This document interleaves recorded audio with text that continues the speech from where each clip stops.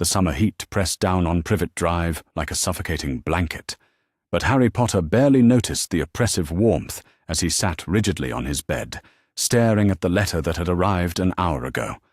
The parchment trembled slightly in his hands, though whether from anger or anticipation, he could not say. After weeks of enforced silence from the wizarding world, weeks of wondering if anyone even remembered he existed, this single piece of correspondence felt like a lifeline thrown to a drowning man. The letter was brief, written in Professor McGonagall's precise handwriting, informing him that members of the Order of the Phoenix would arrive at precisely 11:30 that evening to escort him to a safe location. No explanations, no apologies for the weeks of isolation, just instructions to pack his belongings and be ready. Harry had read it so many times the words seemed burned into his retinas, yet he found himself scanning the lines again, searching for some hint of warmth or understanding that simply was not there. Downstairs, Uncle Vernon's voice boomed through the house as he shouted at some unfortunate telemarketer, his words punctuated by Aunt Petunia's sharp interjections about dinner preparations. Dudley was mercifully absent, probably terrorizing some younger children at the local park. The familiar sounds of domestic discord washed over Harry like white noise, a soundtrack he had grown accustomed to over the years, but had never learned to ignore completely. The church bells of Little Whinging chimed 11:15, sending a jolt of nervous energy through Harry's frame. He stood abruptly, checking his packed trunk one final time. Everything was there, carefully folded and arranged as neatly as his years with the Dursleys had taught him. His school robes, his few books, the photograph of his parents that he treasured above all other possessions. Hedwig perched in her cage near the window, her amber eyes fixed on him with what might have been understanding, or perhaps merely impatience to be away from this place. At exactly 11:29, Harry heard the unmistakable sound of multiple people landing in the garden below. His heart hammered against his ribs as he pressed his face to the window, trying to see through the darkness. Shadowy figures moved across the lawn with practiced stealth, their forms barely visible against the night sky. One of them, he noticed, seemed to stumble slightly over what was probably Aunt Petunia's prized garden gnome, and he heard a muffled curse that sounded distinctly feminine. The doorbell rang precisely at 11:30, its chime echoing through the house like a death knell. Harry grabbed his trunk and Hedwig's cage, pausing only to cast one last look around the small bedroom that had been his prison for so many summers. He felt no sadness at leaving, only a desperate relief that threatened to overwhelm him.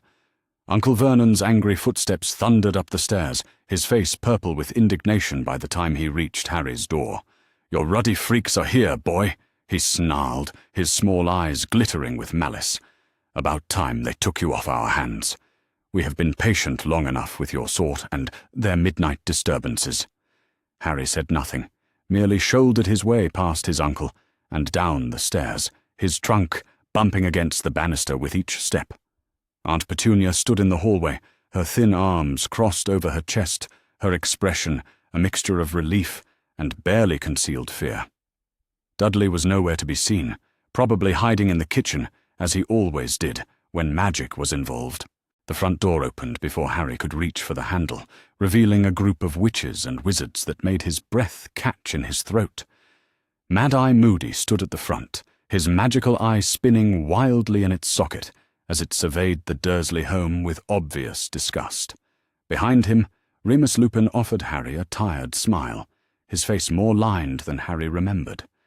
Kingsley Shacklebolt's imposing frame filled the doorway, his presence commanding and reassuring, but it was the young woman standing slightly to the left of the group that captured Harry's attention completely. She had violently pink hair that seemed to glow in the porch light, and when she smiled at him, her entire face transformed with genuine warmth. She was not conventionally pretty in the way that Cho Chang or the Vila at the Quidditch World Cup had been, but there was something magnetic about her presence that made Harry suddenly aware of his own appearance in a way that felt entirely new. "Watcher! Harry!" she said, her voice bright with enthusiasm despite the late hour.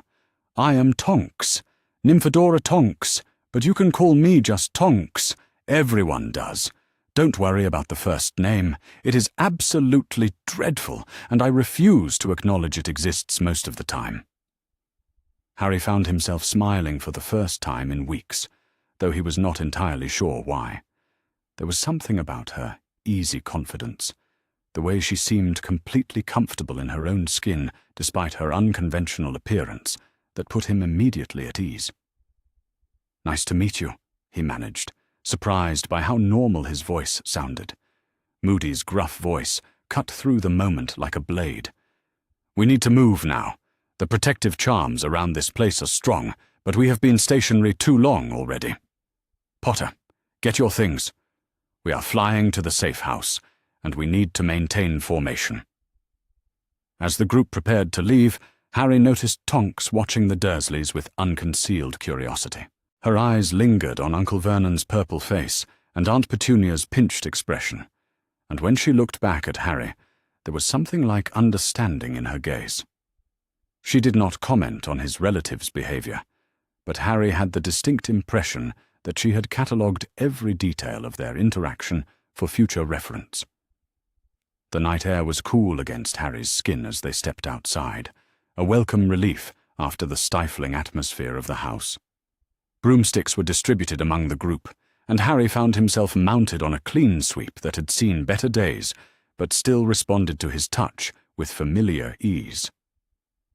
Tonks positioned herself slightly in front of him, and to the right, her own broom, a newer Nimbus model, gleaming in the moonlight. "Remember, Potter," Moody called out as they prepared for takeoff.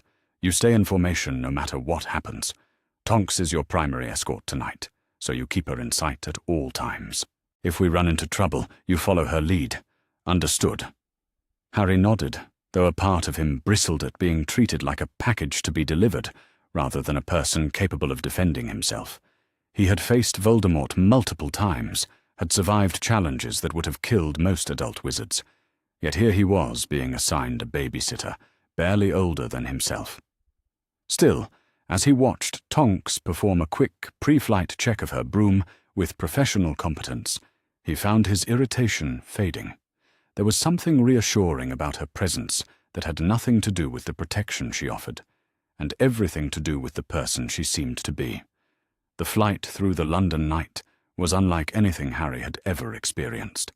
They flew high enough to avoid the notice of Muggles, but low enough to navigate between the city's towering buildings with precision that spoke to careful planning and extensive practice. Tonks proved to be an exceptional flyer, her movements fluid and confident as she guided them through the urban landscape. She seemed to anticipate air currents and obstacles before they became problems, adjusting her flight path with subtle shifts that kept Harry safely in her wake. During a brief pause while Moody scouted ahead, Tonks drifted closer to Harry's position, her pink hair now shifted to a more practical dark brown that blended with the night sky. "How are you holding up?" she asked quietly, her voice barely audible over the wind.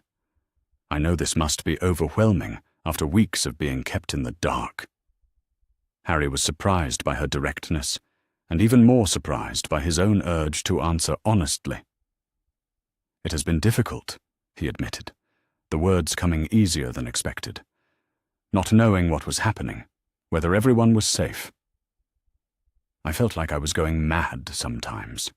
Tonks nodded with understanding that seemed to come from personal experience rather than mere sympathy. "The Order has been debating for weeks about how much to tell you, how much to involve you in what is coming.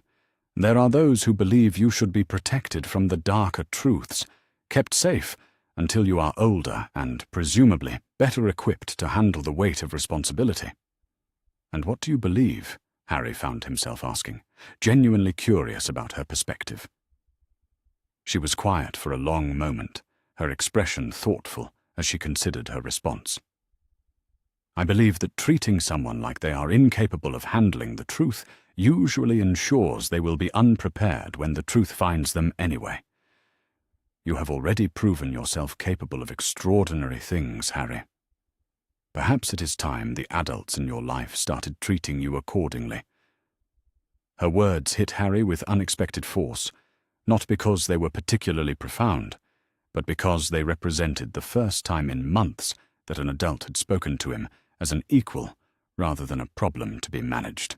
The validation he had not realized he was craving washed over him like warm water, easing tensions he had carried for so long they had become part of his identity. Moody's return interrupted their conversation, and the flight resumed with renewed urgency. They descended gradually as they approached their destination, the sprawling city giving way to quieter residential areas filled with rows of identical houses. Harry recognized the neighborhood from his few ventures into London with the Dursleys, though he had never paid much attention to the specific streets they were now navigating. The house they finally approached looked unremarkable from the outside. A tall, narrow building, squeezed between two similar structures like a book pressed between bookends. Its windows were dark, its exterior shabby in the way that spoke of genteel poverty rather than abandonment. Only when they had landed and approached the front door did Harry notice the subtle signs of magical protection, the way shadows seemed to cling to certain corners, and how his eyes seemed to slide away from specific architectural details without conscious effort. "Grimmauld Place," Tonks murmured, as Moody fumbled with an enormous set of keys. "Not the cheeriest location, but it serves our purposes well enough. The protective enchantments around this place are some of the strongest in London, which makes it ideal for our current needs." As they entered the house, Harry's first impression was of overwhelming gloom, punctuated by the musty smell of years of neglect. The hallway stretched before them like a tunnel, its walls covered in portraits whose occupants seemed to watch their progress with varying degrees of disapproval. Gas lamps provided flickering illumination that created more shadows than it dispelled, and every surface seemed coated with the kind of dust that spoke of decades rather than months of abandonment. Tonks navigated the obstacles with practiced ease, though Harry noticed she still managed to bump into an umbrella stand near the entrance, catching it before it could fall with reflexes that suggested this was not her first such encounter. "Sorry," she whispered with a sheepish grin. "I'm not exactly known for my grace under pressure. Or grace in general, really." The kitchen, when they finally reached it, was a vast improvement over the oppressive atmosphere of the hallway. A large wooden table dominated the center of the room, surrounded by mismatched chairs that looked like they had been collected from various sources over many years. The walls were lined with shelves holding an assortment of bottles, jars, and cooking implements, and a large fireplace provided both warmth and additional light. Mrs. Weasley rushed forward the moment they entered, enveloping Harry in a hug that smelled of cooking and comfort and home in ways that made his chest tight with emotion he was not prepared to handle. "Oh, Harry dear," she said, her voice thick with relief and something that might have been guilt. "I am so sorry we had to leave you there for so long. We wanted to bring you here weeks ago, but Dumbledore insisted the blood protection at your aunt house was still the strongest option." "It is all right, Mrs. Weasley," Harry replied, though they both knew it was not entirely true. He appreciated her concern, but the weeks of isolation had left marks that would take time to heal, and he was not ready to pretend otherwise for the sake of social comfort. The kitchen gradually filled with other members of the Order as the evening progressed. Mr. Weasley appeared looking haggard, but pleased to see Harry safe, followed by several faces Harry did not recognize, but who greeted him with the kind of careful warmth reserved for someone whose reputation preceded them. Through it all, Tonks remained near Harry's side, not hovering exactly, but present in a way that felt protective without being suffocating. As the adults settled into discussions about security arrangements and shift schedules, Harry found himself studying Tonks with growing fascination. Her hair had shifted again, this time to a more conventional auburn shade that complemented her eyes, which he now noticed were an unusual violet color that seemed to change intensity with her mood. She listened to the conversation with the focused attention of a professional, but she also caught his eye occasionally and offered small smiles that suggested she had not forgotten his presence amid the tactical planning. When Sirius finally made his appearance, descending the stairs with the kind of casual elegance that seemed to run in the Black family bloodline, Harry felt his heart lift with genuine happiness. For the first time in months, His godfather looked better than he had during their brief encounters the previous year, his hair cleaner and his clothes more carefully maintained, though there was still a restless energy about him that spoke of a man unaccustomed to confinement. "Harry," Sirius said, his voice warm with affection, as he crossed the room to clasp Harry's shoulder. "Thank Merlin you are finally here. This place has been far too quiet without someone to liven things up a bit." Their reunion was interrupted by Moody's gruff voice, cutting through the pleasant atmosphere like a knife through silk. "Now that Potter is safely delivered, we need to discuss the arrangements for his continued protection. Dumbledore has made it clear that his safety remains our highest priority, which means we need to establish protocols for the remainder of the summer." What followed was a discussion that felt more like a military briefing than a family meeting. Shifts were assigned, security measures were reviewed, and contingency plans were established with the kind of thorough attention to detail that made Harry acutely aware of just how serious his situation had become. He listened with growing unease as his life was organized around him without his input, as if he were a valuable object rather than a person with thoughts and preferences of his own. It was Tonks who finally broke the pattern, her voice cutting through the tactical discussion with unexpected firmness. "Has anyone considered what Harry himself might want in all of this?" she asked, her violet eyes fixed on Moody with something like challenge. "We are discussing his life as if he were not sitting right here, listening to every word." The room fell silent, and Harry felt every eye turn toward him with varying degrees of surprise, concern, and in Moody's case, irritation. He had grown accustomed to adults making decisions about his welfare without consulting him, but Tonks' question had created a space for his voice that he was not sure how to fill. "I appreciate everyone's concern for my safety," he said finally, choosing his words carefully. "But I would also appreciate being included in decisions that affect my own life. I am not a child anymore, and I have proven that I can handle difficult situations when necessary." Mrs. Weasley began to protest, her maternal instincts clearly warring with her recognition of Harry's growing maturity. But Sirius spoke first. "He is right," Sirius said, his voice carrying the authority of someone who had once been in Harry's position himself. "We cannot protect him effectively if we treat him like a burden to be managed, rather than an ally to be consulted." The discussion that followed was more inclusive, though Harry could sense the discomfort some of the adults felt at having their authority questioned. Plans were modified to include Harry's input, and while the security arrangements remained largely unchanged, the process felt more collaborative and less like a benevolent dictatorship.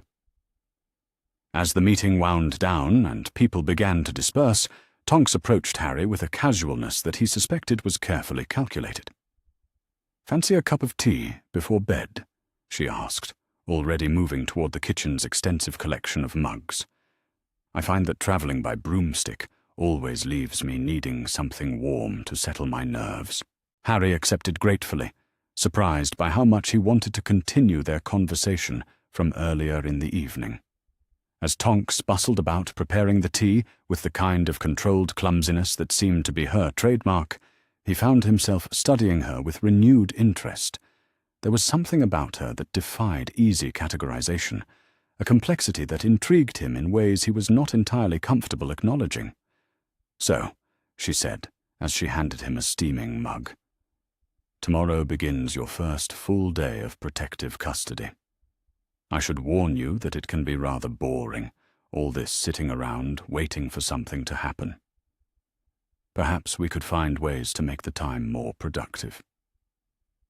"What did you have in mind?" Harry asked, though something in her tone suggested she had already given the matter considerable thought. "Well," she began, settling into the chair across from him with her own tea, "I noticed during the flight tonight that your flying technique, while certainly adequate, could benefit from some advanced training. And your defensive magic, based on what I have heard of your recent adventures, might be improved with some professional instruction. I am a qualified Auror after all, and it seems wasteful to have me sitting around doing nothing but watching for threats that may never materialize." Harry felt a surge of excitement that he tried to keep from showing too obviously. The prospect of learning from someone with real combat experience, someone who was not bound by the ministry's restrictive curriculum or Hogwarts' academic approach, was almost too good to believe. "You would be willing to teach me?" he asked, not entirely convinced he had heard correctly. Tonks grinned, and Harry noticed that her hair had shifted again, this time to a shade of deep red that caught the firelight in fascinating ways. "Harry," she said, her voice warm with something that might have been affection, "I suspect that teaching you might be one of the most interesting challenges I have encountered in quite some time. Besides, keeping you properly prepared for whatever comes next seems like a much better use of my talents than simply standing guard and hoping for the best." As they sat in comfortable silence, sipping their tea and listening to the old house settle around them, Harry felt something he had not experienced in months. Hope. Not the desperate, grasping hope of someone drowning and reaching for any available lifeline, but the steady, sustainable hope of someone who had found solid ground after a long period of uncertainty. Tonks' presence had changed something fundamental about his situation. Where before he had felt like a burden, a problem to be solved or a package to be delivered, he now felt like a person worth protecting, worth teaching, worth treating as an equal despite his age. The difference was subtle but profound, and as he watched her animated expression while she told him about her aura training, he realized that his summer might be far more interesting than he had dared to hope. The night that Dumbledore died began like any other evening at Hogwarts, with Harry completing his latest assignment for defense against the dark arts, while anticipating another private lesson with the headmaster that would continue their investigation into Voldemort's Horcruxes and the complex magical defenses that protected them from discovery and destruction. The routine that had developed around these sessions had become one of the few stable elements in a school year that seemed increasingly dominated by uncertainty about the future and growing awareness that the war was approaching a crisis point that would determine the fate of everyone Harry cared about most. But it was the dark mark hanging ominously over the astronomy tower that shattered the illusion of safety that Hogwarts had always represented, transforming the ancient castle from sanctuary into battlefield in ways that would permanently alter Harry's understanding of what it meant to be a student, a son, and someone whose personal happiness had become secondary to responsibilities that seemed to expand with every revelation about the challenges that lay ahead. The sight of that sinister symbol blazing against the night sky filled him with terror that went far beyond concern for his own safety, to encompass desperate fear for everyone whose lives had become intertwined with his own, through bonds of affection, loyalty, and shared commitment to opposing the forces that threatened to destroy everything they valued. The battle that erupted throughout the castle, as Death Eaters attempted to fulfill their mission of eliminating Dumbledore and establishing Voldemort's control over the most important magical educational institution in Britain, was unlike anything Harry had experienced during his previous confrontations with organized dark magic, the coordinated assault demonstrating tactical sophistication that suggested extensive planning and reconnaissance, rather than the opportunistic violence that had characterized earlier attacks. The sounds of magical combat, echoing through corridors that should have been filled with nothing more threatening than students preparing for examinations, created a surreal atmosphere that made it difficult to distinguish between nightmare and reality. But it was his immobilization beneath the invisibility cloak, helpless to intervene as events unfolded above him in the astronomy tower, that proved to be the most psychologically devastating aspect of the entire evening, forcing him to witness Dumbledore's murder while being unable to take any action that might have prevented the tragedy, or at least allowed him to die fighting alongside the wizard who had guided his development and protected his welfare since his arrival in the magical world. The paralysis that kept him frozen and silent felt like the ultimate expression of his powerlessness in the face of forces that seemed determined to destroy everyone who had shown him kindness or provided him with the support necessary to develop into someone capable of meaningful resistance. The conversation between Dumbledore and Draco that preceded the arrival of the other Death Eaters revealed complexities in the conflict that Harry had not previously understood. The realization that even his enemies were sometimes trapped by circumstances beyond their control and forced to make choices that violated their fundamental values in service of survival or protection of family members who had become vulnerable to Voldemort's increasingly brutal methods of ensuring loyalty among his followers.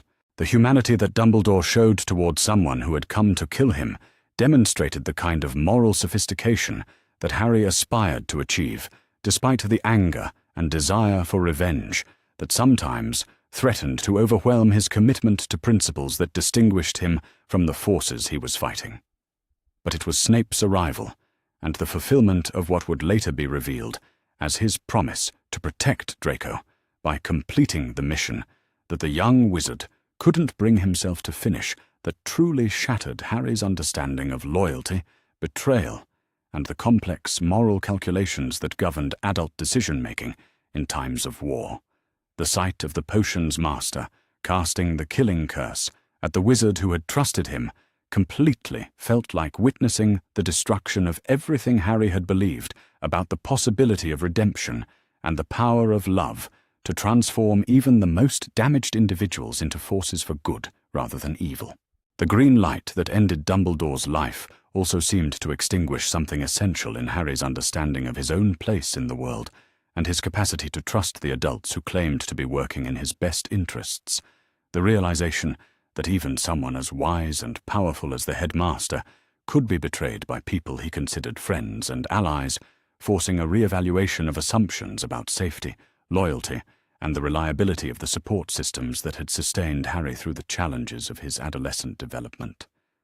The chaos that followed the Death Eater's departure left Harry struggling to process what he had witnessed, while also dealing with immediate concerns about the safety of his friends and the security of the castle that had served as his home for 6 years of magical education and personal growth. The sounds of ongoing battle suggested that the attack was more comprehensive than simply the assassination of Dumbledore, with coordinated assaults taking place throughout the building that would test the defensive capabilities of professors and students who had never been forced to confront the reality of warfare within walls they had always considered impregnable.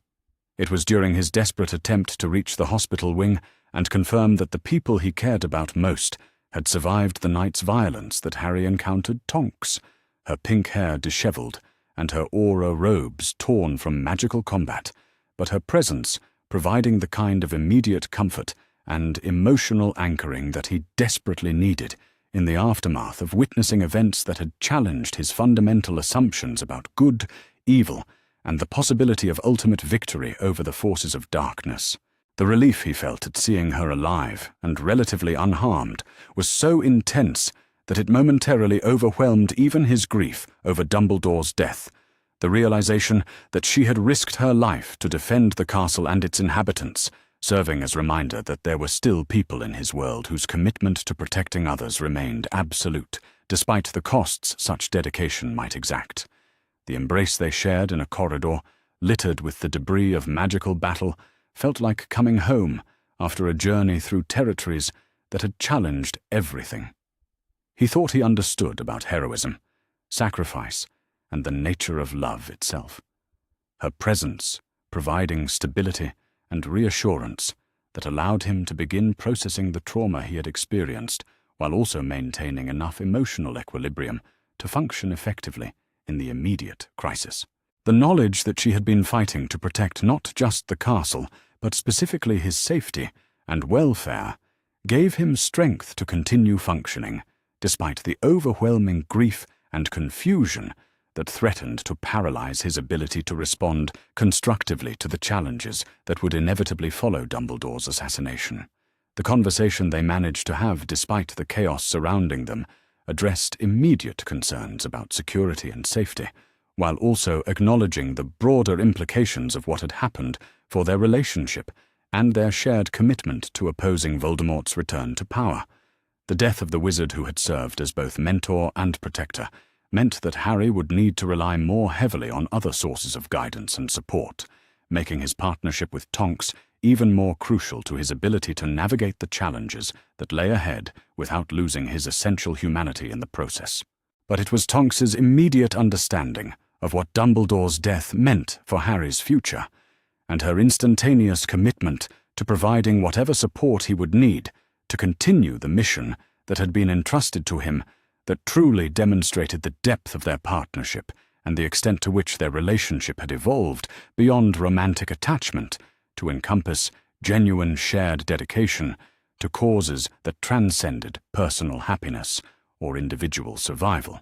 Her professional assessment of the strategic situation was balanced by emotional support that acknowledged the personal costs of leadership, while also providing practical resources that would prove essential in the battles ahead. The funeral arrangements that followed in the days after the battle revealed how profoundly Dumbledore's death had affected not just Hogwarts, but the entire magical community. The outpouring of grief and respect from wizards and witches throughout Britain, demonstrating the extent to which the headmaster had served as symbol of hope and resistance during some of the darkest periods in recent magical history.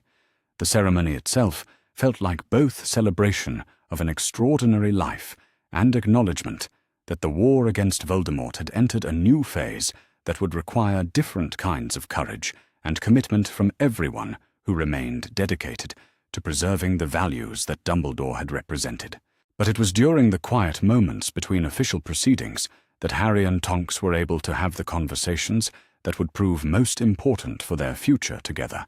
Discussions about responsibility, commitment, and the kind of partnership that could survive the challenges they would face as Harry took on leadership responsibilities that no teenager should have been forced to assume, regardless of his previous experiences or demonstrated capabilities. The love that had sustained them through the difficulties of the past year had evolved into something that resembled the kind of mature partnership that could provide foundation for shared endeavor, even in circumstances that threatened to destroy everything they hoped to accomplish together. The decision that emerged from these conversations to formalize their commitment through marriage, despite the unconventional circumstances and the obvious risks that such a choice entailed, reflected both the intensity of their feelings for each other and their realistic assessment of the uncertainty that surrounded their future prospects for survival and happiness. The war had taught them that postponing important decisions in hopes of more favorable circumstances was a luxury that people in their situation could not afford, making it essential to seize opportunities for connection and commitment whenever they became available. The planning for their wedding ceremony took place in an atmosphere of secrecy and urgency that reflected both the intimate nature of their relationship and the dangerous political climate that made any gathering of Order members a potential target for Death Eater surveillance and attack. The guest list was necessarily limited to people whose discretion could be absolutely trusted, and whose presence would not compromise the security of the event or endanger the participants through association with activities that the Ministry might consider subversive or inappropriate.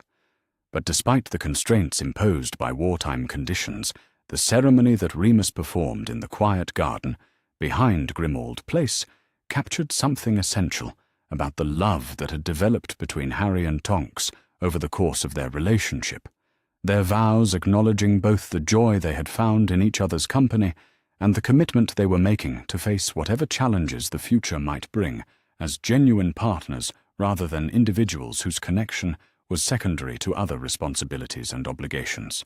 The words they spoke to each other during the exchange of vows carried weight accumulated through months of testing and challenge that had proven the depth and durability of their feelings, their promises encompassing not just traditional commitments to love and support, but specific acknowledgments of the unique circumstances that would shape their married life and the additional responsibilities that Harry's role in the war would place on their relationship.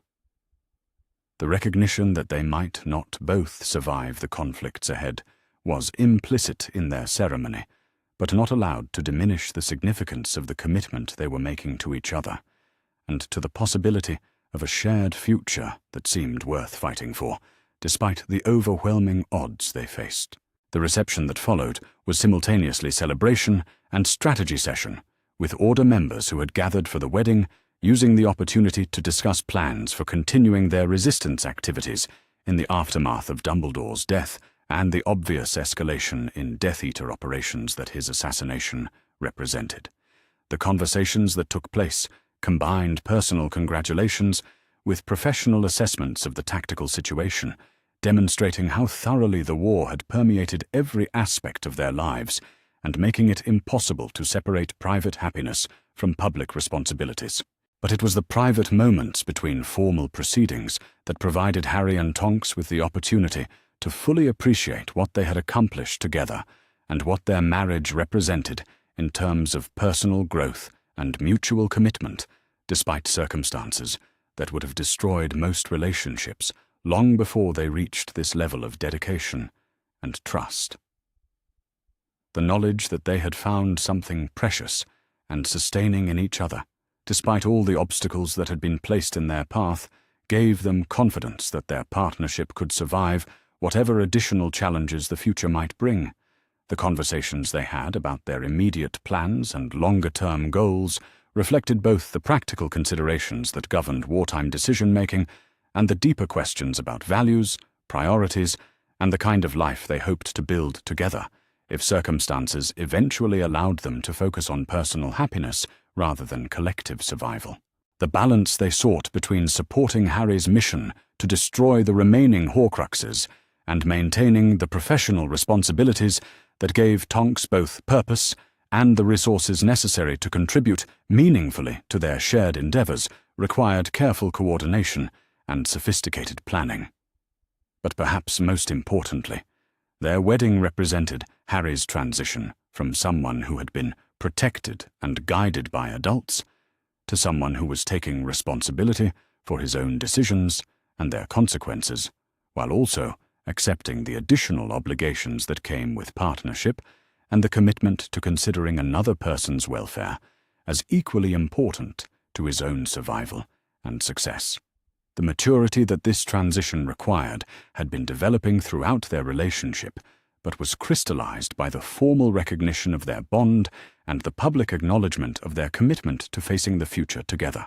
The discussion of their plans for the Horcrux hunt that would necessarily dominate the immediate future revealed how thoroughly their personal relationship had become integrated with their professional responsibilities and shared commitment to defeating Voldemort, their marriage providing both emotional foundation and tactical advantage as they prepared to undertake missions that would test every aspect of their capabilities and dedication.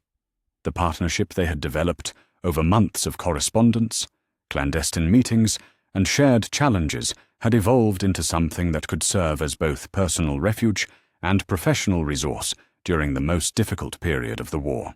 The decision to include Tonks as a full partner in the mission, rather than simply someone who provided support from a distance, reflected both Harry's growing confidence in his own judgment and his recognition that their combined capabilities would prove more effective than either of them could achieve working independently, regardless of the security concerns and coordination challenges that such collaboration would inevitably create. The trust implicit in this decision represented both vindication of everything they had built together and acceptance of the additional risks that genuine partnership would entail. As they prepared to leave Hogwarts for what both of them understood might be the final time, Harry carried with him not just the knowledge and skills necessary to continue his hunt for Voldemort's remaining Horcruxes, but also the emotional resources and spiritual strength that his marriage to Tonks had provided, their partnership serving as both motivation for survival and protection against the corrupting influences that threatened anyone who delved too deeply into the darkest aspects of magical power. The love they shared had become essential to his ability to maintain his humanity, while pursuing objectives that required him to confront evil in forms that could easily destroy someone who faced them without adequate emotional anchoring. The future that lay ahead remained uncertain and dangerous, but Harry approached it with confidence that had been earned through months of testing and challenge, secure in the knowledge that he would not face the ultimate confrontations alone, but as part of a partnership that had proven its strength and durability under conditions that would have broken most relationships. The wedding that had formalized their commitment represented not an end to their development, but a beginning of the most important phase of their lives together, the period when they would discover whether the love they had found could indeed provide the foundation for triumph over forces that seemed determined to destroy everything they valued most. The transformation of their trio into a quartet changed everything about the Horcrux hunt in ways that none of them had fully anticipated when they first began planning their mission to destroy the remaining anchors of Voldemort's fractured soul. Tonks' presence adding layers of professional competence and tactical sophistication that elevated their amateur investigation into something that resembled a proper military operation conducted by trained specialists rather than desperate teenagers attempting to accomplish the impossible through courage and determination alone.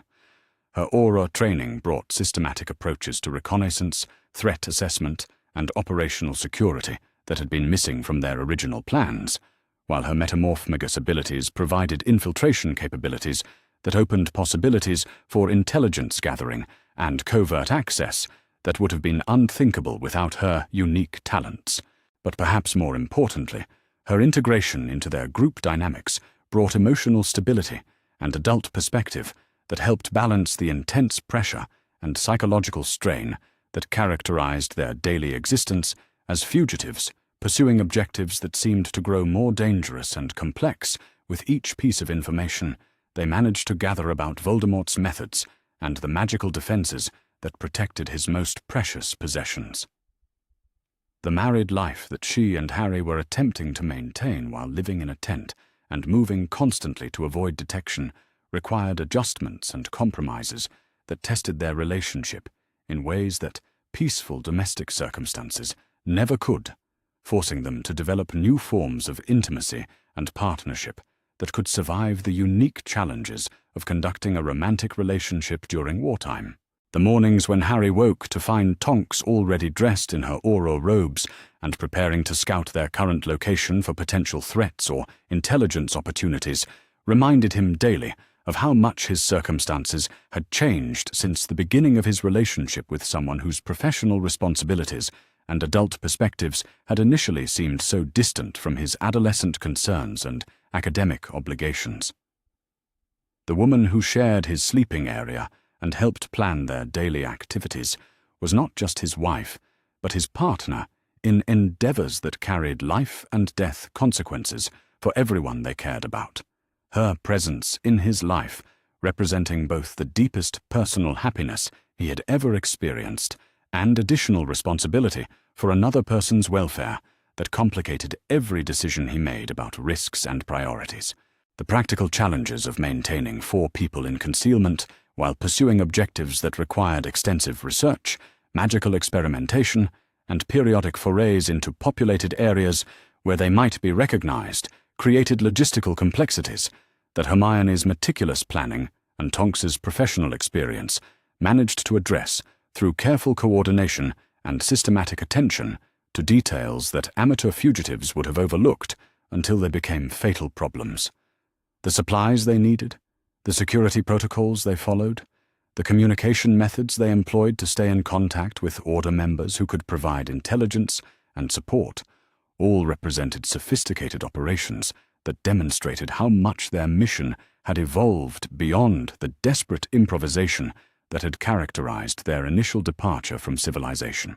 But it was the discovery of Regulus Black's involvement in Voldemort's Horcrux creation that truly brought home the personal nature of their investigation and the way that the Dark Lord's quest for immortality had touched the lives of people they knew and cared about in ways that made their mission feel less like abstract heroism and more like personal vendetta against someone who had systematically destroyed families and relationships in service of his own twisted ambitions. The realization that Sirius had lost his brother to Voldemort's manipulations years before his own death added layers of grief and motivation that made Harry's determination to succeed feel like fulfillment of obligations to the dead as well as protection of the living. The cave where they had retrieved what proved to be a fake Horcrux took on new significance when they understood that Regulus had died attempting to complete the same mission they were now pursuing, his sacrifice providing both inspiration and sobering reminder of how many people had already paid the ultimate price for opposing Voldemort's return to power. The knowledge that they were following in the footsteps of someone who had recognized the importance of their objective enough to die for it gave weight to their endeavor that went beyond personal satisfaction or even strategic necessity to encompass something that resembled sacred duty to honor the courage of those who had gone before them. But it was the locket Horcrux itself that proved to be their most insidious enemy, its malevolent influence seeping into their daily interactions and emotional equilibrium in ways that tested every aspect of their relationships and commitment to their shared mission. The dark magic contained within Slytherin's locket seemed specifically designed to exploit the psychological vulnerabilities and interpersonal tensions that existed within any group of people living under extreme stress, amplifying doubts and fears until they became sources of conflict that threatened to destroy their ability to function as a cohesive unit. The effect on Ron was perhaps most obvious. His insecurities about his place in the group and his value as a contributor to their mission becoming magnified into jealousy and resentment that poisoned his interactions with Harry and created tensions that undermined the trust and cooperation that were essential to their survival as fugitives. The arguments that erupted between them during the weeks when Ron was carrying the locket grew increasingly bitter and personal, touching on issues of leadership, competence, and recognition that had been simmering beneath the surface of their friendship for years, but had never before been expressed with such brutal honesty. But the Horcrux's influence on Harry and Tonks's relationship proved to be even more dangerous, its corrupting power targeting the love and partnership that had become the foundation of Harry's emotional stability and sense of purpose in ways that threatened to destroy the very source of strength that enabled him to continue pursuing their increasingly difficult mission. The doubts that began to creep into his thoughts about her motivations for marrying him, the suspicions about whether she truly loved him or was simply fulfilling some misguided sense of duty to protect someone she pitied, represented exactly the kind of psychological warfare that Voldemort's magic was designed to inflict on anyone who opposed his will. The fights they began to have during the period when the locket's influence was strongest tested their marriage in ways that no conventional relationship counseling could have prepared them for, forcing them to confront questions about trust, commitment, and the nature of love itself, while simultaneously trying to maintain the operational effectiveness necessary to continue their hunt for the remaining Horcruxes. The accusations and counter-accusations that emerged during their worst arguments revealed vulnerabilities and fears that neither of them had fully acknowledged even to themselves, the dark magic amplifying every minor irritation and disappointment into evidence of fundamental incompatibility. Tonks' professional training provided some protection against the locket's psychological influence, her aura education having included instruction in recognizing and resisting mental manipulation that helped her maintain perspective during the worst periods of corruption. But even her experience and preparation could not completely shield her from magic that was specifically designed to destroy the bonds of loyalty and affection that held their group together. The conversation she had with Hermione about the changes they were all experiencing became crucial sources of reality checking and emotional support that helped prevent the complete collapse of their mission and their relationships. It was during their stay in the Forest of Dean, when the locket's influence had reached levels that were making it almost impossible for any of them to function effectively or maintain civil interactions with each other, that Harry made the decision to attempt destroying the Horcrux, despite the obvious dangers that such an undertaking represented, without proper preparation or understanding of the magical defenses that protected Voldemort's most precious possessions. The desperation that drove this choice reflected both his growing understanding of how much damage the locket was inflicting on everyone he cared about, and his recognition that they couldn't continue their mission while carrying something that was systematically destroying their ability to work together.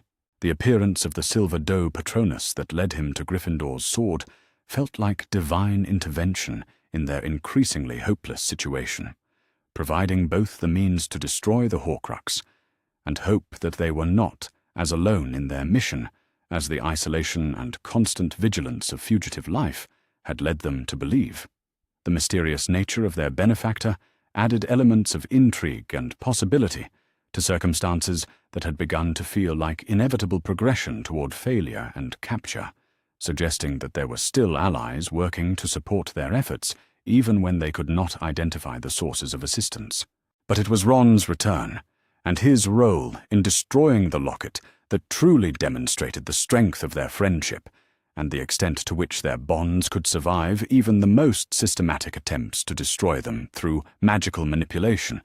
His willingness to face the Horcrux's final defenses and complete the destruction, despite the personal cost that such confrontation entailed, serving as proof that their trust in each other was stronger than any weapon Voldemort could deploy against them. The courage he showed in that moment vindicated Harry's faith in their partnership, while also providing redemption for the weeks of conflict and suspicion that the locket's influence had created among them. The relief that followed the destruction of their first Horcrux was so intense that it felt like emerging from a months-long nightmare into sunlight, the lifting of the locket's oppressive influence allowing them to rediscover the affection and mutual respect that had always been the foundation of their relationships, but had been obscured by artificial doubts and fears that had no basis in their actual experiences together.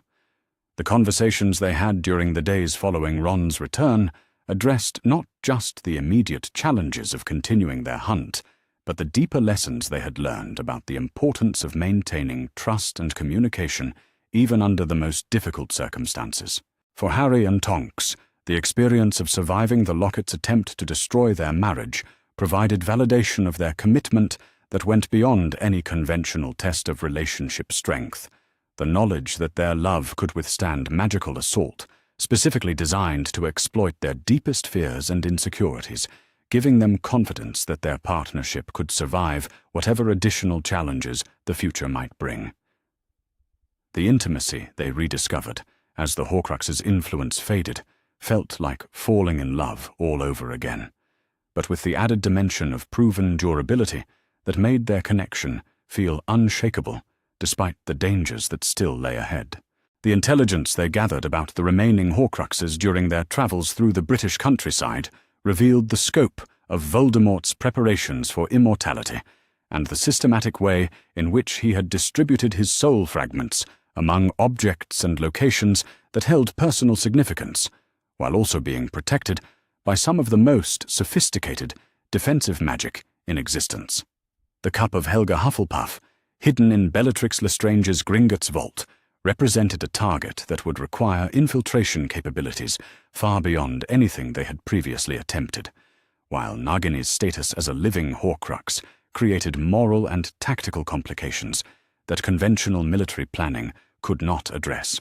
But it was the revelation about Harry himself, carrying a piece of Voldemort's soul, that transformed their mission from difficult but achievable objective into something that resembled impossible choice between personal survival and completing the task that had been entrusted to them, the knowledge that destroying all the Horcruxes would require Harry's own death, creating psychological and strategic challenges that no amount of training or preparation could have anticipated. The conversations they had about this discovery tested their relationship and their individual commitment to their cause in ways that went far beyond the Locket's artificial manipulation to encompass genuine moral dilemmas that had no clear resolution. Tonks' response to learning that her husband might need to sacrifice himself to defeat Voldemort revealed both the depth of her love for him and the strength of her commitment to principles that went beyond personal happiness to encompass broader responsibilities to the magical community and future generations who would live with the consequences of their choices. The anguish she experienced was obvious and heartbreaking, but her ultimate support for Harry's decision to pursue their mission regardless of the personal cost, demonstrated the kind of moral courage that had attracted him to her initially, and continued to inspire his own development as someone capable of making difficult decisions under impossible circumstances. The planning for their infiltration of Gringotts required every skill that Tonks had developed during her Aura career. Her knowledge of magical security systems and institutional procedures providing the foundation for an operation that would have been impossible for the original trio to attempt without professional guidance and support.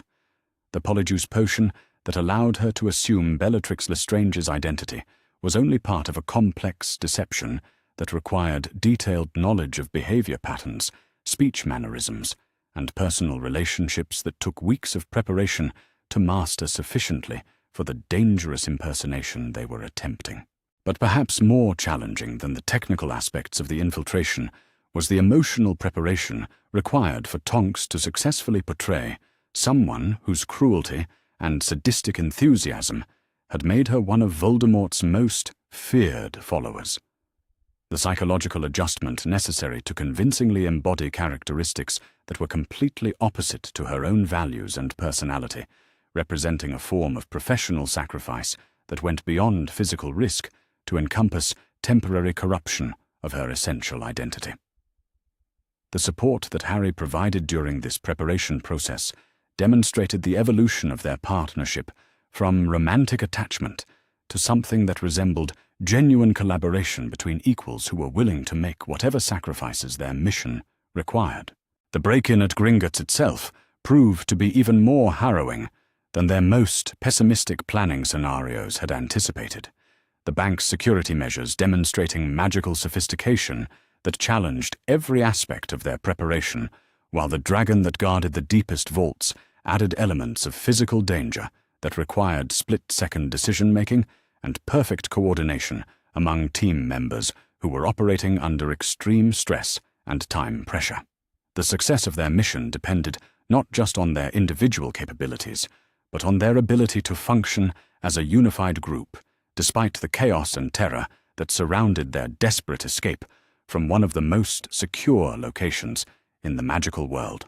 The cup they retrieved from Bellatrix's vault carried the same malevolent aura that had characterized the locket, its destruction requiring the same courage and determination that Ron had demonstrated in the Forest of Dean, but with the added complication that they were now operating under active pursuit by Death Eaters who were aware of their mission and determined to prevent them from completing their objectives.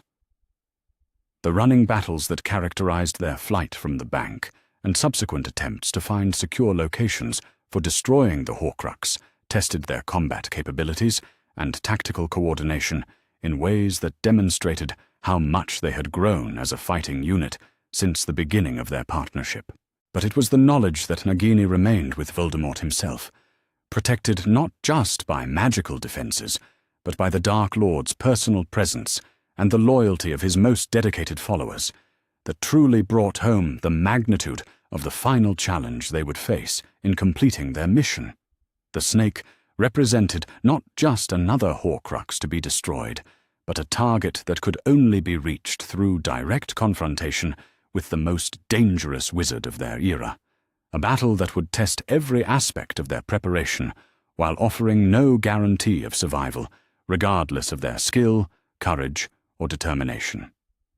The conversations they had about their strategy for the final confrontation acknowledged both the likelihood that one or more of them would not survive the battle and their shared commitment to ensuring that their mission succeeded regardless of the personal cost that success might require.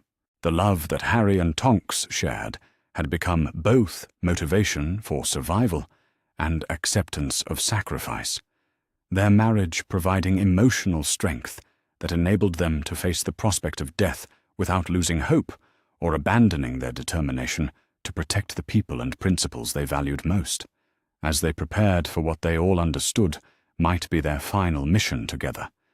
The quartet had evolved from a group of desperate teenagers and one adult ally into something that resembled a professional military unit, capable of operations that would have challenged the most experienced Aura teams, their individual capabilities enhanced by trust and coordination, that had been tested under the most extreme circumstances and proven strong enough to survive whatever challenges the future might bring. The hunt for Horcruxes had transformed all of them in ways that went beyond simple magical skill development to encompass fundamental changes in character and perspective that would define their adult lives, regardless of whether they survived to enjoy the peace they were fighting to preserve. The Battle of Hogwarts began before dawn, on a morning that would forever divide the wizarding world into the time before Voldemort's final defeat and everything that came after. The ancient castle awakening, to find itself surrounded by forces of darkness that had gathered from across Europe to participate in what promised to be the decisive confrontation in a war that had already claimed too many lives and destroyed too many families to be measured in simple statistics or casualty reports.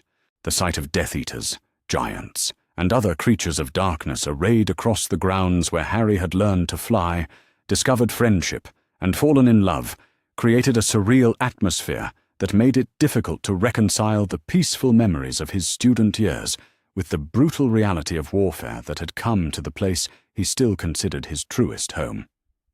The evacuation of younger students and non-combatant staff had been completed during the night hours preceding the battle, but the castle still held hundreds of defenders whose commitment to protecting Hogwarts went far beyond simple institutional loyalty to encompass something that resembled religious devotion to principles of education, tolerance, and the belief that knowledge and understanding could triumph over hatred and ignorance if enough people were willing to fight for those ideals. The professors who had taught Harry during his years as a student now stood beside Order members, Aurors, and volunteers from throughout Britain in preparation for a battle that would determine not just the fate of the school, but the future of magical society itself.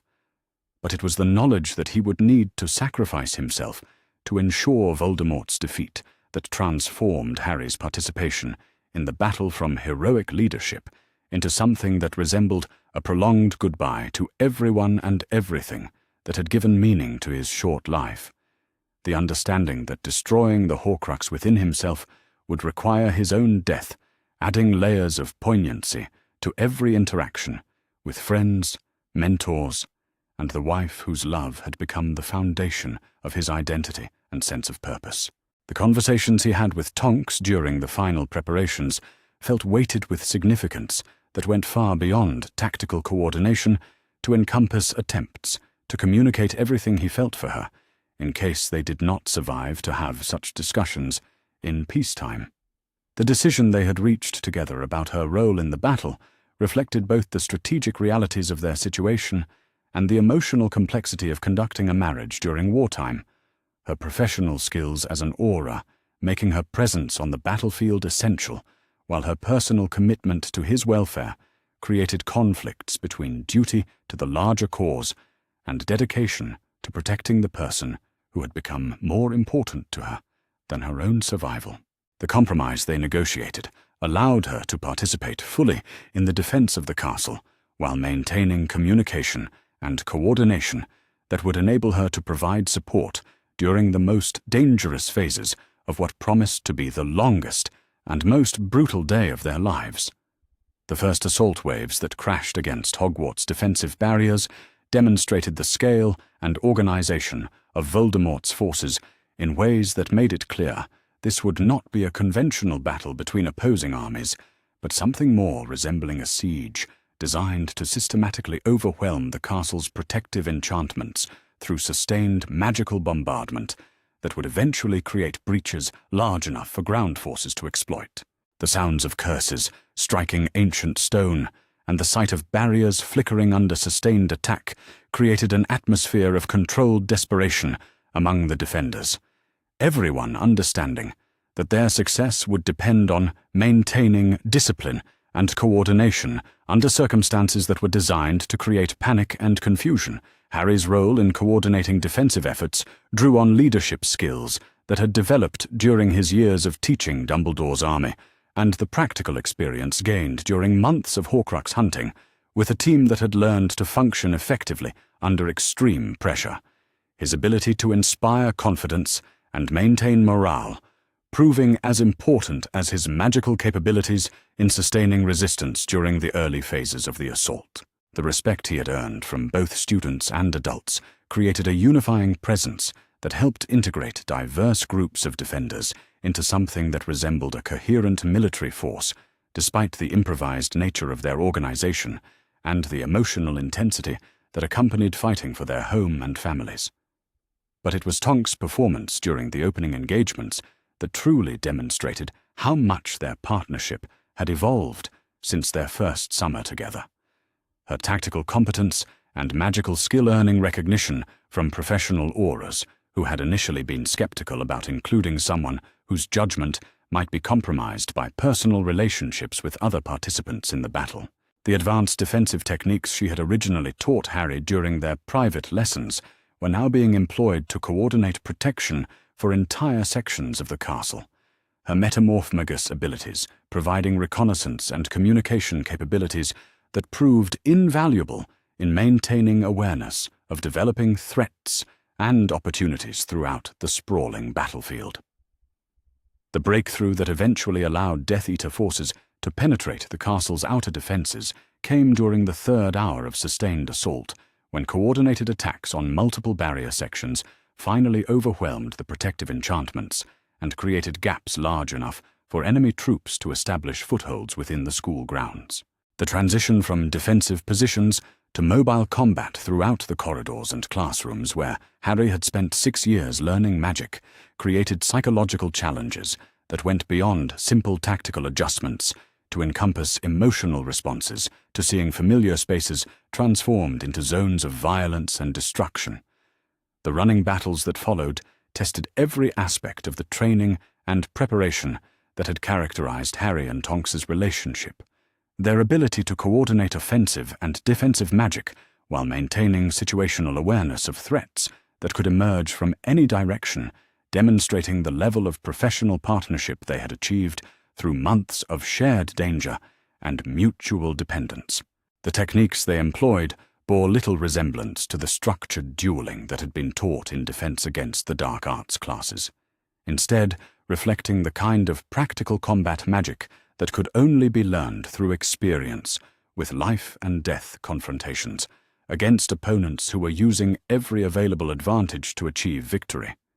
But it was the search for the final Horcrux that would ultimately determine the outcome of the entire war.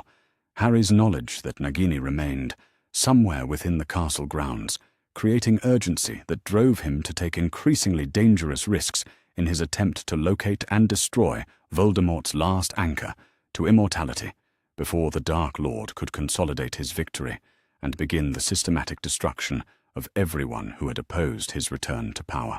The snake's location near Voldemort himself meant that approaching the target would require penetrating the most heavily defended position on the battlefield, a mission that would test every skill he had developed while offering minimal chances of survival for anyone who attempted it.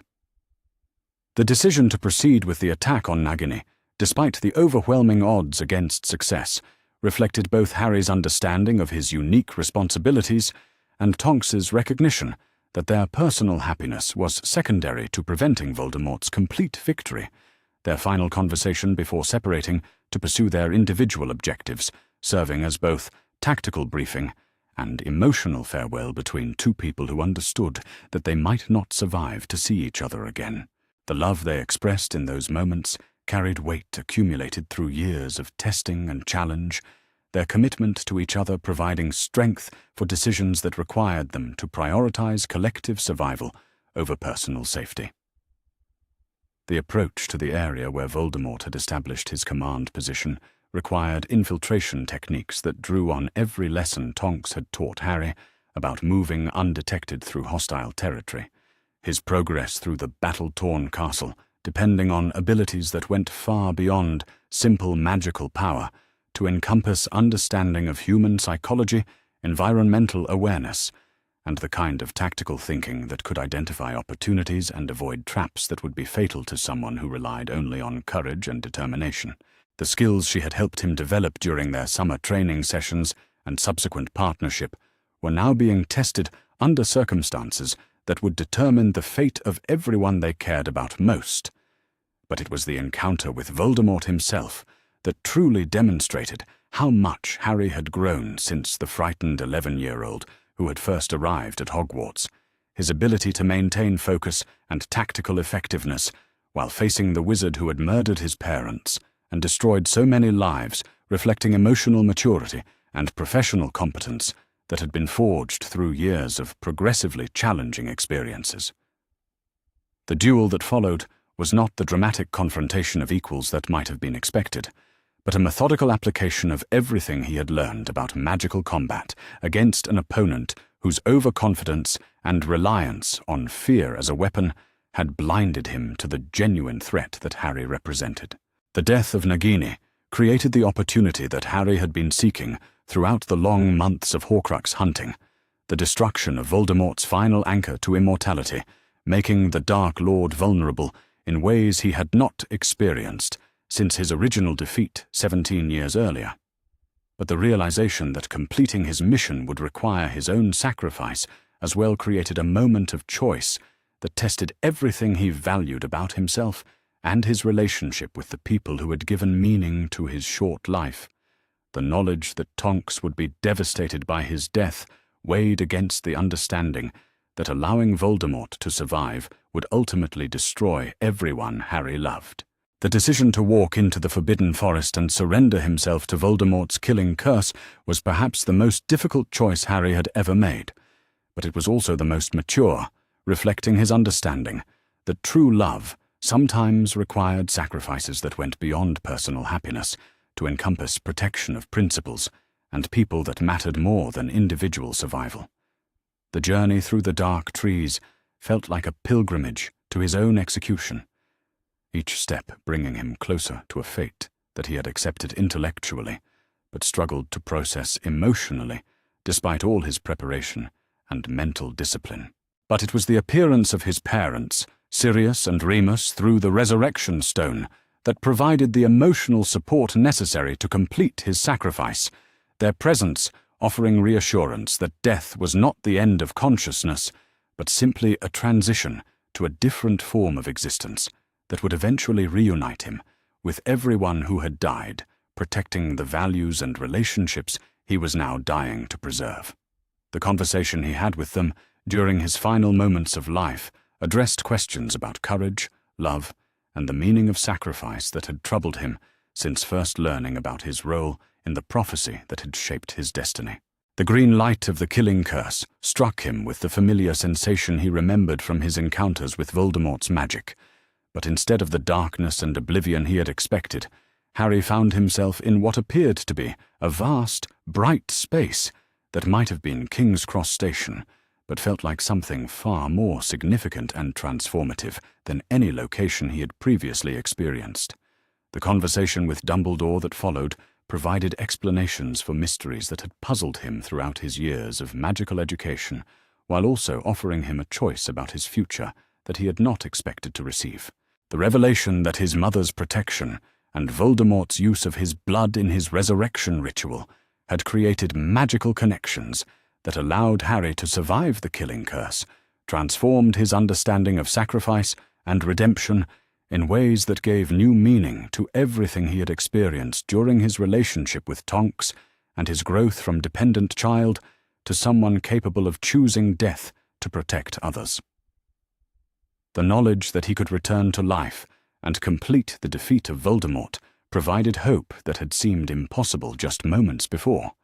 The possibility of reunion with his wife and friends offering motivation that made the choice to continue fighting feel both obvious and joyful. The return to consciousness on the forest floor was accompanied by awareness that something fundamental had changed in his magical abilities and connection to the forces that governed life and death.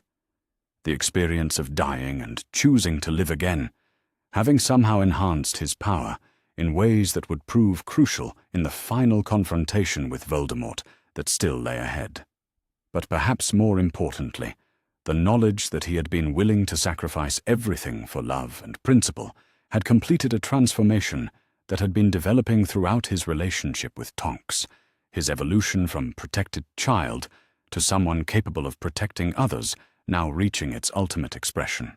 The final battle in the Great Hall brought together everyone who had participated in Harry's education and development, professors and students fighting alongside Order members, and ministry officials in defense of principles that transcended political differences and institutional loyalties to encompass shared commitment to tolerance, learning, and the belief that love could triumph over hatred if enough people were willing to make the necessary sacrifices.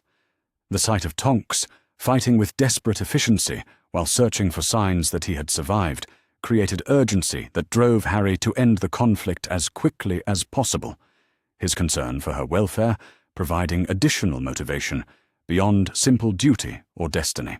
The confrontation with Voldemort that would finally end the war was witnessed by hundreds of people whose lives had been shaped by the conflict between good and evil that had dominated magical society for over a decade, their presence transforming what might have been a private duel into public vindication of everything Harry represented and everything Voldemort had tried to destroy through his quest for power and immortality.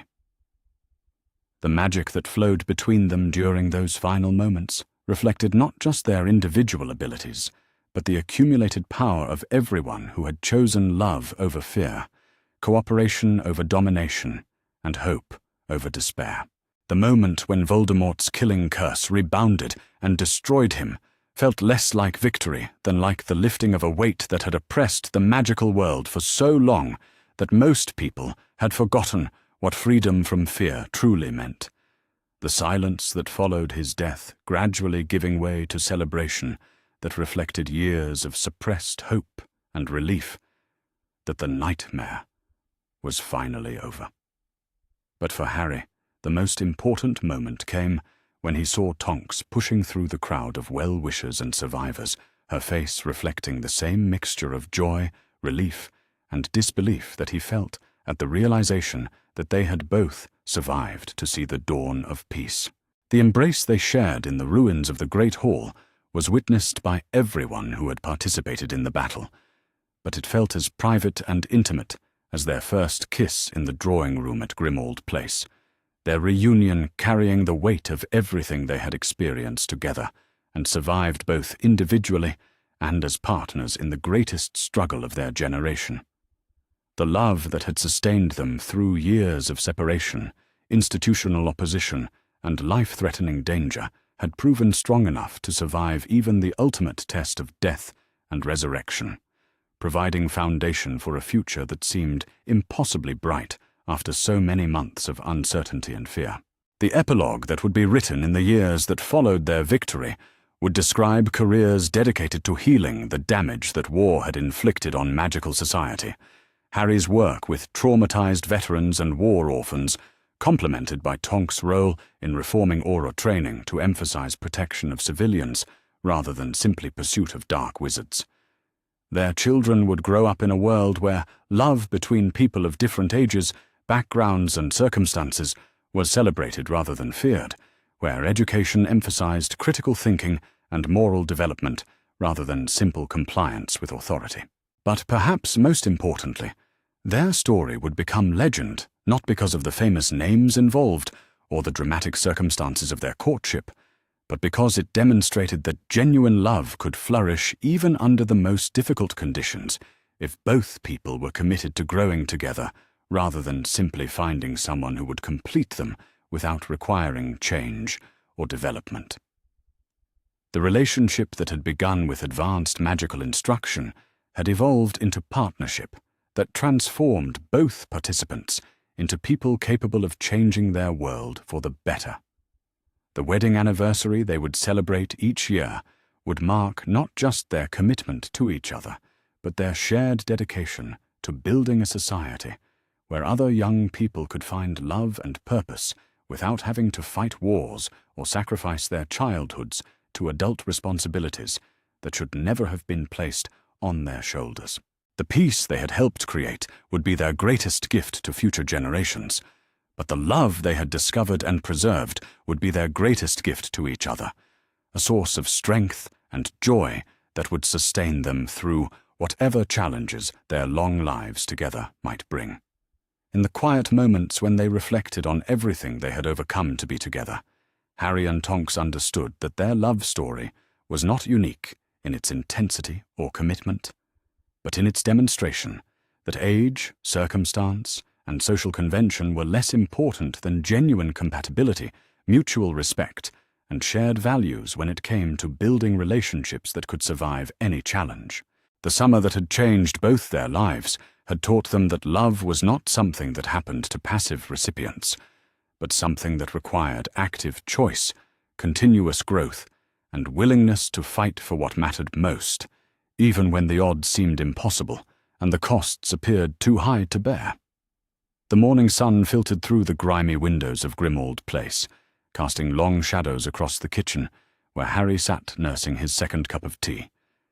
He had been awake since dawn, unable to sleep past the early hours that had become habitual during his weeks of isolation at the Dursleys. The house around him creaked and settled with the sounds of an old building reluctantly greeting another day, punctuated by the occasional thump or muffled curse from the floors above as other residents began to stir. Tonks appeared in the doorway at precisely 8 o'clock, her hair now a practical shade of brown that caught the morning light with subtle copper highlights. She moved with the careful precision of someone trying not to disturb a sleeping household, though her efforts were somewhat undermined when she knocked over a chair while attempting to navigate around the cluttered kitchen table. "Morning, Harry," she whispered, her cheeks flushed with embarrassment as she righted the fallen furniture. "I see you are an early riser as well. Could not sleep either? Or are you simply one of those naturally cheerful morning people that the rest of us regard with deep suspicion?" Harry found himself smiling, despite the early hour and the lingering effects of troubled dreams. "Neither, really. I have gotten used to waking up early over the years. The Dursleys were not particularly fond of having me underfoot during their morning routines, so I learned to make myself scarce before they came downstairs." Something flickered across Tonks' expression, a brief shadow that spoke of professional interest and personal concern, mingling in ways that made Harry suddenly aware of how much his casual admission had revealed. She poured herself tea with movements that seemed deliberately casual, but he noticed the way her violet eyes remained fixed on his face with the kind of focused attention that reminded him she was a trained aura. "Well," she said after a moment, settling into the chair across from him with her steaming mug. "Since we are both awake, and the rest of the house seems determined to sleep until a more civilized hour, perhaps this would be a good time to begin those lessons we discussed last night. I brought some books from my flat that might interest you, along with a few practical exercises that do not require wands or large amounts of space." Harry straightened in his chair, the prospect of learning something genuinely useful cutting through the morning lethargy that had settled over him like a comfortable blanket. "What kind of lessons did you have in mind?" he asked, though the eager note in his own voice made him suspect he would agree to almost anything she suggested. Tonks reached into a bag Harry had not noticed her carrying and withdrew several thick volumes that looked well used and thoroughly annotated. The covers bore titles that made his pulse quicken: Advanced Defensive Theory, Metamorphic Magic and its Applications, and Combat Techniques for the Practical Aura. These were not the sanitized textbooks Hogwarts provided, but working manuals that had clearly seen active use in real situations. "I thought we might start with magical theory," she said, opening the first book to a page dense with diagrams and carefully written notes in what Harry recognized as her handwriting. Understanding the underlying principles behind magic is crucial if you want to progress beyond the basic spells they teach at school. Most wizards never bother to learn why magic works the way it does, which limits their ability to adapt and improvise when circumstances change. She paused, her expression becoming more serious as she studied his face. "There is something else I want to show you as well. Something that might help you understand what you are truly capable of. But first, I need you to promise me that what we discuss here remains between us for now. Not because it is dangerous or forbidden, but because some knowledge is better shared gradually and with proper context." Harry nodded without hesitation, Though something in her tone suggested this was more significant than simple magical instruction, the trust she was offering felt precious in ways he was not entirely prepared to analyze, and he found himself straightening unconsciously, as if preparing for a responsibility he had not yet fully understood. Tonks smiled, and as she did, something remarkable happened.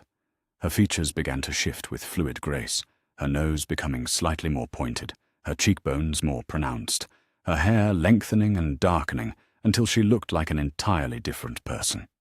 The transformation was so smooth and natural that Harry found himself holding his breath, watching with fascination as she demonstrated abilities he had only heard described in theoretical terms.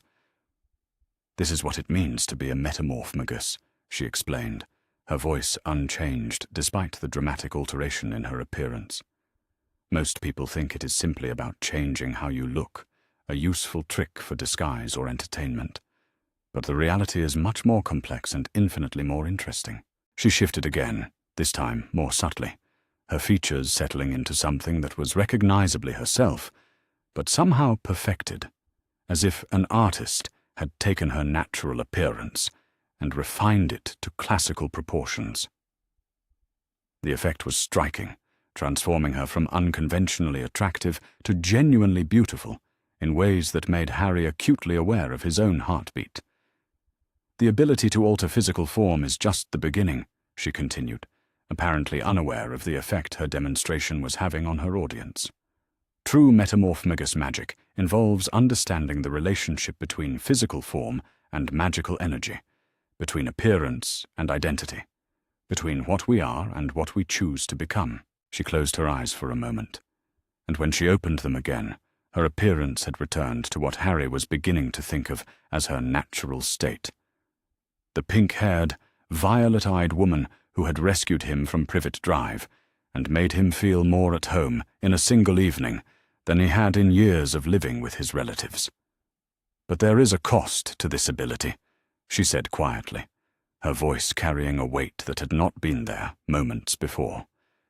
"When you can become anyone, when you can look like anything, it becomes increasingly difficult to know who you really are beneath all the possible variations. Sometimes I look in the mirror and cannot remember what my real face is supposed to look like, or whether such a thing even exists anymore." The vulnerability in her admission hit Harry with unexpected force. Here was someone who possessed abilities most wizards could only dream of, someone who could literally become anyone she chose to be. And yet she struggled with questions of identity that seemed far more profound than anything he had considered. The parallel to his own situation, constantly defined by others' expectations, and rarely given the freedom to discover who he might be when stripped of the labels and assumptions that followed him everywhere, was too obvious to ignore. "That must be incredibly lonely," he said, the words emerging without conscious thought, but carrying a sincerity that seemed to surprise them both.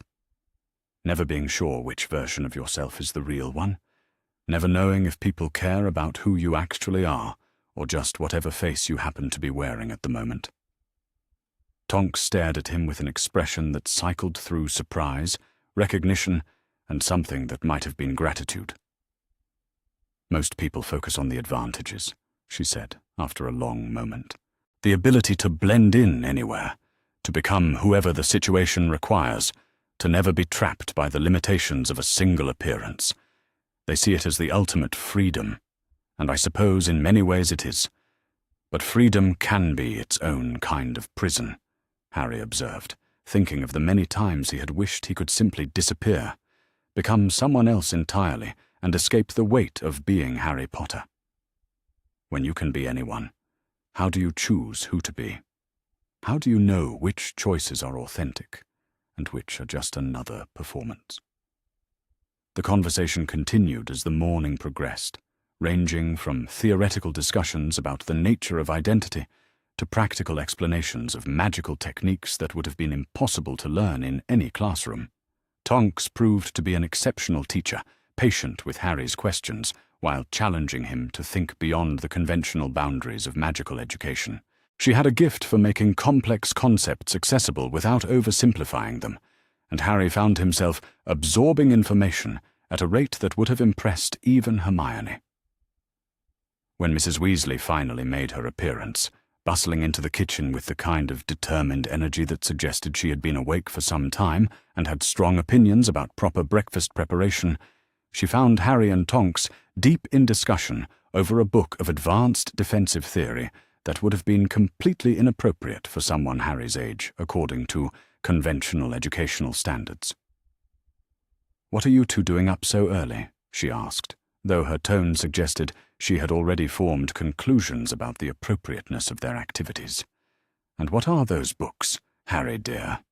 They look rather advanced for casual summer reading." Tonks looked up from the diagram they had been studying, her expression perfectly innocent, despite the fact that she had just been explaining how to modify stunning spells for maximum effectiveness against multiple opponents. "Just helping Harry with some theoretical magical study, Mrs. Weasley. Nothing dangerous or inappropriate, I assure you. We have been discussing the principles behind defensive magic, which seems like valuable knowledge given current circumstances." Mrs. Weasley's expression suggested she was not entirely convinced by this explanation, but before she could voice her concerns, Sirius appeared in the doorway, looking more alert than Harry had seen him since their reunion the previous evening. His keen grey eyes took in the scene with obvious interest, noting the advanced texts and the comfortable familiarity that had developed between Harry and his guardian overnight. "Morning lessons already?" he asked, settling into a chair with the fluid grace that seemed characteristic of his family. "I hope you are not overwhelming our young scholar with too much information, too quickly, Tonks. Harry has had quite enough of feeling unprepared and out of his depth, I would imagine." There was something in Sirius' tone that suggested more than casual interest, and Harry found himself wondering what conversations had taken place after he had gone to bed the previous evening. The adults in the Order clearly had opinions about his education and preparation that went beyond simple concern for his immediate safety, and he was beginning to suspect that his relationship with Tonks might be seen as either an opportunity or a complication, depending on one perspective. "Actually," Harry said, surprising himself with his willingness to speak up in front of the gathered adults, "I appreciate Tonks' willingness to treat me like I am capable of understanding complex subjects. Most of the magic I have learned at Hogwarts feels designed to keep us safely ignorant rather than genuinely prepared for the real world." The silence that followed his statement was charged with implications that Harry could sense but not fully understand. Mrs. Weasley looked troubled, Sirius appeared thoughtful, and Tonks watched him with an expression of approval that made something warm unfold in his chest in ways that felt both pleasant and slightly dangerous. "Perhaps," Sirius said finally, his voice carefully neutral, "we should discuss what kind of education would be most beneficial for Harry's continued development. The traditional approach clearly has limitations, and given current circumstances, a more practical curriculum might be warranted." What followed was a discussion that felt like a negotiation between different philosophies of magical education. Mrs. Weasley advocated for maintaining normal teenage experiences despite extraordinary circumstances, while Sirius argued for accelerated training that would prepare Harry for the challenges he was likely to face. Tonks' position emerged as something of a middle ground, emphasizing the importance of understanding theoretical foundations while developing practical skills that went far beyond standard coursework. Harry listened with growing excitement as they outlined a summer curriculum that would include advanced defensive magic, theoretical studies in magical law and international wizarding politics, and practical training in techniques that most wizards never learned outside of professional contexts. The prospect of finally receiving an education that acknowledged his circumstances rather than pretending they did not exist felt like validation of frustrations he had carried for years. As the discussion wound down and plans began to take concrete shape, Tonks caught Harry's eye with a smile that seemed to acknowledge their shared victory in convincing the adults to take his capabilities seriously. The moment of connection was brief but significant, a recognition of partnership that felt different from the protective relationships he had with other Order members.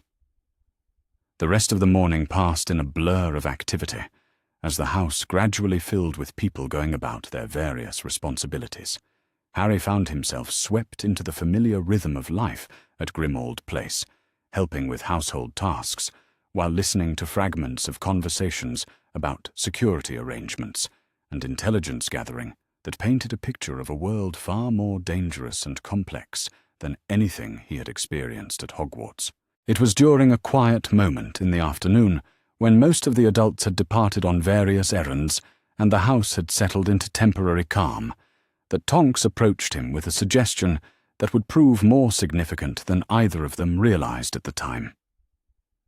"Fancy a bit of practical application of this morning's theoretical discussion?" she asked, her hair now shifted to a shade of dark blue that seemed to reflect her mood.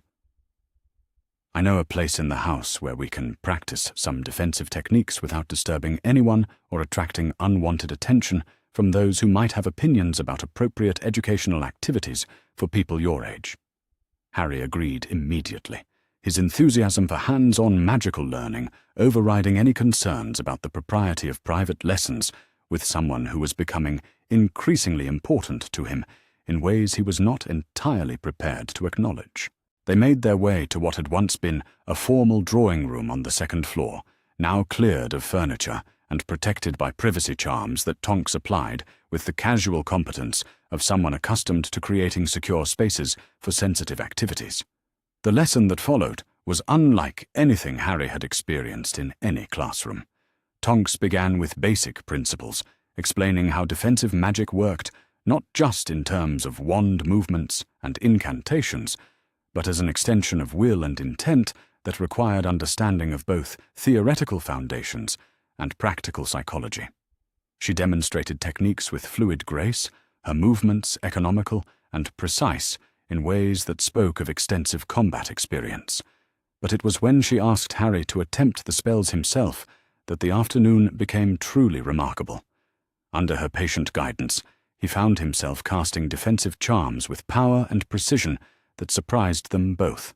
The magic seemed to respond to her instruction in ways it never had to his professors at Hogwarts, as if her teaching style unlocked capabilities he had not known he possessed. "Brilliant," Tonks said, after Harry successfully cast a shield charm that not only deflected her practice curse, but actually absorbed its energy and redirected it harmlessly into the floor. "That level of magical control is extremely advanced, Harry. Most auras take months to achieve that kind of precision, and you managed it on your third attempt." The praise sent warmth spreading through Harry's chest in ways that had nothing to do with magical accomplishment, and everything to do with the genuine admiration in her voice. More than that, though, was the recognition that he was genuinely talented at something that mattered, something that went beyond his fame, or his scar, or any of the other attributes that defined him in other people's minds. As they continued practicing, Harry became increasingly aware of Tonks as more than just his instructor. The way she moved with unconscious grace, despite her reputation for clumsiness, the intensity of focus that transformed her features when she was demonstrating complex magical techniques, the laugh that bubbled up when he made a particularly clever adaptation of a spell she had shown him. These observations accumulated like small treasures, each one adding to a growing appreciation that felt both innocent and dangerously significant. It was during a break in their practice session, when they had settled onto the floor with glasses of water that Tonks had conjured from thin air, that she made a comment that would haunt Harry's thoughts for days to come. "You know," she said, her voice thoughtful as she studied his face with the kind of attention that made him suddenly aware of his own heartbeat. "There is something different about you from what I expected when I was assigned to your protection detail. The reports and stories make you sound like either a tragic figure who needs constant rescue or some kind of child prodigy who accomplishes impossible things through pure luck and determination." "And what do I actually seem like?" Harry asked, though he was not entirely sure he wanted to hear the answer. Tonks was quiet for a long moment, her violet eyes fixed on his face with an intensity that made him feel exposed in ways that had nothing to do with physical vulnerability. Like someone who has been forced to grow up too quickly, but has managed to retain essential parts of himself despite everything that has been demanded of him. Like someone who is far more capable than the adults in his life want to acknowledge, but who still needs guidance and support in ways that have nothing to do with age or experience. She paused, and when she continued, her voice carried a warmth that made something deep in Harry's chest tighten with emotion he was not prepared to analyze. Like someone who deserves to be seen for who he actually is, rather than who other people need him to be. The words hit Harry with the force of recognition, articulating feelings he had carried for years, but never been able to express. The constant weight of other people's expectations, the way his identity had been shaped by external forces rather than personal choice, the loneliness of being simultaneously famous and fundamentally unknown. That Tonks could see these truths and acknowledge them without pity or condescension felt like a gift beyond measure. "Thank you," he said finally, his voice rougher than he had intended. "For seeing me, I mean. Most people look at me and see either the boy who lived, or a problem to be managed, or a weapon to be aimed in the right direction. It means more than I can say, to be treated like an actual person with thoughts and feelings that matter." The moment stretched between them, charged with significance that neither was quite prepared to name.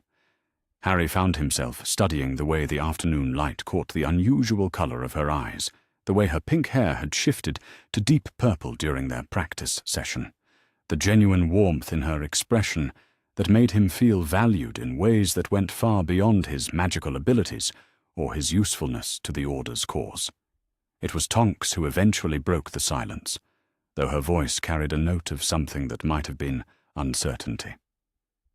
"Harry," she said carefully, "I hope you know that my interest in your education and development is not just professional obligation. I genuinely enjoy spending time with you, and I hope our friendship will continue long after the current crisis has passed." The word friendship hung in the air between them, and Harry found himself wondering if that was truly all she meant, or if there were other possibilities neither of them was prepared to acknowledge.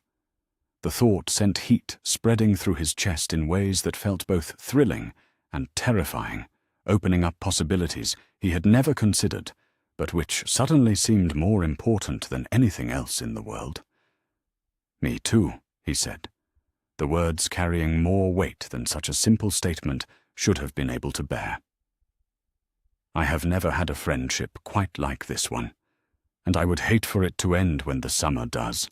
As the afternoon drew toward evening and the sounds of returning Order members began to echo through the house, Harry and Tonks made their way back downstairs with the comfortable ease of people who had discovered something precious and unexpected in each other's company. The theoretical lessons and practical training had been valuable, but the emotional connection that had developed between them felt infinitely more significant. That evening, as Harry lay in his bed reviewing the events of the day, he found himself analyzing his growing feelings for Tonks with the kind of careful attention he usually reserved for complex magical theory. She was 7 years older than him, a trained aura, with responsibilities and experiences that put her firmly in the adult world he was only beginning to enter.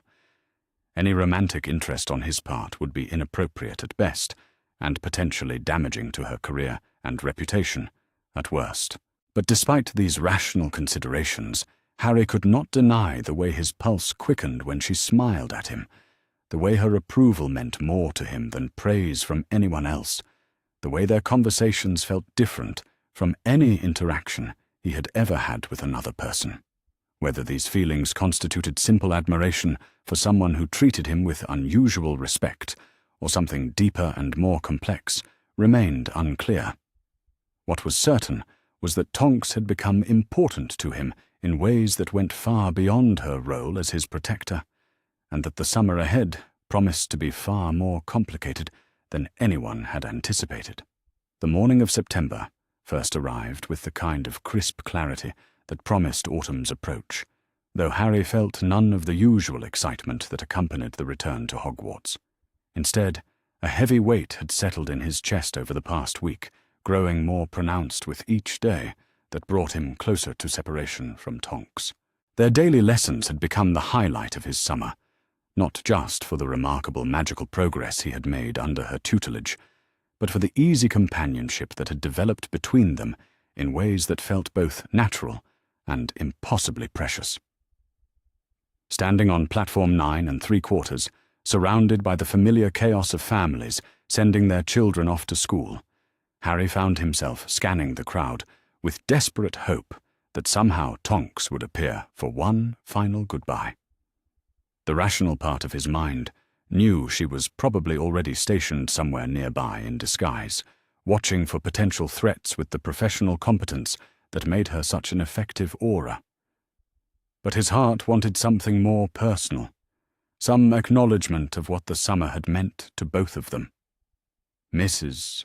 Weasley bustled about with her usual determined efficiency, checking and rechecking that everyone had their belongings while offering last-minute advice that no one particularly wanted to hear. Ron looked resigned to another year of academic mediocrity, while Hermione practically vibrated with excitement at the prospect of returning to her beloved books and structured learning environment. Ginny chatted animatedly with her friends about Quidditch prospects and the latest gossip from Diagon Alley. Harry felt disconnected from their enthusiasm, as if he were watching their preparations through thick glass that muffled sound and distorted meaning. The magical world they were returning to seemed smaller somehow after his summer of advanced learning and adult conversations about war and politics and the complex moral calculations that governed life and death decisions. How could he possibly return to worrying about homework assignments and house points when he now understood the stakes they were all truly facing? It was Remus who noticed his distraction first, approaching with the kind of careful casualness that suggested he had been observing Harry's mood for some time. "You seem rather subdued this morning," he observed quietly, positioning himself so their conversation would not be overheard by the others. "Having second thoughts about returning to school?" Harry considered several possible responses, none of which seemed adequate to explain the complex mixture of anxiety and loss that had been building inside him for days. "Not exactly second thoughts," he said finally. "More like concerns about whether school is still the right place for me, given everything that has changed this summer." Remus studied him with the penetrating attention of someone who had spent years learning to read between the lines of difficult conversations. "You have certainly grown a great deal these past few months," he agreed. "Tonks mentioned that your magical progress has been quite remarkable, far beyond what anyone expected, even given your previous accomplishments." The casual mention of Tonks sent a spike of emotion through Harry's chest that he hoped did not show on his face. "She has been an exceptional teacher," he managed, trying to keep his voice level despite the way his pulse had quickened. "I will miss our lessons." Something flickered in Remus' expression, a moment of understanding that suggested he had grasped implications that Harry had not intended to reveal. "I suspect the feeling is mutual," he said carefully. "Tonks has spoken quite highly of your dedication and natural ability. She seems to have enjoyed the teaching role more than she expected." Before Harry could respond to this tantalizing hint about Tonks' feelings, a commotion near the barrier caught their attention. A young woman with mousy brown hair and unremarkable features was helping an elderly wizard with his luggage, her movements efficient but unremarkable. Only when she turned slightly and caught Harry's eye did he realize that the plain-faced stranger was actually Tonks in disguise, her metamorphmagus abilities creating a perfect cover for her surveillance duties. Their eyes met for just a moment across the crowded platform, and in that brief connection, Harry saw everything he had hoped for, and feared he might not find. Recognition, affection, and something deeper that made his chest tighten with emotions he was still learning to understand. She could not approach him directly without compromising her cover, but the slight nod she gave him conveyed volumes about her own feelings regarding their impending separation. The whistle that announced the train's departure sounded like a funeral dirge to Harry's ears. As he made his way onto the Hogwarts Express with the others, he caught one final glimpse of Tonks maintaining her disguise while scanning the platform for potential threats. The sight of her dedication to his protection, even as they were being forced apart by circumstances beyond their control, made something ache deep in his chest in ways that felt both wonderful and terrible. The journey to Hogwarts passed in a blur of familiar scenery and increasingly forced conversation. Ron attempted to engage him in discussions about Quidditch prospects and the new defense against the dark arts teacher, while Hermione peppered him with questions about his summer reading that he answered with distracted politeness. Neither of them seemed to notice that his responses lacked their usual engagement, or perhaps they simply attributed his subdued mood to the general anxiety that seemed to permeate the wizarding world these days. It was Luna Lovegood who provided the most perceptive observation of the journey, appearing in their compartment doorway during the afternoon with her characteristic dreamy expression and unsettling ability to see truths that others missed entirely. "You look different, Harry," she announced without preamble, settling into an empty seat with the casual confidence of someone who had never questioned her right to insert herself into any situation that interested her. "Different how?" Harry asked, though something in her tone made him suspect he did not really want to hear the answer. Luna tilted her head with the curious intensity of someone examining a particularly interesting specimen. "Older," she said finally. "Not just in the usual way that happens over summer holidays, but older in your eyes. As if you have been having conversations that required you to think about things most people your age never consider." Her observation was uncomfortably accurate, and Harry found himself wondering what else she might have noticed that others had missed. The summer had changed him in ways that went far beyond magical education or political awareness. His relationship with Tonks had forced him to consider questions about identity and connection, and the difference between who he was expected to be and who he actually wanted to become. Also, Luna continued with the relentless persistence of someone following an interesting train of thought. "You seem sad in a way that suggests you left something important behind, rather than looking forward to something exciting ahead." That is rather unusual for students returning to Hogwarts, especially ones who had difficult summers with their families. Before Harry could formulate a response to this unsettling analysis, the train began to slow as it approached Hogsmeade Station. The familiar sight of the castle rising majestically against the Scottish sky should have filled him with the sense of homecoming that had marked every previous return to Hogwarts. Instead, he felt only a growing sense of disconnection, as if he were returning to a place that no longer quite fit the person he had become. The Great Hall had been decorated for the start of term feast with the usual festive banners and floating candles, but even this beloved tradition felt somehow diminished after the serious conversations and adult concerns that had dominated his summer. The sorting ceremony proceeded with its familiar pageantry, new first years stumbling nervously toward their destinies, while the older students applauded with varying degrees of enthusiasm. But it was when Professor Umbridge rose to address the school that Harry truly understood how dramatically his world had changed. The woman who had been appointed as the new defense against the dark arts professor looked exactly as he remembered from his brief encounter with her at his disciplinary hearing. Toad-like features, sickly sweet smile, and an aura of petty authority that made his skin crawl with instinctive dislike. Her speech was a masterpiece of bureaucratic doublespeak, filled with references to progress and tradition, and the importance of maintaining approved educational standards. To most of the students, her words probably sounded like typical adult nonsense, the kind of meaningless rhetoric that accompanied most official pronouncements. But Harry, equipped now with a summer's worth of education in political maneuvering and institutional manipulation, heard the true message beneath her careful phrasing. The ministry was taking direct control of Hogwarts education, implementing a curriculum designed to keep students ignorant of practical defensive magic while promoting blind obedience to governmental authority.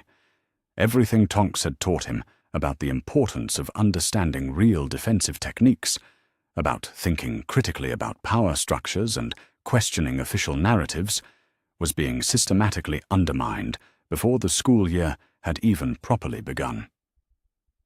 As Umbridge concluded her remarks with a simpering smile that made Harry's hands clench involuntarily, he caught sight of Professor McGonagall's expression across the faculty table. The stern Transfiguration professor looked as if she had been forced to swallow something particularly unpleasant, her lips pressed into a thin line that spoke volumes about her opinion of the new regime. The feast that followed tasted like ashes in Harry's mouth, despite the house elves' usual culinary excellence.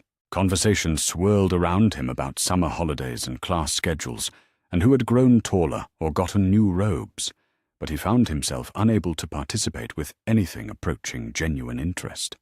His thoughts kept drifting to Grimmauld Place, to quiet morning lessons in advanced magical theory, to conversations about identity and purpose that had challenged him to think beyond the narrow confines of adolescent concerns. Ron, apparently oblivious to Harry's distraction, launched into an enthusiastic analysis of Gryffindor's Quidditch prospects for the coming year. "We have got a real chance at the Cup this year, if we can just improve our chaser coordination," he declared through a mouthful of roast beef. "And with you back as Seeker, Harry, we should be able to dominate most matches from the start." Harry nodded at appropriate intervals, but his heart was not in the discussion.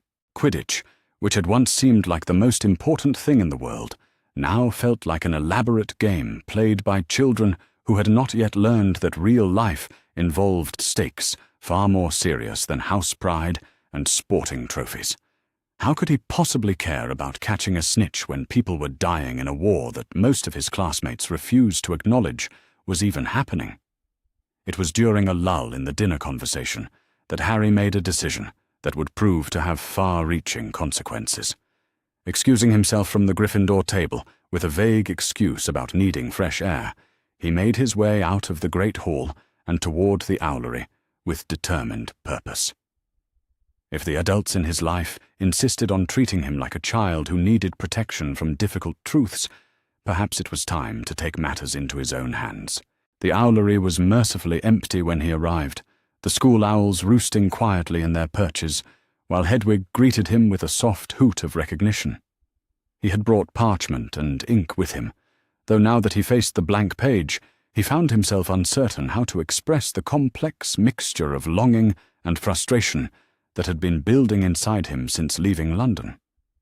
The letter he finally composed was shorter than he had intended, but more honest than he had dared to be with anyone in months.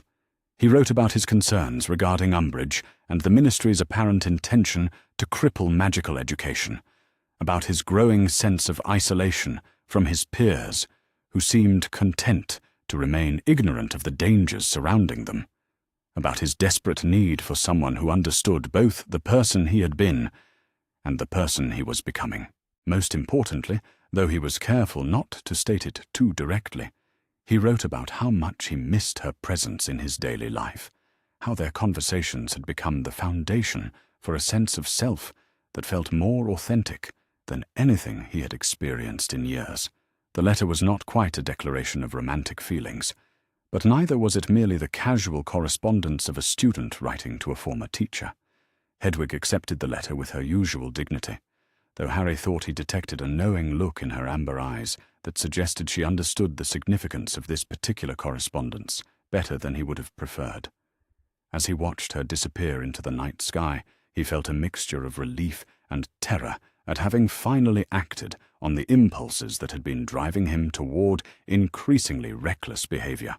The next few days passed in a haze of frustration and growing anger as Harry attempted to adjust to life under the new regime. Umbridge's defense against the dark arts classes proved to be even worse than her opening speech had suggested, consisting entirely of reading approved textbooks that contained no practical information whatsoever about actually defending oneself against dark magic. When Harry attempted to ask questions about real-world applications or the spells they might actually need to know, He was met with increasingly severe punishments that made it clear dissent would not be tolerated. But it was the blood-quill detention that finally pushed Harry beyond the boundaries of acceptable student behavior. The medieval torture device that Umbridge employed with casual sadism carved his own words into the back of his hand with each line he was forced to write, the pain sharp and immediate, while the wound healed slowly enough to ensure maximum suffering. "I must not tell lies," he wrote over and over again, each repetition adding another layer of scar tissue to what was becoming a permanent reminder of institutional brutality. The physical pain was considerable, but the psychological message was even more damaging. The Ministry, through its representative at Hogwarts, was willing to torture children who questioned official narratives or demanded practical preparation for the dangers they would inevitably face. This was not education, but indoctrination, designed to produce compliant citizens who would accept whatever they were told without critical analysis or independent thought. It was during his third blood-quill detention that Harry's carefully maintained composure finally cracked completely. The combination of physical pain, intellectual frustration, and emotional isolation from both his peers and the adult world had pushed him to a breaking point that he could no longer ignore or rationalize away. When Umbridge dismissed him that evening with her usual saccharine smile and reminder that learning required sacrifice, he barely made it to an empty classroom before the tears of rage and helplessness finally overwhelmed him. That was where Hedwig found him an hour later, carrying a response to his letter that made his heart race with anticipation, even as his wounded hand throbbed with each heartbeat. Tonks had written back immediately, her familiar handwriting covering several sheets of parchment with words that felt like a lifeline thrown to someone drowning in bureaucratic quicksand. Her letter was everything he had hoped for, and more, filled with validation of his concerns about Umbridge and the Ministry's educational policies, practical advice about surviving in hostile institutional environments, and most importantly, personal messages that confirmed his growing suspicions about the depth of her own feelings. She had missed their daily conversations as much as he had, found herself thinking about his progress and well-being at moments when she should have been focused on her professional duties, and was concerned about his ability to cope with the isolation he was clearly experiencing. But it was the final paragraph that made his breath catch in his throat, and his hand tremble despite the pain from his latest detention. "I want you to know," she had written, "that our friendship has become one of the most important relationships in my life, regardless of the circumstances that brought us together, or the complications that might arise from the difference in our ages and situations. You are not just someone I was assigned to protect or instruct, but someone whose thoughts and feelings matter to me in ways that go far beyond professional obligation." The letter included something even more precious than emotional validation: a pair of charmed coins that would allow them to communicate privately despite the distance and institutional barriers that separated them. The magic was subtle and sophisticated, the kind of advanced charm work that would be virtually impossible for Hogwarts professors to detect or intercept. When one coin grew warm, the other would respond, allowing them to exchange brief messages that would appear on the surface in script only the intended recipient could read. That night, as Harry lay in his bed in Gryffindor Tower, listening to his dorm mate's steady breathing, he held one of the coins in his uninjured hand and felt the first genuine happiness he had experienced since arriving at Hogwarts. The warmth of the charmed metal against his palm felt like a direct connection to someone who understood him, valued him, and cared about his well-being in ways that had nothing to do with his fame or his usefulness in the war against Voldemort. The communication that followed over the next several weeks transformed Harry's experience of his fifth year in ways that would have profound consequences for everyone involved. What began as brief exchanges about his classes and her aura duties gradually evolved into lengthy conversations about everything from magical theory to personal philosophy, conducted in the precious moments when he could safely activate the coin without detection. Tonks proved to be a gifted correspondent, her written voice carrying the same warmth and insight that had made their summer conversations so meaningful. She shared details about her work that helped him understand the larger context of the war they were fighting, offered perspectives on his professors and classmates that helped him navigate the complex social dynamics of adolescent life, and most importantly, provided the emotional support that allowed him to maintain his sanity in an increasingly hostile environment. But perhaps most significantly, their nightly conversations began to take on an intimacy that neither of them had explicitly acknowledged, but both had come to depend upon. Harry found himself sharing thoughts and feelings that he had never voiced to another person, while Tonks reciprocated with revelations about her own struggles with identity, purpose, and the growing attraction she was developing for someone she knew she should regard only as a friend and former student. The turning point came during a particularly difficult week, when Umbridge had assigned Harry detention every night for the crime of suggesting that students might benefit from learning actual defensive spells rather than just reading about theoretical applications. The blood quill sessions had left his hand so damaged that he could barely hold a quill, while the psychological torture of being forced to proclaim his own dishonesty had pushed him toward a kind of desperate rebellion that worried even his closest friends. It was during this crisis that Tonks made a decision that would change the trajectory of both their lives forever. Using her aura credentials and a carefully crafted cover story about monitoring security at Hogsmeade, she arranged to visit the village on a weekend when Harry would be able to slip away from the castle for a few precious hours of freedom from institutional surveillance and control. The Three Broomsticks was crowded with students and villagers enjoying the first Hogsmeade weekend of the term, but Harry barely noticed the familiar atmosphere of warmth and companionship as he searched the crowded tavern for any sign of the person he had been desperately hoping to see. She had warned him that she would be disguised, but he was unprepared for the jolt of recognition when his eyes finally found her sitting alone at a corner table, her appearance altered to that of a woman perhaps 10 years older, with greying hair and unremarkable features. Their eyes met across the crowded room, and in that moment of connection, Harry felt something fundamental shift inside his chest.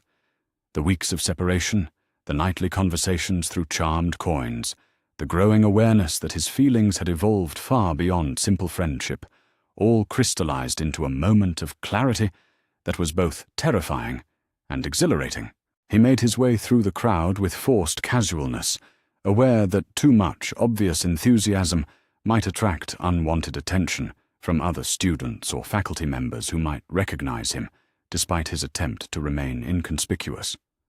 When he finally reached her table, she looked up at him with a smile that transformed her disguised features in ways that made his heart race with anticipation and nervousness. "Hello, Harry," she said quietly, her voice pitched low enough to avoid eavesdropping while still carrying the warmth that had sustained him through the difficult weeks since their separation. "I was hoping you might join me for a drink and some conversation about how you are adjusting to the new term." What followed was the most important conversation of Harry's young life, though neither of them fully understood its significance at the time. In the relative privacy of their corner table, with the noise of the crowded tavern providing cover for their words, they finally acknowledged the feelings that had been growing between them throughout their summer together, and the weeks of correspondence that had followed. Tonks spoke first, her disguised features serious as she explained the professional and personal risks she was taking by maintaining such an intimate connection with someone she was supposed to be protecting from a distance. The difference in their ages, the power dynamic inherent in their teacher-student relationship, the potential consequences for her career if their correspondence were discovered by the wrong people, all represented obstacles that any rational person would consider insurmountable. But Harry, emboldened by weeks of isolation and desperate for authentic connection with someone who valued him for himself rather than his fame or his utility in other people's plans, found himself responding with a maturity and emotional intelligence that surprised them both. He acknowledged the complications and potential consequences of their relationship, while arguing passionately for the importance of the connection they had discovered. The way their conversations had helped him understand himself in ways that no other relationship had ever achieved. The conversation continued for over an hour, ranging from practical concerns about maintaining their correspondence without detection to philosophical discussions about the nature of love and connection across differences in age, experience, and social position. By the time they were forced to separate to avoid suspicion, they had reached an understanding that would sustain them through the challenges ahead, while acknowledging the very real dangers their relationship represented for both of them. As Harry made his way back to Hogwarts that evening, his heart lighter than it had been in months, despite the serious nature of their discussion, he reflected on how dramatically his understanding of himself and his place in the world had evolved since the beginning of the summer. The boy who had been rescued from Privet Drive just a few months earlier had been replaced by someone who was beginning to understand the difference between the roles other people wanted him to play and the person he actually was underneath all the expectations and assumptions. That night, as he lay in his bed holding the charmed coin that connected him to the most important person in his increasingly complex world, Harry Potter finally admitted to himself what he had been trying to ignore for weeks. He was falling in love with Nymphadora Tonks, and despite all the rational arguments against such feelings, he could no longer imagine a future that did not include her as a central part of his life. The attack on Mr. Weasley came without warning, on a cold December night that would forever divide Harry's 5th year into before and after. The vision hit him with brutal clarity while he slept, dragging him from the relative peace of dreams into a nightmare of fangs and blood and desperate struggle in the depths of the Ministry of Magic. He experienced the assault from the perspective of the enormous snake, felt its primitive hunger and malevolent intelligence as it struck again and again at the red-haired man who had shown him nothing but kindness and acceptance.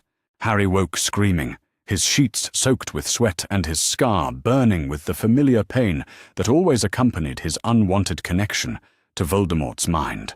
The dormitory erupted in confusion as his roommates stumbled from their beds, their faces pale with alarm in the dim light filtering through the frost-covered windows. Ron looked particularly shaken, his freckles standing out starkly against skin that had gone white with terror at his best friend's obvious distress. Professor McGonagall arrived within minutes, her tartan dressing gown hastily thrown over her nightclothes, and her expression grim with the kind of professional concern that suggested she had been expecting something like this to happen. She listened to Harry's stammered account of the vision with the careful attention of someone who understood that his dreams were far more than products of an overactive adolescent imagination, taking notes in her precise handwriting while asking questions that helped clarify the specific details that might prove crucial for a rescue mission. The journey to Grimmauld Place passed in a blur of flue powder and urgent whispered conversations between adults who seemed to understand the implications of Harry's vision better than he did himself. Professor McGonagall's tight-lipped efficiency, as she coordinated with other Order members, spoke to contingency plans that had clearly been discussed and refined over months of preparation for exactly this kind of emergency.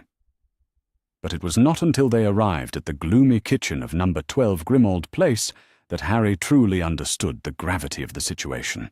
The usually bustling room felt hollow and desperate, filled with Order members whose faces reflected the kind of controlled panic that came from knowing someone they cared about was in mortal danger while being powerless to help immediately. Mrs. Weasley sat at the large wooden table with tears streaming down her face, surrounded by her children who seemed to have aged years in the space of a single night.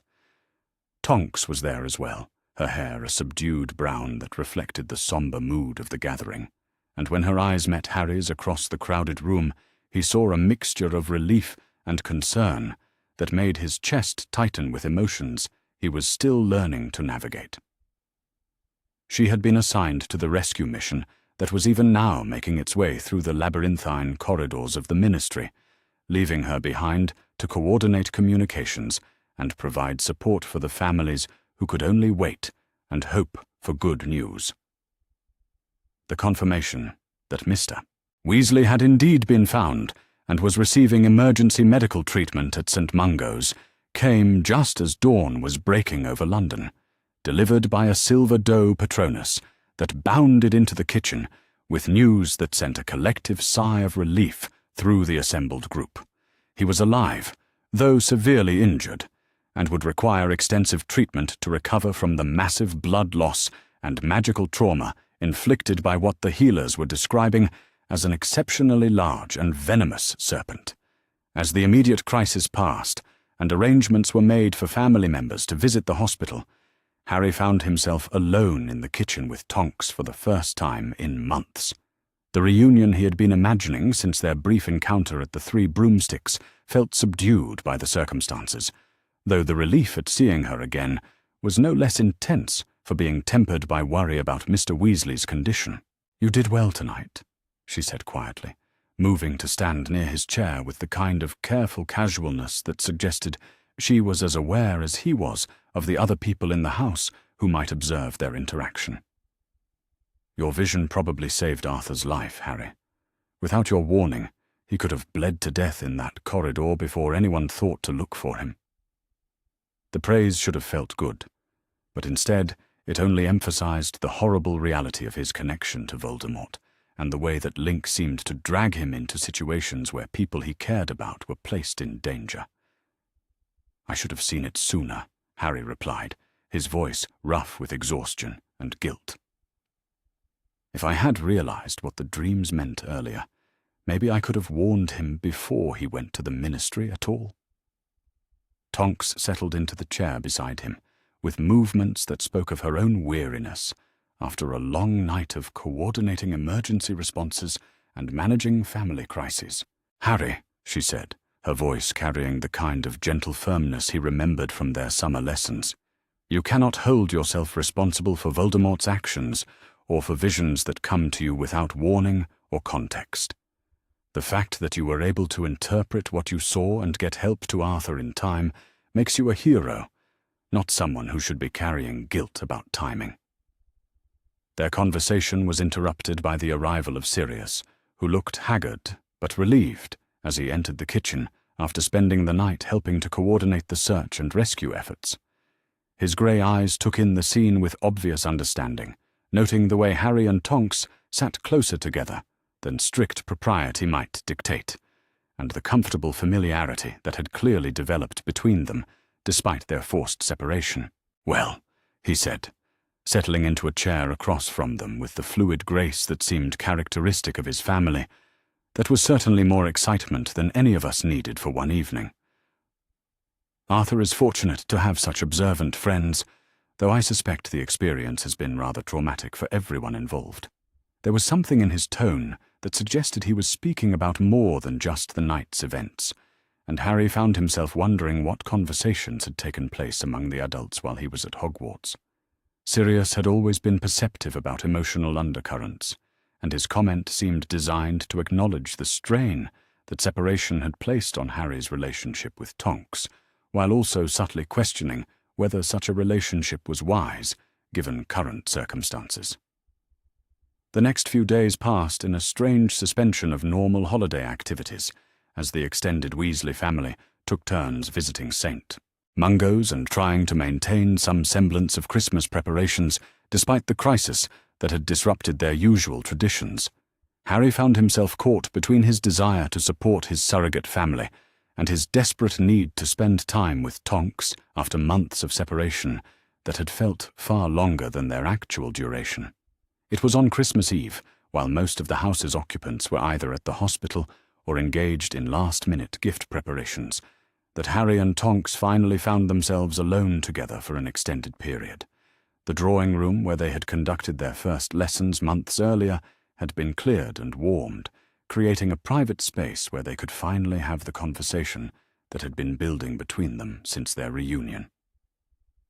The emotional reunion began tentatively, both of them aware that their relationship had evolved during their separation in ways that neither had fully anticipated. The nightly conversations through charmed coins had created an intimacy that transcended physical presence, but being in the same room again brought a different kind of intensity that neither was entirely prepared to handle. "I missed you," Harry said finally, the simple statement carrying weight that made it feel more significant than any elaborate declaration might have been. The charmed coins helped, but they were not the same as actually being able to see you, to share space with someone who understands what I am thinking before I have to explain it. Tonks smiled, and her hair shifted to the warm pink shade that he had come to associate with contentment and happiness. "I missed you too," she replied, though her voice carried undertones that suggested her feelings had grown more complex during their time apart. "More than I should have, probably, and in ways that have made it difficult to focus on my professional responsibilities the way I know I should." The admission hung in the air between them, acknowledgement of the evolution their relationship had undergone from teacher and student to something far more complicated and potentially dangerous for both of them.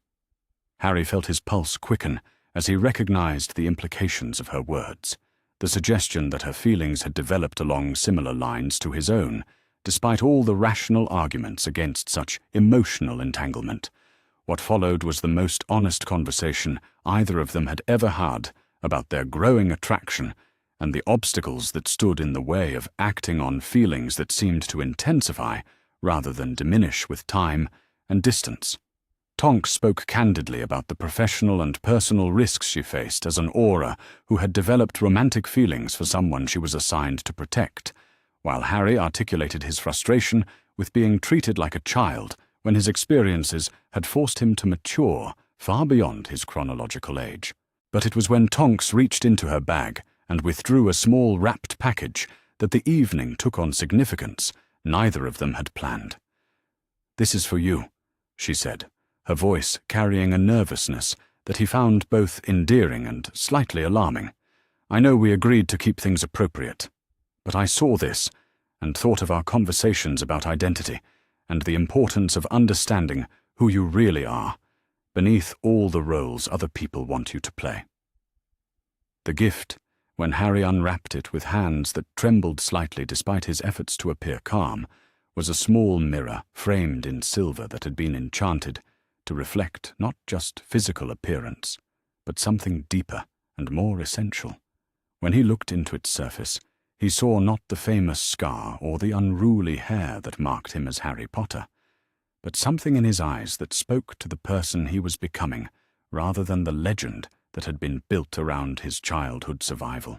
"It is beautiful," he said, though the word felt inadequate to express what the gift meant to him. The thought that she had chosen something so personal, so directly related to their intimate conversations about identity and self-knowledge, made his chest tight with emotions that felt both wonderful and terrifying. The mirror was not just a Christmas present, but a statement about how she saw him, an acknowledgement that she valued the person he was beneath all the external expectations and assumptions that had shaped other people's perceptions of him since childhood.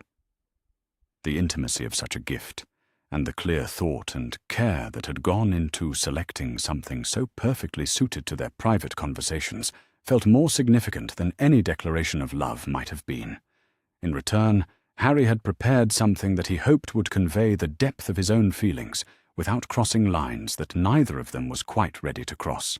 The small leather journal he had selected had been enchanted to preserve whatever was written in it against time and damage, creating a permanent record that could survive whatever challenges the future might bring. "I thought you might like somewhere safe to record your thoughts," he explained, as she opened the package with obvious curiosity. "Somewhere that would keep your words private, but preserve them against whatever might happen in the war, or in our lives more generally. I know how important your thoughts and insights are to me, and I wanted you to have a place to keep them safe." The gift exchange marked a turning point in their relationship, an acknowledgement that their feelings had progressed beyond simple friendship or mentor-student affection into something that required careful navigation of complex emotional and social terrain. They were no longer just Harry Potter and Aura Tonks, but two people who had discovered something precious and fragile between them that deserved protection and nurturing despite the obstacles that surrounded it. Christmas Day itself brought a return to the larger family gathering, with all the Weasleys except Mr. Weasley crowding into Grimmauld Place for a celebration that was both subdued by recent events and brightened by relief that the crisis had been survived. The traditional gift exchange and elaborate feast provided a welcome return to normalcy after the trauma of the past week, though Harry found himself more aware than ever of the way Tonks integrated into the extended family dynamic. She helped Mrs. Weasley with cooking preparations despite her admitted incompetence with household magic, entertained the younger children with demonstrations of her metamorph magus abilities, and engaged the adults in conversations about order business that revealed her growing importance within the organization. But throughout the busy day, Harry was conscious of the moments when her attention shifted to him, the brief smiles and meaningful glances that acknowledged their private connection amid the public celebration. It was Mrs. Weasley who finally voiced the concern that had been building among some of the adults regarding Harry's obviously close relationship with his former guardian. The conversation took place during a quiet moment when most of the family was engaged in a spirited game of wizard chess, leaving Harry to help with kitchen cleanup, while Mrs. Weasley supervised with the kind of focused attention that suggested she had been waiting for exactly this opportunity. "Harry, dear," she began with the careful tone of someone approaching a delicate subject, "I hope you know that we all care about your well-being and want you to be happy. But I cannot help noticing that you and Tonks seem to have developed quite a close friendship over the summer, and I wonder if perhaps it might be wise to be a bit more careful about maintaining appropriate boundaries." The warning was delivered with maternal gentleness, but its implications were clear enough to make Harry's cheeks burn with embarrassment and defensiveness. Mrs. Weasley was concerned that his relationship with Tonks had progressed beyond what was appropriate for someone his age, and she was attempting to intervene before the situation became more complicated or potentially damaging for either of them. "Mrs. Weasley," Harry replied, choosing his words carefully while trying to keep his voice level despite the emotions churning in his chest. "I appreciate your concern, but I think I am old enough to understand the nature of my own relationships. Tonks has been an important friend and mentor to me, and I would hate for that connection to be damaged by misunderstandings about what it actually involves." But it was Sirius who provided the most thoughtful response to the growing tension around Harry's relationship with Tonks, approaching the subject during a private conversation later that evening when most of the household had retired to their rooms. He had clearly been observing the situation with the kind of careful attention that came from his own experience with complicated relationships and questionable choices made in youth. "Harry," he said, settling into a chair near the dying fire in the drawing room where they had often had their most important conversations, "I want to talk to you about something that I suspect has been on your mind quite a bit lately. I have been watching you and Tonks, and while I think she is a remarkable young woman who clearly cares about you a great deal, I am concerned about the position you might be putting her in." The conversation that followed was more nuanced than Mrs. Weasley's well-intentioned warning, acknowledging both the genuine connection that had developed between Harry and Tonks, while also exploring the potential consequences of pursuing such a relationship, given their age difference and the professional complications it could create for her career. Sirius spoke from his own experience with rebellion against conventional expectations, while also demonstrating an understanding of the adult world that Harry was only beginning to navigate. "I am not going to tell you that your feelings are inappropriate or that you should ignore them," Sirius continued, his grey eyes serious in the firelight. "You have been forced to mature far more quickly than most people your age, and it would be foolish to pretend that your emotional development has not been accelerated along with everything else in your life. But I want you to consider whether acting on those feelings now might create problems for Tonks that could affect her career, her reputation, and her ability to continue the important work she does for the Order." The point was well taken, and Harry found himself grappling with questions he had not fully considered, despite months of thinking about his relationship with Tonks. His own feelings seemed clear enough, and their private conversations had suggested that her emotions had evolved along similar lines, but the broader implications of their connection, in terms of her professional standing and social reputation, were more complex than he had wanted to acknowledge. That night, as he lay in his bed, thinking about the conversations that had shaped his Christmas day, Harry found himself confronting the reality that love, even when mutual and genuine, did not automatically overcome the practical obstacles that stood in its way. The charmed coin felt warm against his palm as he considered whether to share his concerns with Tonks or attempt to navigate the complex emotional terrain on his own. The message he finally sent was carefully worded, acknowledging the wonderful day they had shared, while also raising the questions that had been troubling him since his conversations with Mrs. Weasley and Sirius. Her response came quickly, carrying a mixture of gratitude for his thoughtfulness and determination that surprised him with its intensity. She had been thinking about the same issues, she wrote, and had come to the conclusion that their connection was too important to abandon because of other people's concerns about propriety or convention. The war had taught her that life was too uncertain and precious to waste opportunities for genuine happiness, and she was willing to face whatever consequences might arise from their relationship if he was prepared to do the same. The exchange continued well into the night, ranging from practical discussions about maintaining discretion to more philosophical conversations about the nature of love and commitment in times of uncertainty and danger. By the time they finally ended their correspondence, both had reached an understanding that would shape their relationship for months to come. They would continue to pursue the connection that had developed between them while being mindful of the need for discretion and the potential impact on her career. The final days of the Christmas holiday passed in a golden haze of stolen moments and careful navigation of family dynamics that had grown more complex with the acknowledgement of their deepening relationship.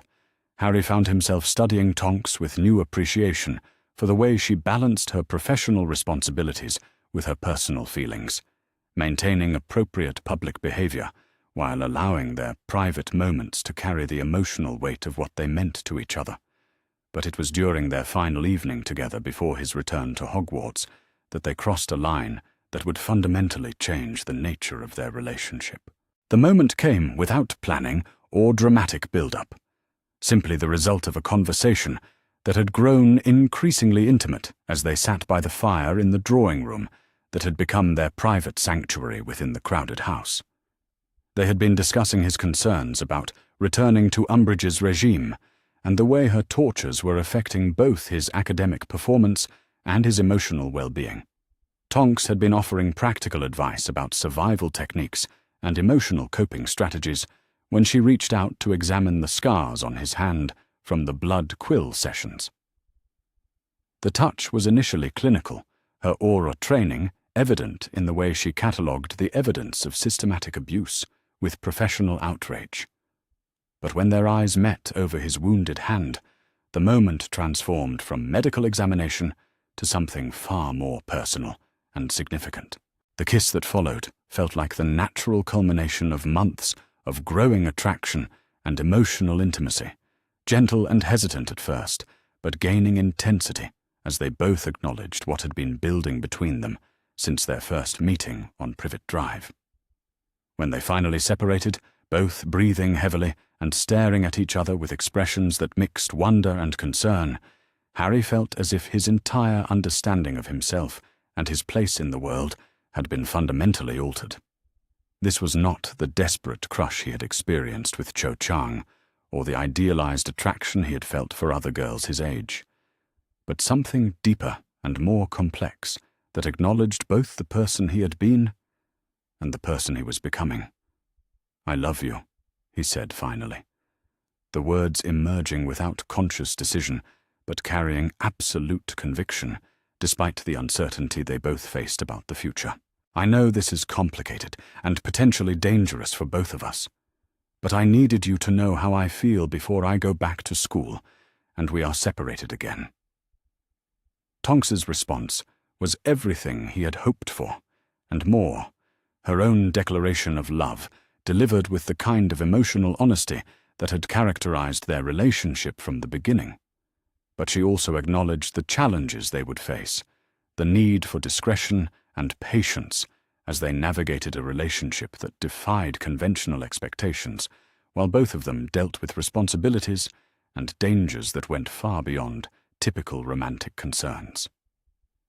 As Harry prepared to return to Hogwarts the following morning, he carried with him the knowledge that he was no longer facing the challenges of his 5th year alone. The relationship that had developed with Tonks had given him an emotional anchor that would prove crucial in the months ahead, a source of strength and stability that would help him survive what promised to be the most difficult period of his young life. The return to Hogwarts after Christmas felt like stepping from a world of warmth and possibility back into a cold prison designed to crush both spirit and intellect. Harry's hand still tingled from Tonks's final touch as the Hogwarts Express pulled away from King's Cross, carrying him back to a castle that now seemed impossibly small and restrictive after the emotional freedom he had discovered at Grimmauld Place. The memory of their first kiss remained vivid enough to distract him from Ron's enthusiastic retelling of his father's recovery progress and Hermione's detailed analysis of the political implications of the Ministry's recent policy changes. But it was not just the separation from Tonks that made his return to school feel like exile from everything meaningful in his life. The knowledge that he was now carrying secrets that could potentially destroy her career if discovered added weight to every interaction with professors and fellow students who remained blissfully unaware of how dramatically his emotional landscape had changed over the holiday. He found himself studying faces in the Great Hall and wondering how they would react if they knew that Harry Potter had fallen in love with an Auror 7 years his senior, and that she had returned his feelings with an intensity that defied every conventional expectation about appropriate relationships. The first Defense Against the Dark Arts class of the new term confirmed that Professor Umbridge's regime had grown even more oppressive during the Christmas break, if such a thing were possible.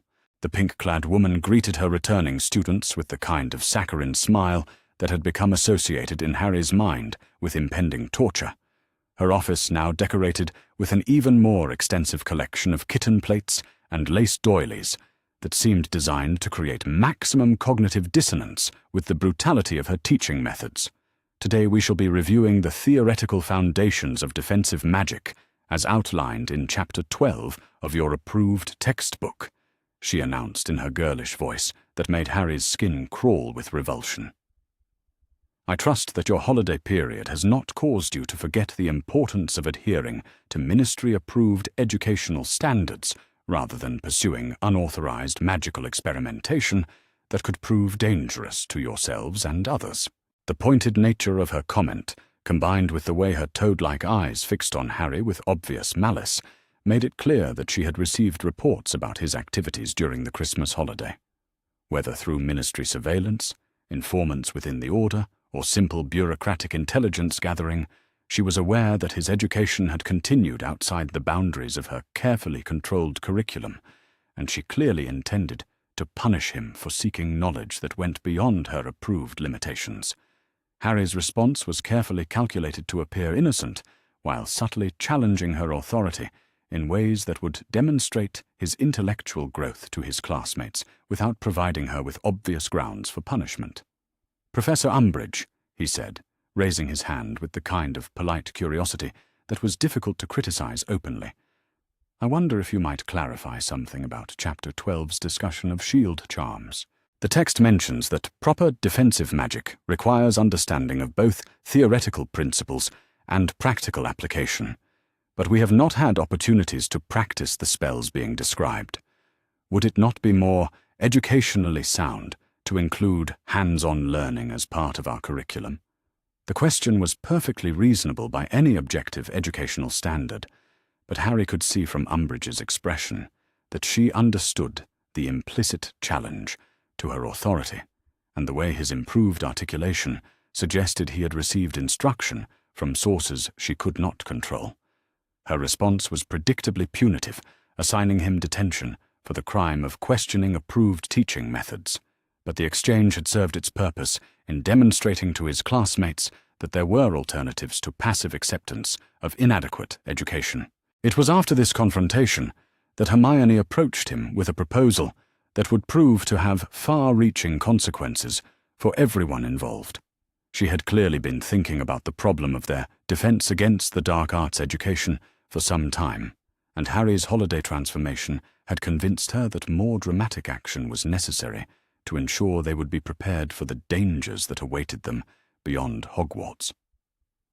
"Harry," she said, during a quiet moment in the Gryffindor common room when their conversation would not be overheard by potential informants, "I have been thinking about our defense situation, and I believe we need to take matters into our own hands.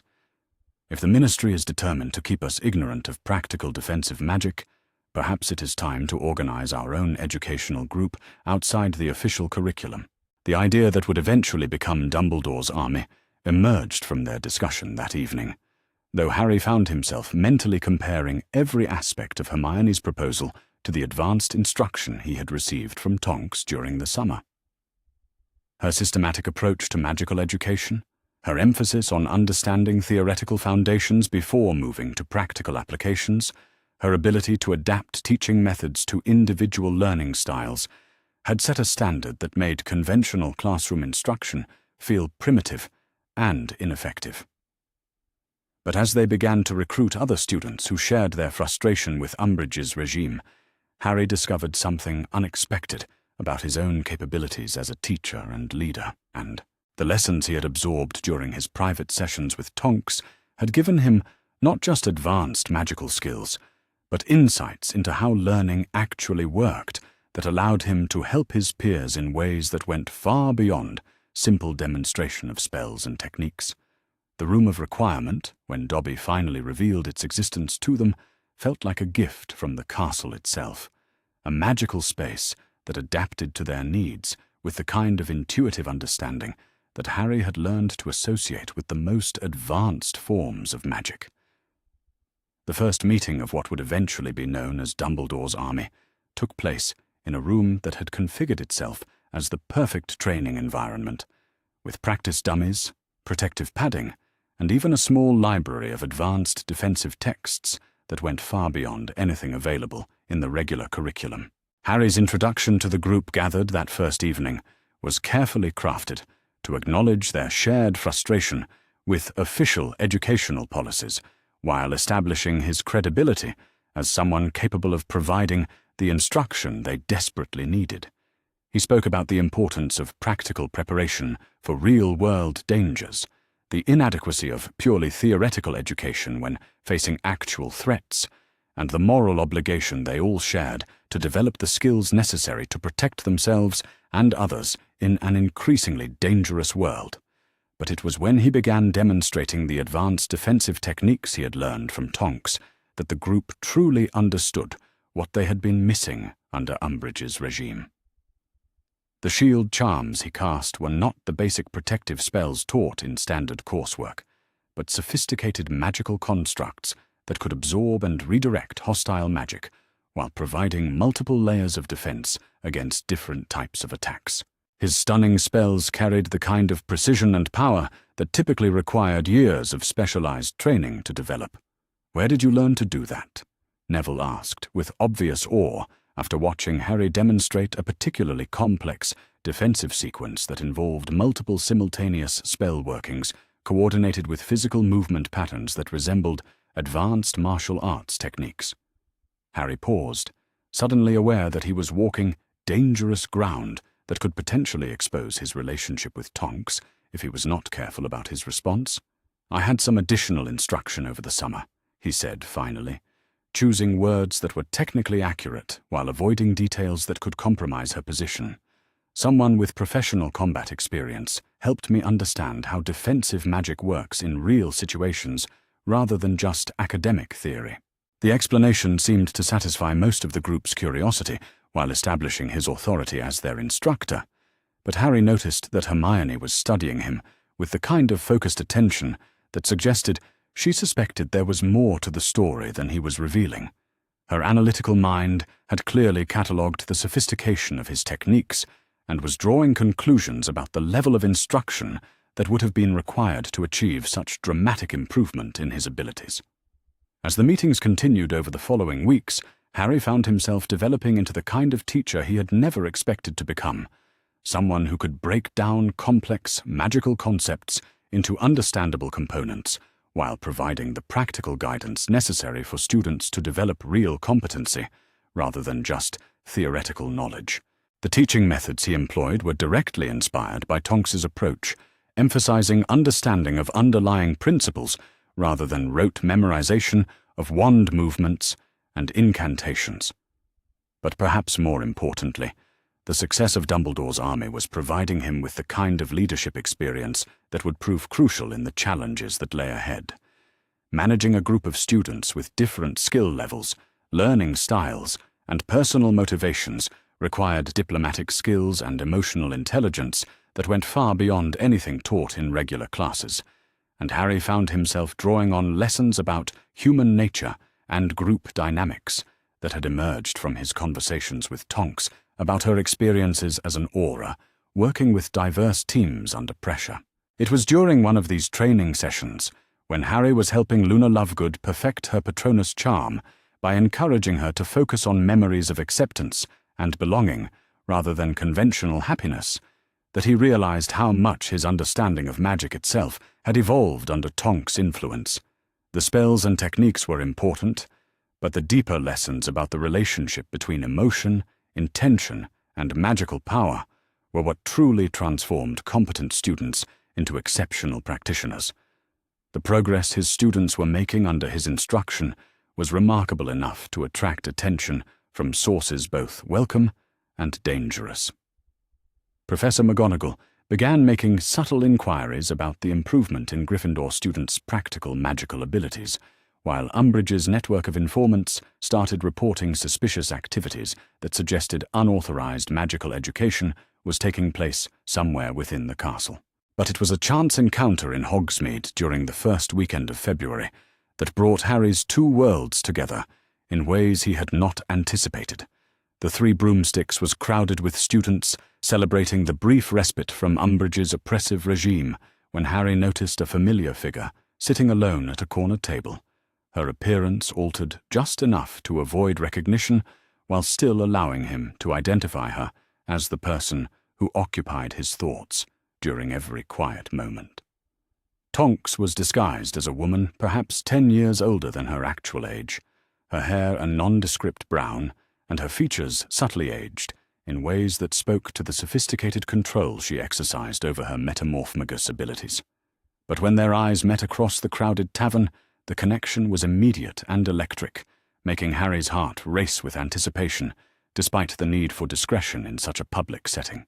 He made his excuses to Ron and Hermione, claiming a need for fresh air that would allow him to slip away for a brief, private conversation with the person who had become the center of his emotional universe. The walk to their agreed meeting place, a secluded area of the village where they could speak without risk of observation, felt like the longest journey of his life, despite its actual brevity. When they were finally alone together, the reunion felt like coming home after months of exile in a foreign country where no one spoke his language or understood his needs. Tonks had dropped her disguise, revealing the familiar pink hair and violet eyes that had haunted his dreams since their Christmas parting, and when she smiled at him, the rest of the world seemed to fade into irrelevance. "I missed you," she said simply, the words carrying weight that made his chest tighten with emotions that felt too large for his body to contain.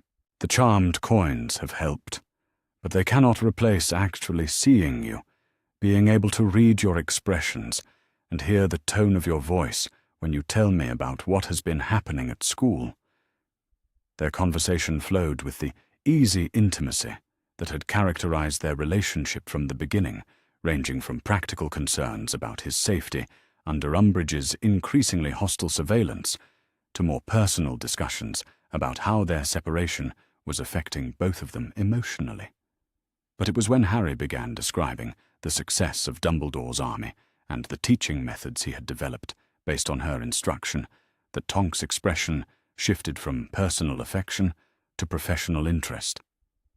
"You have been teaching other students the techniques I showed you?" she asked, though her tone suggested approval rather than concern about the appropriation of her methods.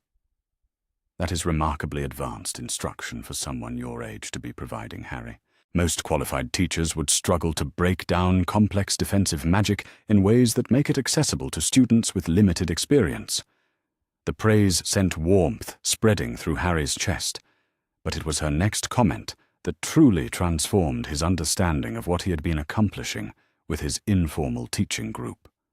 "From what you are describing," she continued, her voice carrying the kind of professional assessment that reminded him of her aura training, "you are not just teaching spells and techniques, but helping your fellow students develop the kind of magical intuition and tactical thinking that typically requires years of specialized education to achieve." Harry found himself explaining the philosophy he had developed for magical instruction, the emphasis on understanding principles rather than memorizing procedures, the importance of emotional preparation for high-stress situations, the need to adapt techniques to individual strengths and learning styles.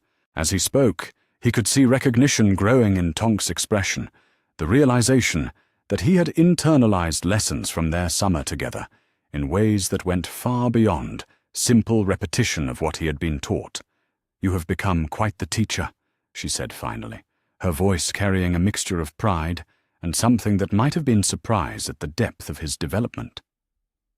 "The students who are learning from you are receiving instruction that rivals what they would get from professional combat training programs.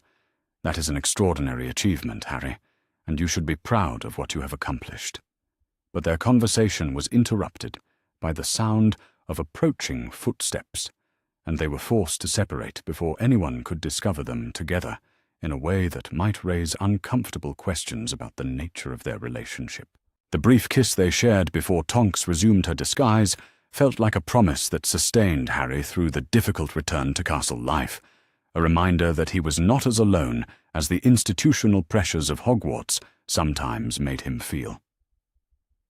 The weeks that followed brought increasing tension as Umbridge's surveillance network closed in on evidence of unauthorized magical education taking place within the castle. Her interrogation methods grew more aggressive, her punishments more severe, and her obvious frustration with her inability to locate the source of student resistance made her increasingly unpredictable and dangerous. It was during this period of escalating conflict that Harry's relationship with Cho Chang reached its inevitable conclusion, though not in the way that either of them had anticipated when the school year began. Their brief romantic involvement had been complicated from the beginning by his unresolved feelings about Cedric's death and her own grief over the loss of someone she had cared about deeply. But the fundamental incompatibility of their emotional needs had become impossible to ignore, as Harry's feelings for Tonks had deepened and clarified. The conversation that ended whatever romantic potential had existed between them took place during a Hogsmeade weekend, when Cho had clearly hoped for the kind of intimate discussion that might have strengthened their connection rather than severing it entirely. But Harry found himself unable to provide the emotional availability she deserved, his thoughts constantly drifting to someone whose absence made every other relationship feel pale and insufficient by comparison. "I think we both know that this is not working the way we hoped it would," Cho said finally, her voice carrying resignation rather than anger, as she acknowledged what had become obvious to both of them over the past several weeks. "You are not really present when we are together, Harry. There is something else on your mind.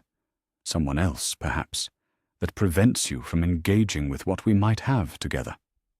Her perceptiveness was both uncomfortable and somewhat relieving, allowing him to acknowledge the truth of her observation without having to provide details that could compromise Tonks's position or reveal secrets that were not entirely his to share.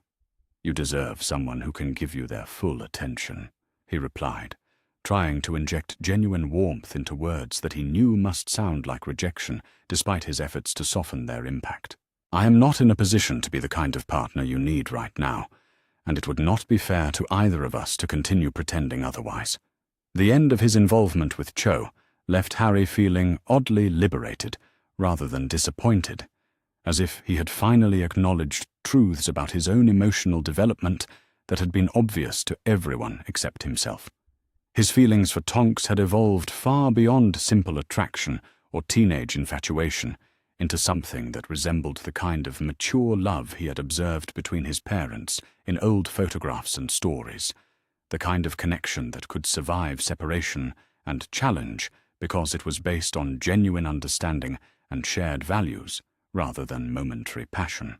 But it was the betrayal that finally brought Dumbledore's army to Umbridge's attention that tested everyone's commitment to the principles they had been learning about loyalty, courage, and the importance of standing up for what was right, even when the consequences might be severe. Marietta Edgecombe's decision to reveal the location of their meetings to Umbridge represented exactly the kind of moral failure that their defensive training was ultimately designed to prevent, the choice of personal safety over collective responsibility that allowed evil to flourish in societies where good people remained silent. The confrontation that followed, when Umbridge finally burst into the room of requirement during one of their training sessions, felt like the culmination of months of building tension between educational freedom and institutional control, between student agency and administrative authority, between preparation for real-world dangers and maintenance of comfortable illusions about safety and security. Harry's arrest and the subsequent interrogation represented a test of everything Tonks had taught him about maintaining composure under pressure, protecting sensitive information from hostile questioning, and preserving the safety of others even when facing personal consequences that could be severe. The lessons in mental discipline and emotional control that had seemed like interesting theoretical exercises during their summer sessions proved to be practical survival skills when faced with Umbridge's increasingly desperate attempts to extract information about Order activities and adult conspirators. But it was the knowledge that his relationship with Tonks could be discovered and used against both of them that provided Harry with the motivation to resist even the most aggressive interrogation techniques Umbridge employed. The thought of her career being destroyed, her reputation damaged, her freedom potentially threatened because of their connection, gave him strength to endure pain and pressure that might otherwise have broken his resolve to protect the people he cared about most. The crisis that followed Dumbledore's dramatic departure from Hogwarts left Harry feeling more isolated than ever, but also more determined to continue the work they had begun with Dumbledore's army, despite the increased risks and reduced opportunities for organized resistance.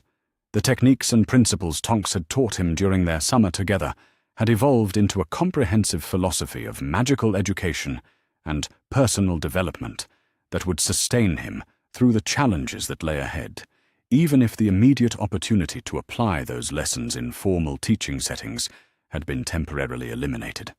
As he lay in his bed that night, or the charmed coin warm against his palm as he composed messages to the person who had become his anchor in an increasingly chaotic world, Harry reflected on how dramatically his understanding of himself and his capabilities had evolved since the previous summer.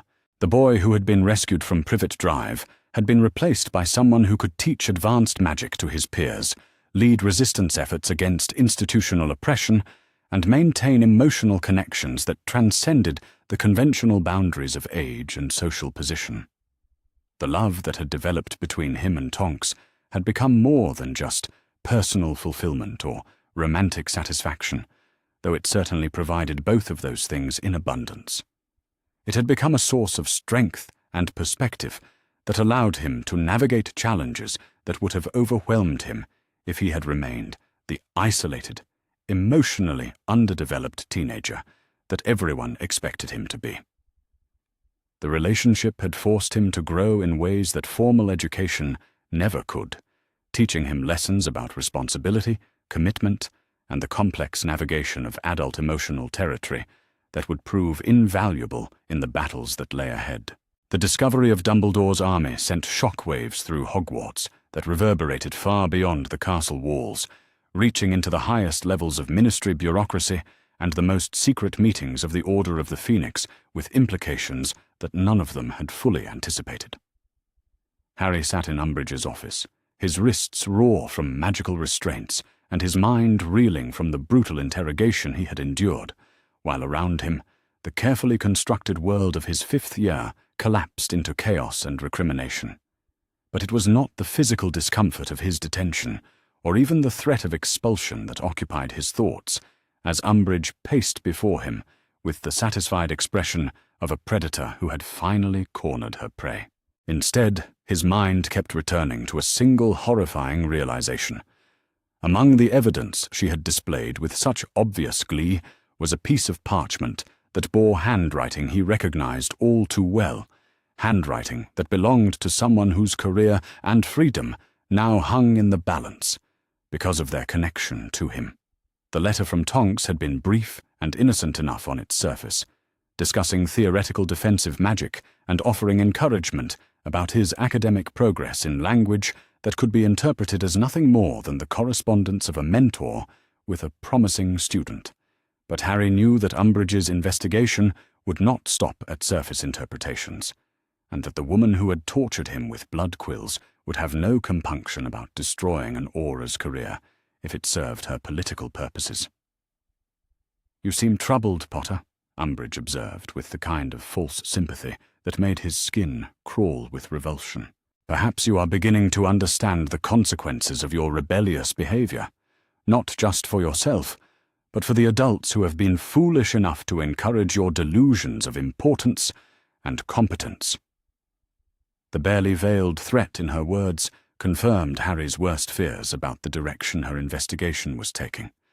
She was not content with simply punishing the student conspirators who had participated in Dumbledore's army, but was actively seeking to implicate Order members in what she was portraying as a dangerous conspiracy to undermine ministry authority and corrupt, impressionable young minds with unauthorized magical education.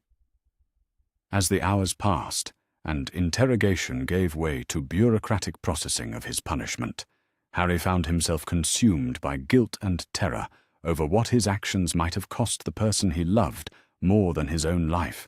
The relationship that had sustained him through months of institutional oppression and personal isolation now felt like a weapon that could be used against the very person who had given him strength to endure those challenges.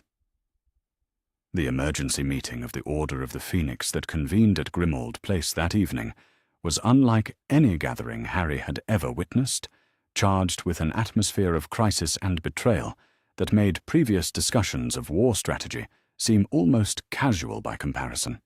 The adults who had once treated him with careful deference now looked at him with expressions ranging from disappointment to barely controlled anger, their faces reflecting the knowledge that his actions had potentially compromised the security of their most valuable intelligence assets. Mrs. Weasley was the first to voice what everyone was thinking, her maternal concern warring with institutional loyalty as she struggled to reconcile her affection for Harry with her recognition of the danger his behavior had created for everyone involved. "Harry, dear," she began, her voice carrying the kind of strained patience that suggested she was fighting to maintain composure. "I need you to understand that this is not just about your own safety anymore. The letters that Umbridge discovered could be used to destroy the careers and possibly the lives of people who have risked everything to protect you. But it was the sight of Tonks sitting at the far end of the kitchen table, her hair a dull brown that reflected her emotional state, and her face carefully composed to hide whatever she was feeling, that truly drove home the magnitude of what he had potentially cost her. She would not meet his eyes, whether from anger, embarrassment, or strategic necessity he could not tell, but her silence spoke volumes about the professional and personal catastrophe that his carelessness had unleashed upon her. The argument that erupted among the Order members was unlike anything Harry had ever witnessed, a passionate debate about responsibility, protection, and the complex moral calculations that governed their resistance to Voldemort's return. Some, led by Sirius, argued that Harry was being scapegoated for institutional failures that went far beyond his individual actions.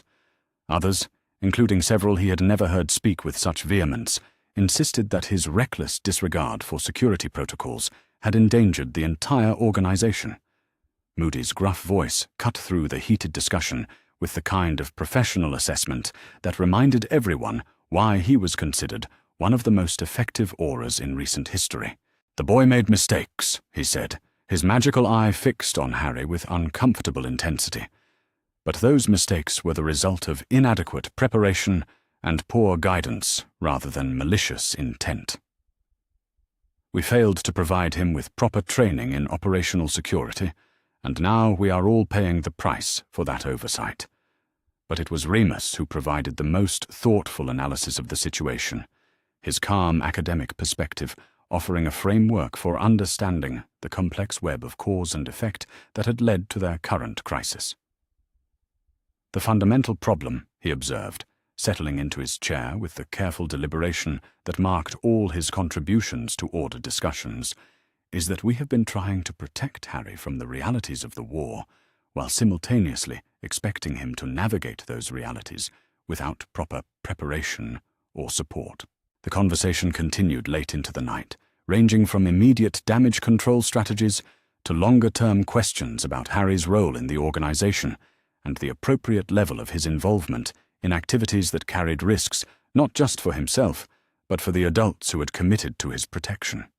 Through it all, Tonks remained silent, her professional composure never wavering, even as Harry watched for any sign of the warmth and understanding that had characterized their private relationship.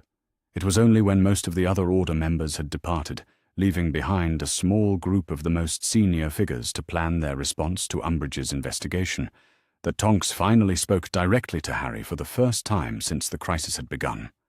Her words, delivered in a tone that was carefully neutral despite the emotions he could see flickering behind her eyes, would haunt him for days to come.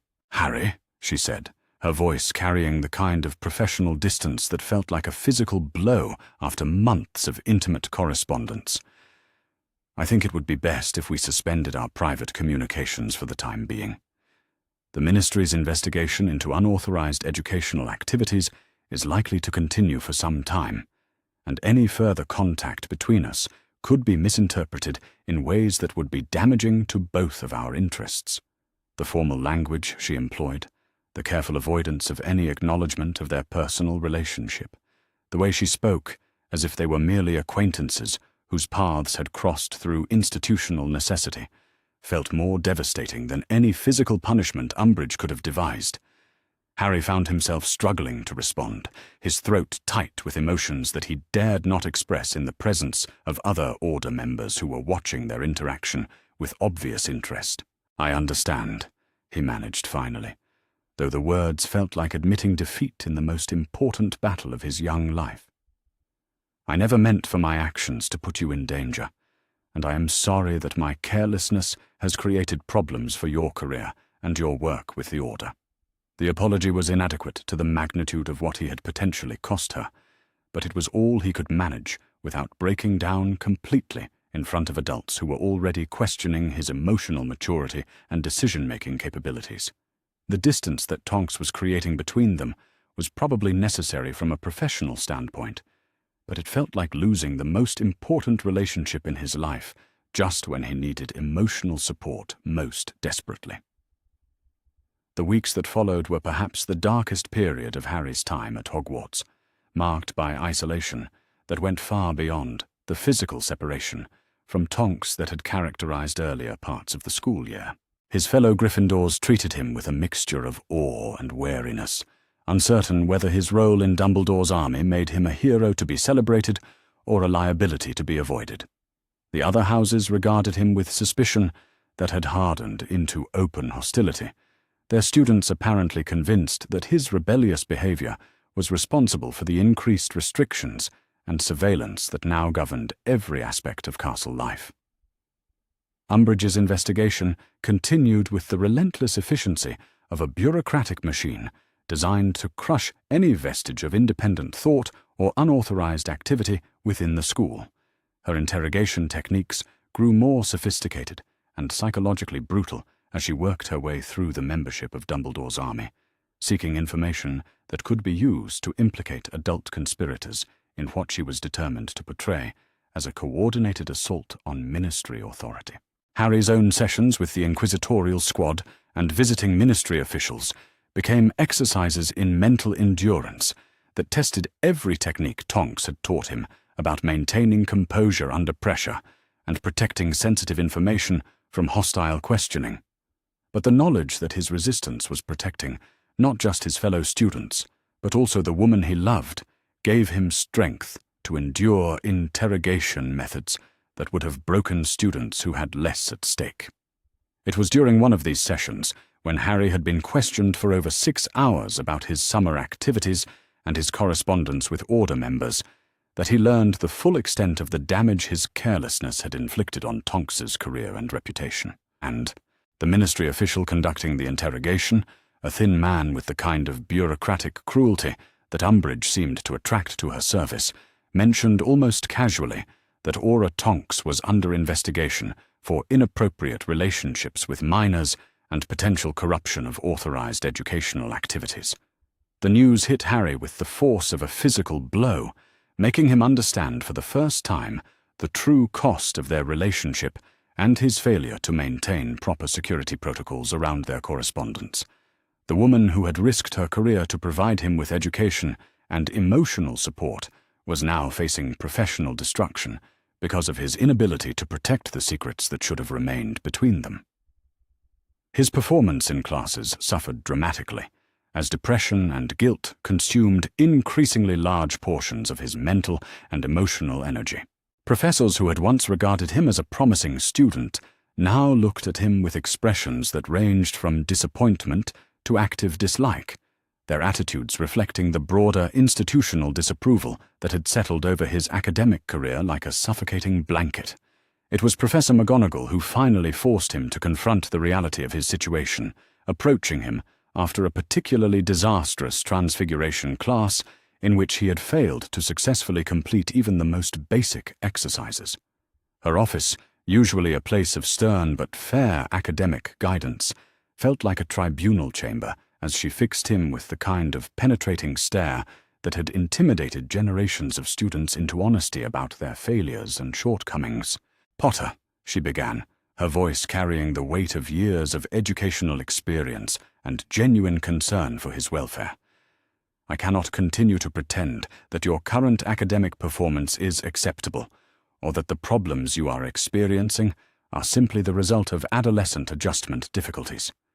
Your magical abilities appear to have deteriorated significantly since the beginning of the term, and your emotional state suggests that you are dealing with pressures that go far beyond typical student concerns." The conversation that followed was one of the most difficult of Harry's academic career, forcing him to acknowledge the ways in which his personal relationships and political activities had compromised his ability to function as a student, while also grappling with questions about his future that he had been too overwhelmed to consider properly. McGonagall's assessment was brutally honest, but not unkind, recognizing both his extraordinary circumstances and his responsibility for the choices that had led to his current crisis. But it was her insight into the broader implications of the ministry's investigation that truly made him understand the scope of the damage he had caused to people he cared about most. The targeting of Aura Tonks, she explained, was part of a systematic effort to discredit and remove Order members from positions of influence within the ministry, using any available evidence of inappropriate behavior or unauthorized activities to justify disciplinary action that served Fudge's political agenda. "Your correspondence with her," McGonagall continued, her voice carefully modulated to avoid any suggestion of judgment about the nature of that relationship, "has been interpreted as evidence of her unprofessional conduct and inappropriate influence over a minor who was supposed to be under official protection. The ministry is using this interpretation to question not just her judgment, but her loyalty to institutional authority and her fitness to serve in a position that requires absolute trustworthiness." The revelation that his relationship with Tonks was being weaponized as part of a broader political assault on the Order filled Harry with rage and guilt in equal measure, emotions that had no constructive outlet given the constraints of his current situation. The injustice of seeing someone who had risked everything to help him develop his capabilities now being punished for that very assistance, felt like a betrayal of every principle of fairness and recognition of merit that should have governed institutional decision-making. As spring arrived at Hogwarts with its usual promise of renewal and fresh beginnings, Harry found himself increasingly isolated from both the magical education that had once excited him and the personal relationships that had sustained him through previous challenges. The charmed coin that had once provided a lifeline to the most important person in his world now lay cold and unused in his trunk, a reminder of connections that had been severed by forces beyond his control. But it was during this period of maximum isolation and despair that Harry began to develop the kind of inner strength and self-reliance that would prove crucial in the battles that lay ahead. The lessons Tonks had taught him about magical theory and practical application took on new significance as he realized that his education would need to continue without external guidance or support, driven by his own initiative and sustained by his understanding of what was at stake in the larger conflict. The advanced defensive techniques he practiced in secret, using abandoned classrooms and forgotten corners of the castle, became more than just academic exercises or preparation for future confrontations. They became a form of meditation and self-discipline that helped him maintain focus and emotional equilibrium despite the chaos that surrounded his daily life and the uncertainty that clouded his future prospects. It was during one of these private training sessions, when Harry was working on the complex shield charm variations that Tonks had demonstrated during their summer lessons, that he experienced a breakthrough in understanding that changed his relationship with magic itself. The spells he had been practicing mechanically suddenly clicked into place with a clarity and power that surprised him, as if his emotional turmoil had somehow deepened his connection to the magical forces he was attempting to control. The realization that his magical abilities were actually stronger rather than weaker as a result of the emotional growth he had experienced over the past year provided him with a foundation for hope that had been missing from his daily experience for months. Perhaps the relationship with Tonks, despite its current complications and the damage it had caused to her career, had given him something more valuable than simple happiness or emotional comfort. The skills she had taught him, the perspectives she had shared about the nature of magical power and its relationship to personal development, the emotional maturity she had helped him develop through their intimate conversations about identity and purpose, all represented permanent changes in his character that no ministry investigation could take away from him. Even if their relationship was destroyed by political forces beyond their control, the person he had become under her influence would continue to grow and develop in ways that honored what she had given him. As the school year drew toward its inevitable conclusion with the approaching OWL examinations, Harry found himself facing questions about his future that went far beyond academic achievement or career planning. The ministry's investigation had made it clear that his connection to certain order members was considered a liability rather than an asset, and that his continued involvement in resistance activities would need to be carefully managed to avoid further damage to the organization's operational security. But perhaps more importantly, he was beginning to understand that his relationship with Tonks, regardless of its ultimate fate, had taught him lessons about love, commitment, and personal sacrifice that would shape every significant decision he made for the rest of his life. The willingness to risk everything for someone whose happiness and welfare mattered more than his own safety or comfort, the recognition that true partnership required mutual support and understanding even in the face of external opposition, the understanding that meaningful relationships demanded growth and change from both participants, all represented insights that went far beyond typical adolescent romantic experience. The final confrontation with Umbridge, when it came, felt almost anticlimactic after months of building tension and psychological warfare. Her attempt to use the Cruciatus curse on him in pursuit of information about Dumbledore's whereabouts represented the ultimate expression of institutional brutality, disguised as legitimate authority. But Harry found that he was prepared for even this level of escalation in ways that surprised both of them. The mental discipline Tonks had taught him, the techniques for maintaining focus and protecting sensitive information under extreme pressure. The understanding that physical pain was temporary, while betrayal of trust could cause permanent damage, all combined to give him strength to resist interrogation methods that were designed to break the will of far more experienced adults. But it was the knowledge that his resistance was protecting not just Dumbledore's location, but also the safety of Order members who had already sacrificed too much for his welfare, that gave him the motivation to endure whatever Umbridge was prepared to inflict on him. The woman who had risked her career to help him develop his magical abilities deserved better than to have her sacrifice rendered meaningless by his inability to withstand pressure when it truly mattered. The rescue that came, orchestrated by Hermione's quick thinking and executed with the kind of dramatic flair that seemed to characterize the most significant moments of his Hogwarts career, felt like vindication of everything he had learned about the importance of preparation, loyalty, and the willingness to take calculated risks in service of principles that mattered more than personal safety or institutional approval.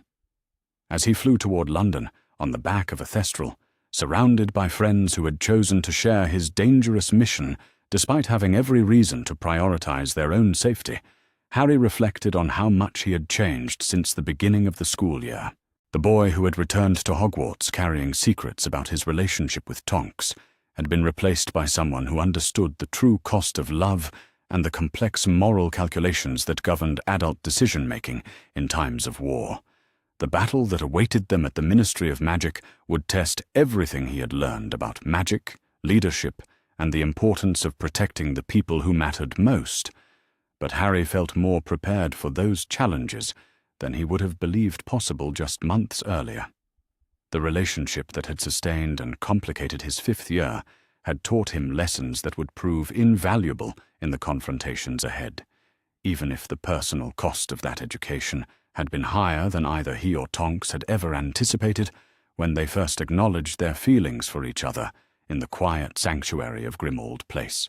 The weeks following the Order's decision to reassign Tonks from his protection detail passed like a waking nightmare from which Harry could not escape, each day bringing fresh reminders of the emotional and professional destruction his carelessness had caused to the person who mattered most to him in the world.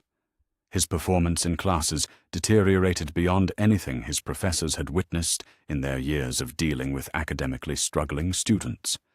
But even more concerning was the way his magical abilities seemed to fluctuate wildly between moments of exceptional power and periods of complete inability to cast even the simplest spells. The isolation he experienced went far beyond the physical separation from Tonks that had characterized earlier parts of the school year. His fellow Gryffindors, while still loyal in their way, seemed uncomfortable around him now that rumors about his involvement with an adult Order member had begun circulating through the castle's gossip networks. The carefully worded warnings from prefects and the meaningful looks from professors suggested that everyone was aware something significant had changed in his circumstances, though the specifics remained mercifully unclear to most of the school population. But it was the complete silence from Tonks herself that proved most devastating to Harry's emotional equilibrium and sense of self-worth.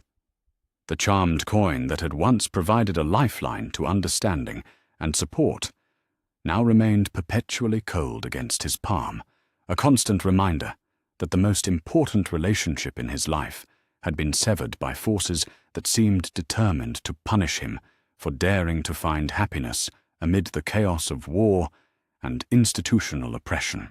His attempts to focus on academic responsibilities and maintain some semblance of normal teenage life proved futile as depression settled over him like a suffocating blanket that muffled his ability to engage with anything that did not directly relate to his loss.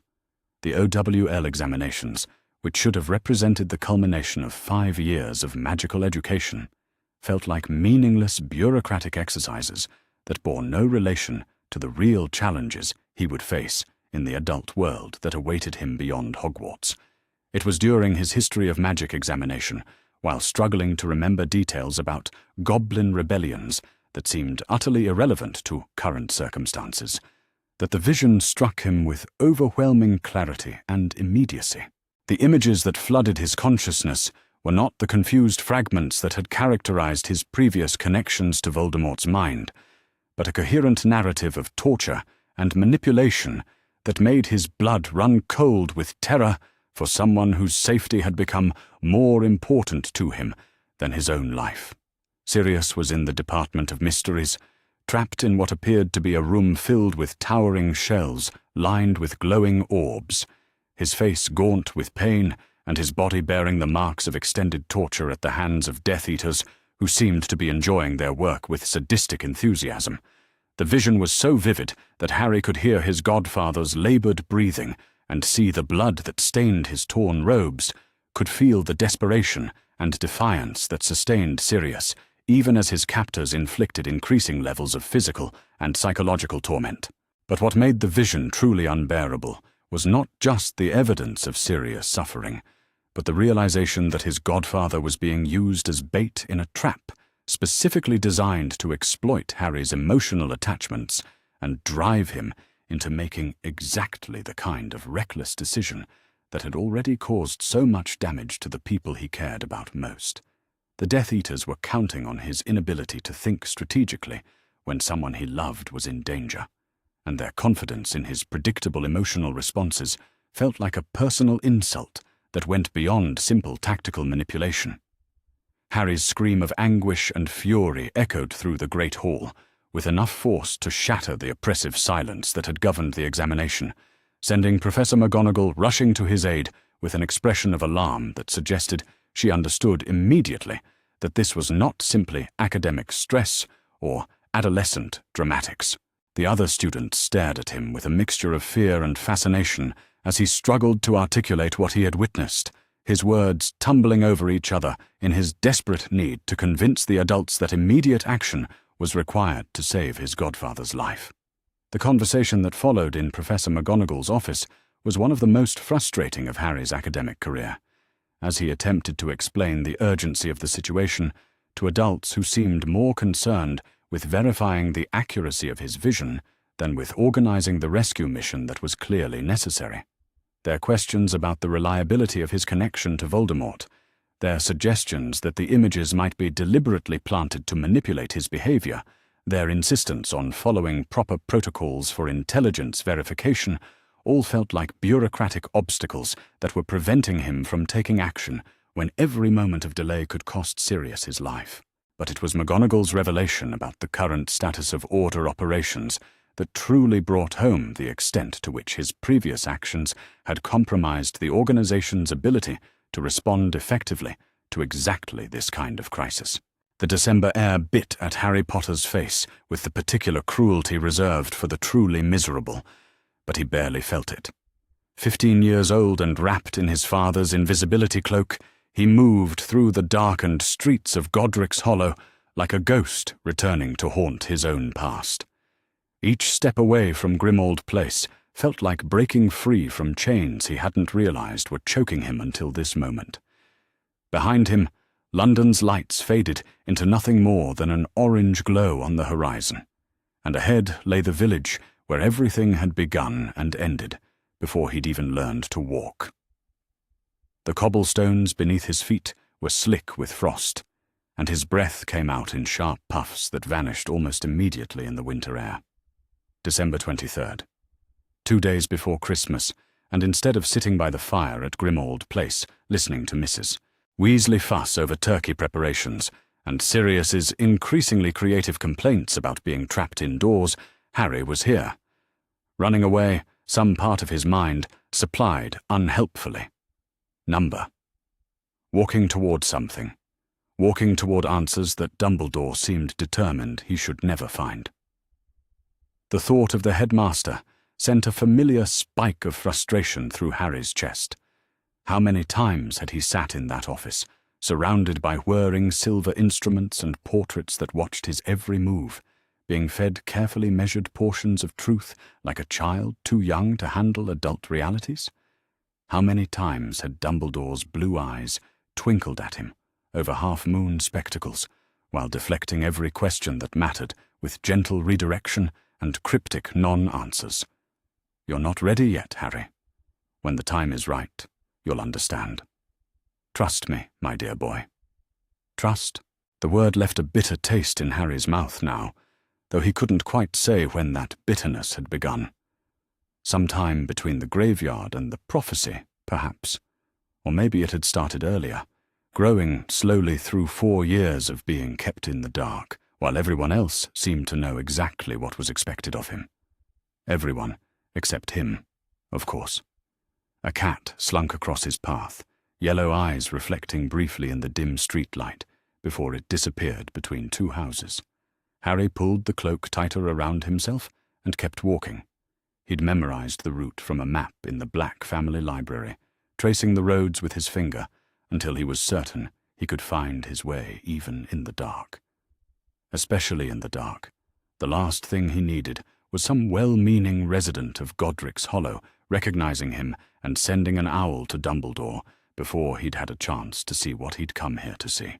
The village was exactly as he'd imagined it, from the few descriptions he'd managed to gather over the years. Small, quiet, the kind of place where everyone knew everyone else's business and strangers were noted and discussed over tea the next morning. Victorian houses lined the main street, their windows dark at this hour, garden gates latched tight against the winter wind. It looked peaceful. It looked like the sort of place where children would grow up safe and loved, where families would gather around Christmas trees and worry about nothing more pressing than whether the pudding would turn out properly. It looked like the sort of place where a 1-year-old boy shouldn't have been orphaned on a dark October night 14 years ago. Harry's steps slowed as he approached the center of the village. There would be a memorial here somewhere, he knew, something tasteful and appropriately mourning the tragedy that had befallen the Potter family, something that reduced his parents to symbols, to names on a plaque that people could look at and feel appropriately sad about for 30 seconds before moving on with their lives. He wasn't ready to see that. Not yet. Instead, he turned down a narrow lane that led away from the main road, following the directions he'd memorized. The houses grew sparser here, separated by larger gardens and higher hedges.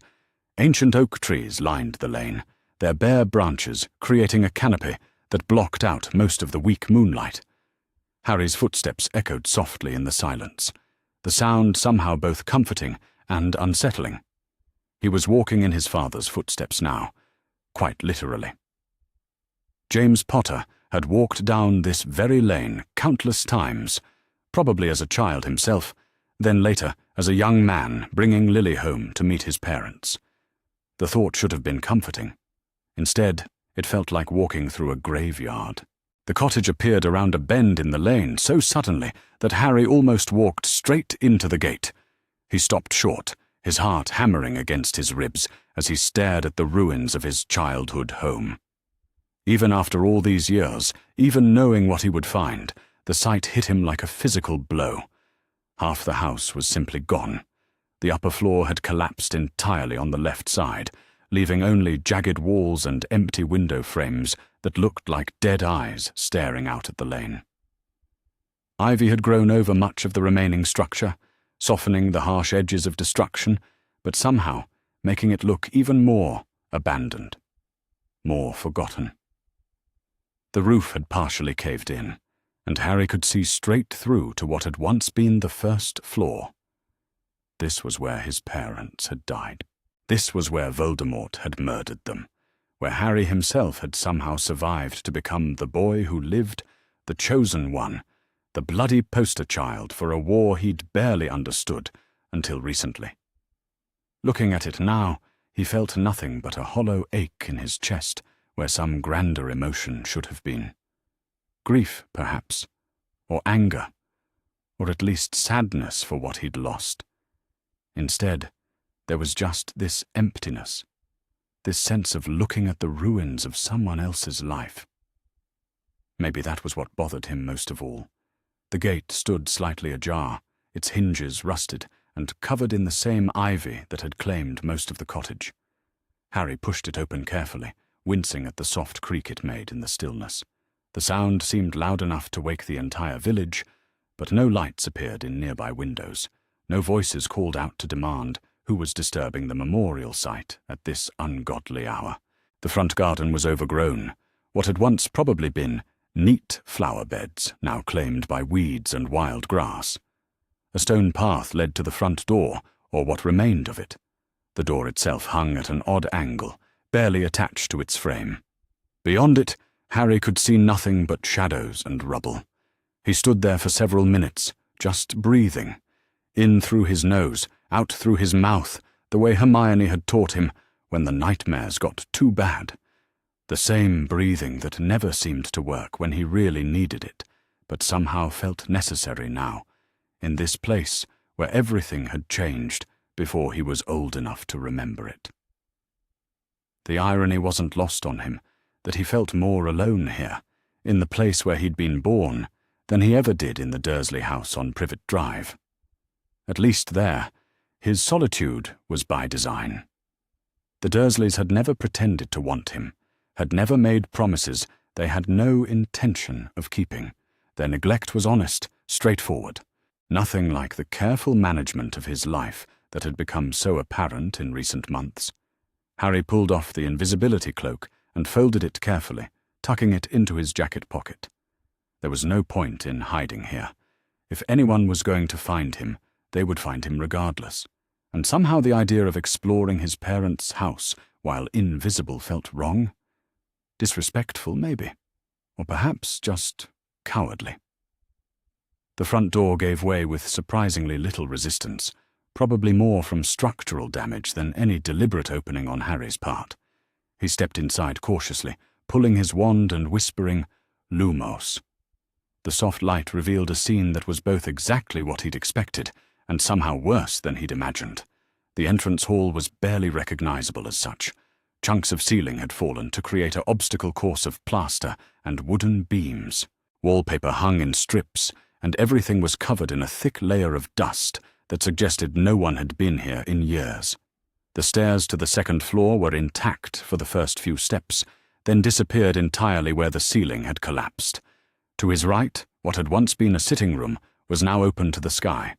Furniture lay scattered and broken, covered in 14 years' worth of leaves and debris that had blown in through the ruined roof.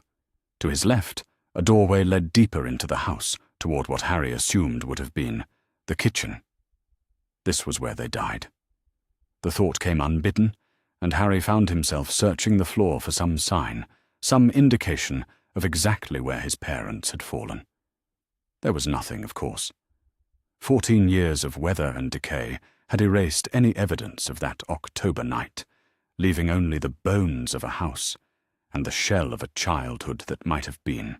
He moved deeper into the cottage, his wand light casting dancing shadows on the walls. The kitchen was in better condition than the front rooms, protected somewhat by the intact portion of the roof. A table sat in the center of the room, though several of its legs had given way, and it now tilted at an alarming angle. Dishes still sat in the sink, green with moss and filled with stagnant rainwater that had collected over the years. There had been a birthday party here once, Harry's first birthday. He knew that much from the fragments of information he'd managed to piece together over the years. James and Lily Potter had celebrated their son's first year of life in this very room, probably gathered around this same table. They'd cut a cake, taken pictures, made plans for the future that would never come. Had they known that night? Had they sensed that time was running out, that their days were numbered? Or had they simply been young parents enjoying a quiet evening at home, secure in the belief that their secret keeper could be trusted, that Dumbledore's plans would keep them safe? The bitter taste in Harry's mouth returned. Dumbledore's plans.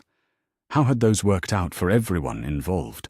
A sound from outside made Harry freeze, wand raised and every muscle tense. Footsteps on gravel, slow and deliberate. Someone was approaching the cottage, and at this hour it couldn't be a casual visitor or someone out for a late-night stroll. Harry weighed his options quickly. Hide and hope they passed by. Try to leave through the back of the house. confront whoever it was, and deal with the consequences. The footsteps stopped just outside the front door. Harry held his breath, listening to the silence that followed. Whoever was out there was being deliberately quiet now, which suggested they knew someone was inside. His grip tightened on his wand, and he began to move carefully toward the kitchen window, hoping to get a look at his unexpected visitor without being seen. He never made it that far. The voice that called out was familiar, though pitched lower than usual, and tinged with something that might have been concern. "Harry, I know you're in there." Remus Lupin. Of course. Harry closed his eyes briefly, feeling a mixture of relief and frustration. Relief that it wasn't Dumbledore or some ministry official come to drag him back to London. Frustration that his solitary pilgrimage had been discovered so quickly. "Professor Lupin," Harry called back, not moving from where he stood in the kitchen doorway. "Bit late for a stroll through the village, isn't it?" "I could ask you the same question." Lupin stepped through the ruined front door, moving carefully around the debris. In the wandlight, he looked older than Harry remembered, though that might have been the shadows casting deep lines around his eyes and mouth. "Though I suspect I already know why you're here." "Do you?" Harry's voice came out sharper than he'd intended. "Because I'm not entirely certain I know myself." Lupin paused in his careful navigation of the rubble-strewn entrance hall and looked at Harry with an expression that was difficult to read. "You're looking for answers, the same way your father used to when he was frustrated with authority figures who wouldn't tell him what he wanted to know." The comparison hit harder than Harry had expected. He'd heard people say he looked like James Potter, had seen the resemblance himself in old photographs, but no one had ever suggested he acted like his father. The idea was both thrilling and terrifying in equal measure. And did he find them? The answers he was looking for? Something flickered across Lupin's face, gone too quickly to identify. Sometimes, though I'm not sure he always liked what he discovered. There was weight behind those words, an implication that Harry couldn't quite grasp but knew was important. He studied Lupin's face in the dim wandlight, searching for clues to whatever the older wizard wasn't saying. "Professor," Harry said carefully, "what do you know about my parents' last few months? Before they died, I mean. What they were thinking, what they were afraid of." "Harry," Lupin's voice held a warning note. "There are some conversations that should happen in places with fewer ears and more warmth. This cottage has been many things, but it's never been safe from observation." "Then why are you here? If it's not safe, why follow me?" "Because Sirius is pacing a trench in the drawing-room carpet, and Molly is beside herself with worry, and because I remember what it was like to be young and angry and convinced that the adults in my life were keeping secrets that could change everything." The accuracy of that description was uncomfortable. Harry shifted his weight, feeling suddenly exposed despite the shadows and ruins that surrounded them. Were they? Keeping secrets that could change everything? Lupin was quiet for so long that Harry began to think he wouldn't answer at all. When he finally spoke, his voice was carefully neutral in a way that suggested considerable effort. "We all kept secrets during the war, Harry. Some because we had to. Some because we thought we were protecting people we cared about. And some because we were afraid of what would happen if certain truths came to light." "That's not an answer." "No," Lupin agreed. "It's not."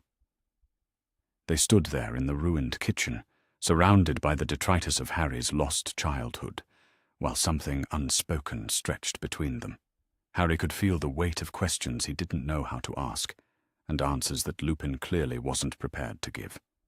Not here, not now, not without careful consideration of the consequences. But there was something in the older wizard's eyes, some flicker of uncertainty or guilt that suggested Harry's instincts weren't entirely wrong. There were secrets. There were things he hadn't been told, things that mattered, things that might change how he understood not just his parents' death, but everything that had come after. I should get you back to London, Lupin said finally. Before Sirius does something dramatically foolish, like calling out the entire Order to search for you. In a minute. Harry turned away from the kitchen doorway and began examining the room more carefully. I just want to look around a bit more. I've never been here before, never seen where they lived. Harry, just a few more minutes, please. Lupin seemed to be weighing something internally. Harry could almost see the struggle on his face, the competing impulses of keeping Harry safe versus understanding his need to connect with this place, with the parents he'd never really known. 10 minutes, Lupin said eventually. Then we go back. No arguments. Agreed. Harry began his exploration in earnest then, running his hands along what remained of the kitchen counters, opening cabinets that still hung intact. Most were empty, but a few still held traces of his parents' lives, a set of mismatched coffee mugs, a handful of recipe cards written in what must have been Lily's careful handwriting, a small wooden spoon rest shaped like a snitch. Each discovery felt both precious and heartbreaking. These were the mundane details of their lives, the everyday objects that had surrounded them in their final months. Looking at them, Harry could almost imagine his parents moving through their morning routine, Lily making tea, while James probably complained about having to stay inside, both of them trying to maintain some semblance of normalcy while the war raged outside their hidden sanctuary. It was while examining a small ceramic bowl filled with what might once have been potpourri that Harry's fingers brushed against something unexpected.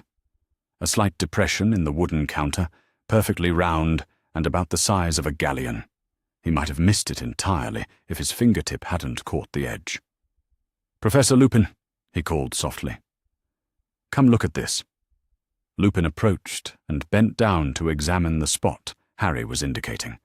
His expression grew thoughtful as he traced the outline with his own finger. "Blood Ward anchoring point," he said after a moment. "Your mother would have used this to key the protective spells on the house to your family's magical signature. Is that significant? Probably not. Most families use similar setups for their home protections." But something in Lupin's voice suggested he wasn't entirely convinced of his own words. Harry pressed his thumb to the center of the depression, not really expecting anything to happen. The world exploded into gold. Magic surged through him like a lightning strike, but instead of pain, there was warmth, recognition, a sense of coming home that was so powerful it nearly brought him to his knees. Images flashed behind his closed eyelids.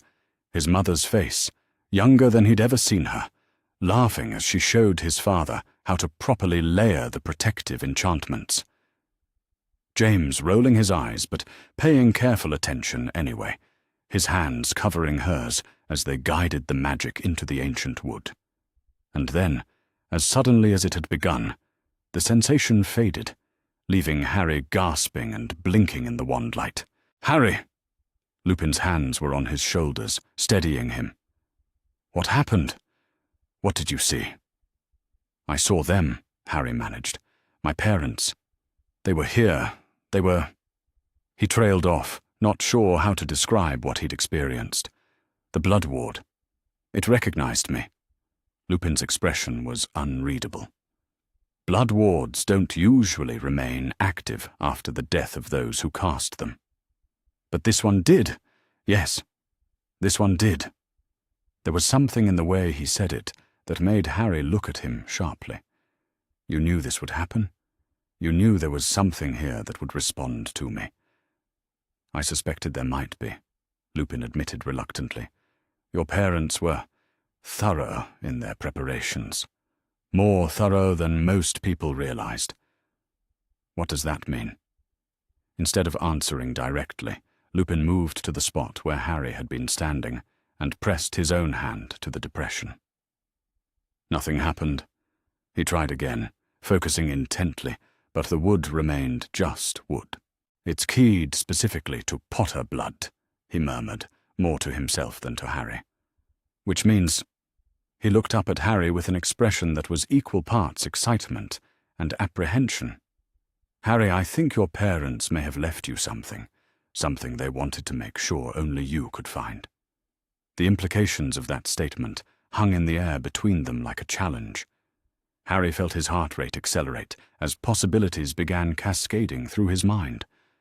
A message, information about Voldemort, details about the night they died, answers to questions he'd been asking for years, or perhaps something else, entirely. Something that would explain why he'd felt so compelled to come here tonight, why every instinct he possessed had been screaming at him that there were truths he needed to discover. "How do I find it?" he asked. Lupin hesitated. "I'm not certain you should. Not here. Not now. If your parents went to the trouble of hiding something this carefully, there was probably a good reason. And if it's been hidden for 14 years, it's been waiting for me to be old enough to find it," Harry finished. "I'm 15, Professor. I've faced Voldemort twice, seen people die, learned about prophecies and destiny and all the rest of it. How much older do I need to be?" The question hit its mark. Harry could see the moment when Lupin's protective instincts warred with his understanding of what Harry had already endured, what he was likely to face in the future, regardless of whether he found whatever his parents had hidden. "The blood ward should lead you to it," Lupin said finally. "If you maintain contact with the anchor point and focus on your connection to this place, to your family, it should guide you to whatever they left behind." Harry nodded and placed his hand back on the depression in the counter. This time, he was prepared for the surge of magic, ready to let it flow through him without resistance. The warmth spread up his arm and through his chest, and he felt an unmistakable pull toward the back of the house. "This way," he said, following the sensation toward what had once been a door to the garden. The door itself was long gone, leaving only an empty frame that opened onto the cottage's back garden.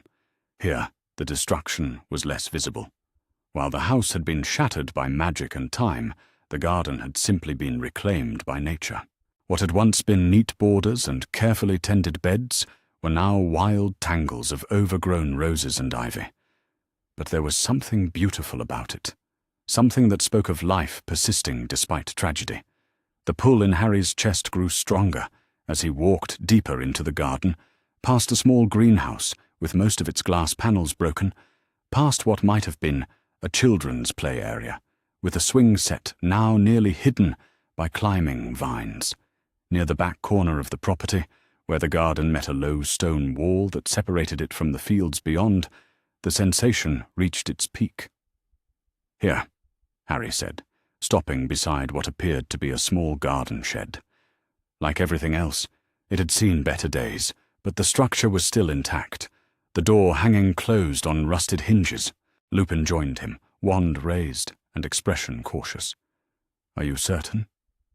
"The magic is strongest right here." Harry reached for the door handle, then paused.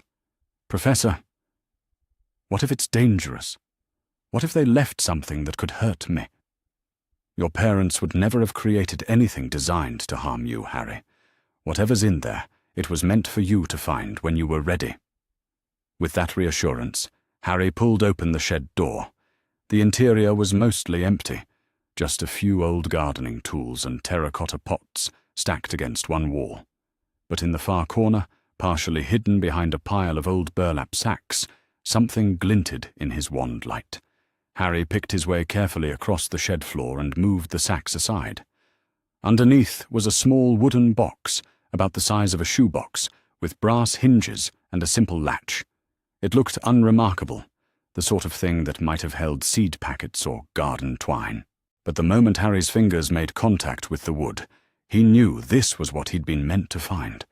The magic in it sang in harmony with his own, a resonance so perfect it was like hearing his name called by a familiar voice. He lifted the box carefully and carried it back to where Lupin was waiting. "Can you open it?" Lupin asked. Harry tried the latch. It moved freely, no lock or magical seal to prevent him from lifting the lid. Inside, nestled in what looked like velvet lining, were several items: a small leather journal, a silver pendant on a thin chain, a rolled piece of parchment tied with red ribbon, and lying on top of everything else, like it had been placed there just moments before. An envelope addressed in familiar handwriting. For Harry James Potter, when he is old enough to understand. Harry's hands were shaking as he picked up the envelope. The parchment felt substantial, expensive, and the ink had remained perfectly clear despite 14 years in a garden shed. Magic, obviously. His parents had ensured their message would wait for him, unchanged by time or weather. "It's from them," he whispered, though that much was obvious. "They left me a letter." Lupin was very quiet beside him. When Harry glanced up, the older wizard's expression was complex, filled with emotions Harry couldn't begin to interpret. "Perhaps," Lupin said carefully, "we should take everything back to Grimmauld Place before you read it. Some conversations are better had surrounded by friends and family." "No." The word came out more sharply than Harry had intended. "I need to read this now, here. They meant for me to find it when I was ready, and I'm ready now." He broke the wax seal on the envelope before Lupin could object further. Inside were several sheets of parchment, covered in his father's handwriting, with occasional additions in what must have been his mother's hand. The date at the top made Harry's breath catch. October 29th, 1981. 2 days before they died. "My dear son," the letter began, and Harry had to stop reading for a moment to compose himself.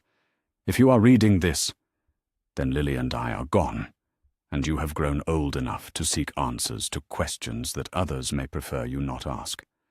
I hope you will forgive us for not being there to guide you through whatever challenges you face, and I hope you will understand why we felt it necessary to hide these truths until you were mature enough to handle them. We are writing this because we have come to suspect that not everyone who claims to have your best interests at heart truly does. There are those who would use you, Harry, who would see you as a symbol rather than a person, a tool rather than a child who deserves to choose his own destiny. We pray that we are wrong, but if we are not, then you deserve to know the truth before it is too late to change your path." The letter continued for several pages, but Harry found himself unable to process the words properly. The implications were staggering, the accusations so far beyond anything he had imagined that his mind seemed to be rejecting them entirely. He read the same paragraph 3 times before giving up and looking at Lupin, who was watching him with an expression of deep concern. "Professor," Harry said, his voice barely above a whisper, "I think you should read this too." The hunt for Horcruxes began in earnest the day after Harry's confrontation with Dumbledore, driven by the urgent realization that they could no longer rely on the headmaster's timeline or methodology for dealing with Voldemort's anchors to life. The documents they had extracted from Order headquarters contained references to objects of dark magic that matched the descriptions in the advanced texts Harry had been studying, but the information was frustratingly incomplete and clearly designed to support Dumbledore's preferred approach rather than facilitate independent action. What they needed was a comprehensive understanding of how Horcruxes functioned, how they could be located, and most importantly, how they could be destroyed without requiring Harry's death as the ultimate sacrifice. The research required access to materials that went far beyond what was available in the Hogwarts library, or even in the restricted sections that Harry had learned to navigate during his years at the school. The breakthrough came through Luna's father's connections to scholars who specialized in the darker aspects of magical history. Xenophilius Lovegood's reputation for publishing unconventional theories had given him access to researchers whose work was considered too dangerous or controversial for mainstream academic institutions, but whose expertise in forbidden magic was unparalleled. Professor Bathilda Bagshot proved to be an invaluable resource once again, her decades of historical research having uncovered patterns in the use of soul magic that went back centuries. Her private library contained texts that had been banned from public access, treatises on the creation and destruction of Horcruxes that provided the technical knowledge Harry's group desperately needed. The process of soul division is inherently unstable, Bathilda explained during one of their clandestine meetings in her cottage in Godric's Hollow. Each fragment becomes more isolated from the original consciousness, more vulnerable to targeted magical assault. The traditional methods of destruction require physical destruction of the container, but there are alternative approaches that work by severing the connection between the soul fragment and its anchor. What kind of alternative approaches? Hermione asked, her notebook ready to capture every detail of the complex magical theory they were discussing. Sympathetic resonance, primarily, Bathilda replied, her eyes bright with the enthusiasm that came from discussing subjects that had fascinated her for decades. If you can establish a strong enough magical connection to the original soul, you can use that connection to draw the fragments back together, forcing them to reintegrate whether the original consciousness wants them to or not. The implications of what she was describing were staggering. Instead of hunting down and destroying individual Horcruxes through dangerous expeditions and magical combat, they could potentially eliminate all of them simultaneously by forcing Voldemort's fragmented soul to become whole again. But the process would require someone with an existing connection to Voldemort's soul, someone who could serve as a conduit for the sympathetic resonance that would make the reintegration possible. And there was only one person in the wizarding world who had the kind of connection necessary to make the technique work. "You're talking about me," Harry said quietly, understanding the implications even before Bathilda nodded in confirmation. "The scar on your forehead contains a fragment of Voldemort's soul," she explained gently. "That fragment has been growing stronger over the years, developing into what amounts to a sympathetic link with every other piece of his divided consciousness. With the right preparation and magical support, you could use that link to force a reintegration that would make him vulnerable in ways he has never experienced before. The technique was elegant in its simplicity and horrifying in its requirements. Harry would need to deliberately strengthen his connection to the soul fragment that had been implanted in him as an infant, allowing it to grow until it could serve as a beacon that would call the other fragments back to their source.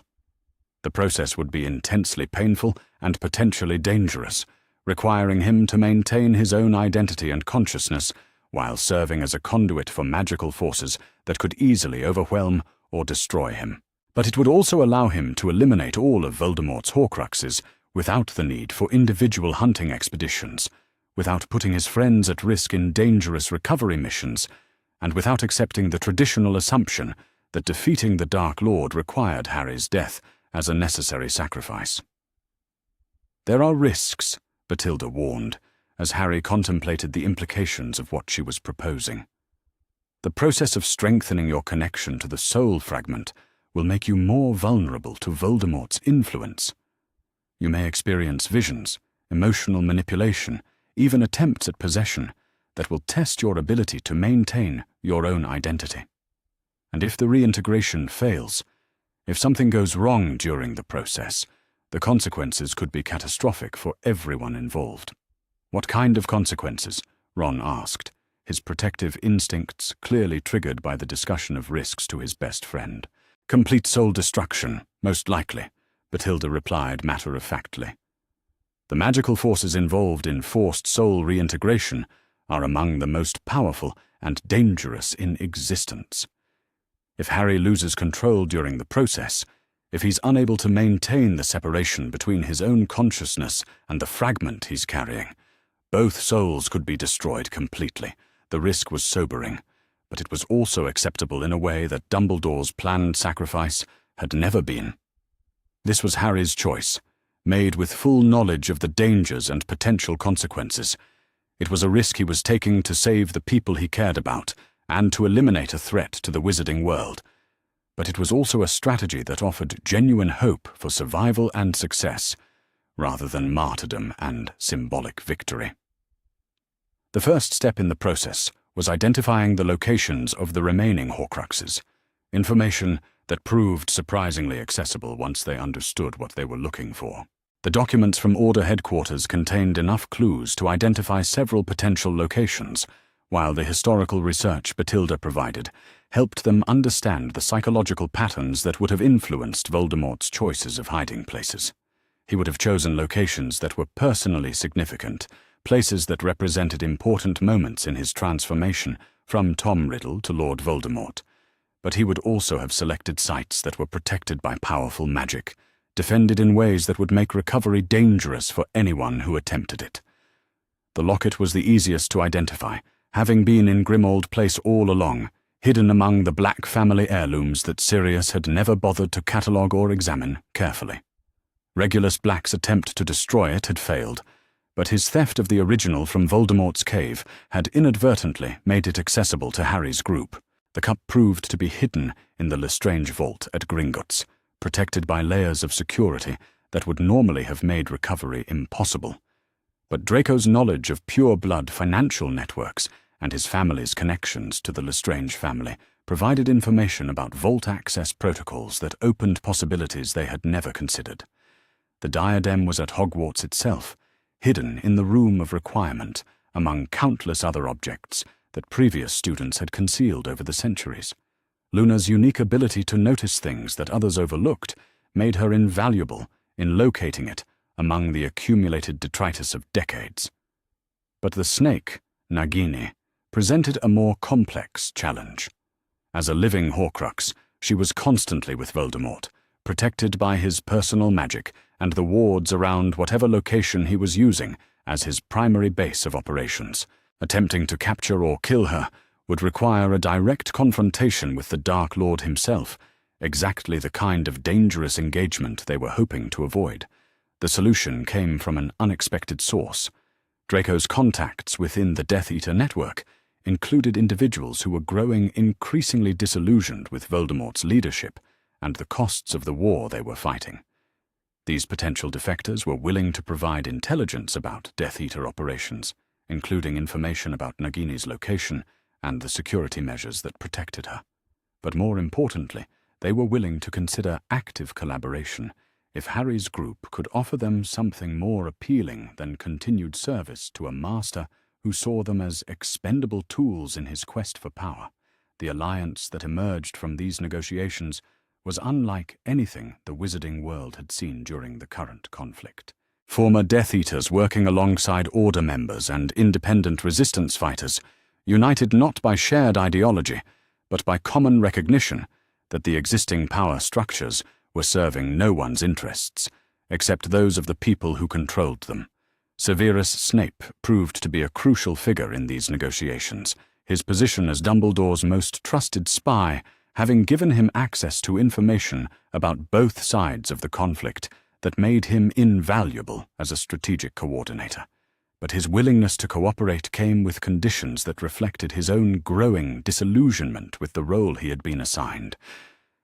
"I've spent years playing whatever part Dumbledore required of me," Snape told Harry during one of their planning sessions, his voice carrying the bitterness of someone who had been used as a tool for so long that he had almost forgotten what it felt like to make his own choices. "Pretending to hate you while secretly working to protect you, maintaining my cover among the Death Eaters while secretly serving the Order's interests. I'm tired of being a double agent in someone else's war. What do you want in return for your cooperation?" Harry asked, recognizing that Snape's knowledge and connections would be essential for the success of their plan.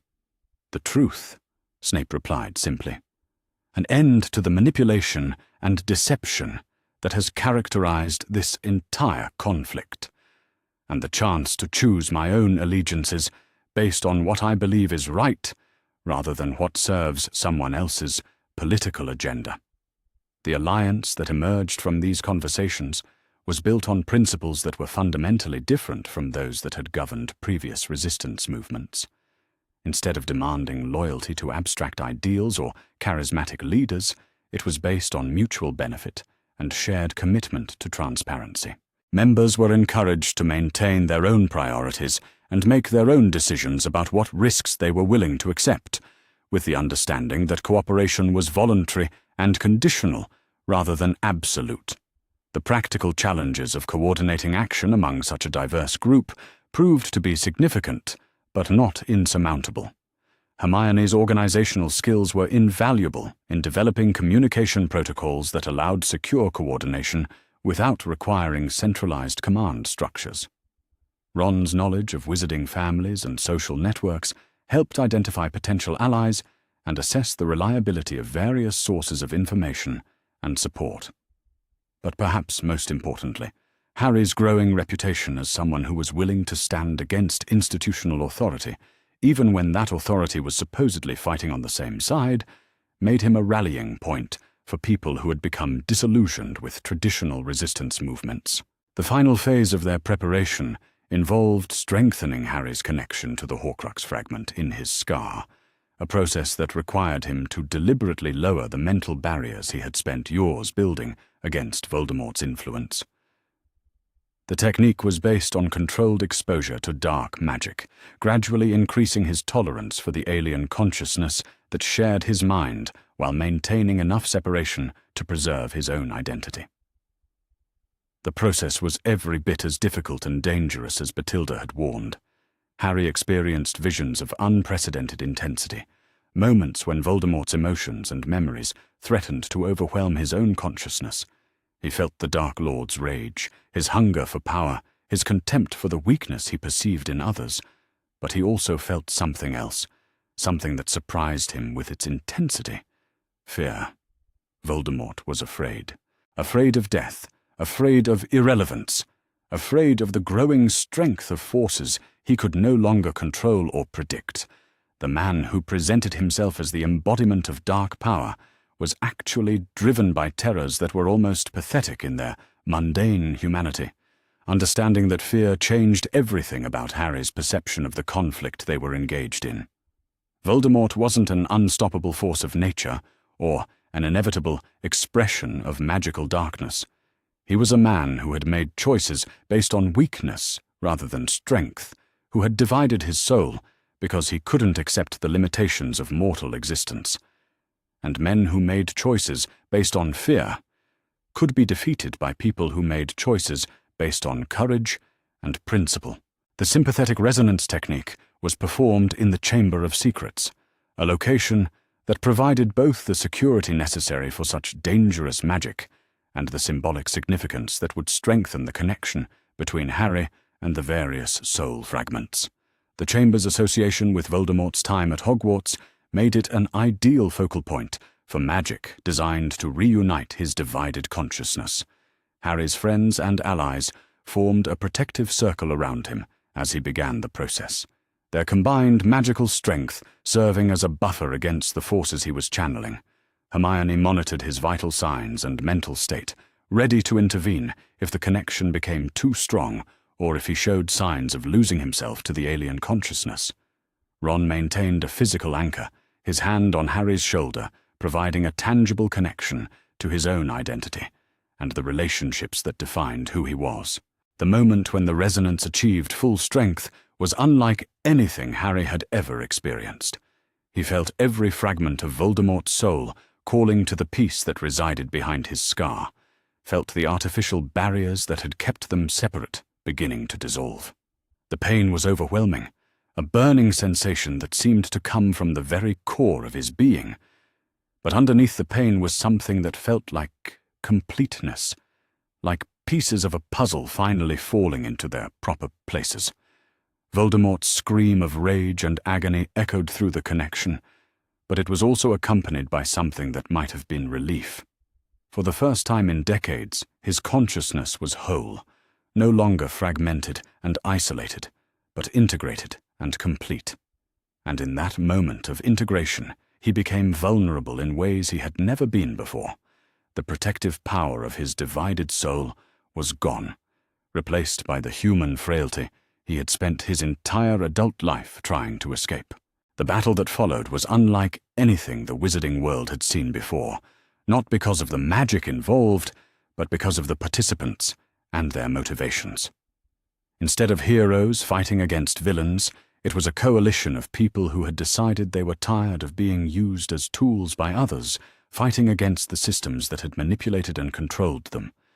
When it ended, when Voldemort lay defeated, not by prophesied sacrifice, but by the combined efforts of people who had chosen to work together for their own reasons, Harry felt something he had never expected to experience.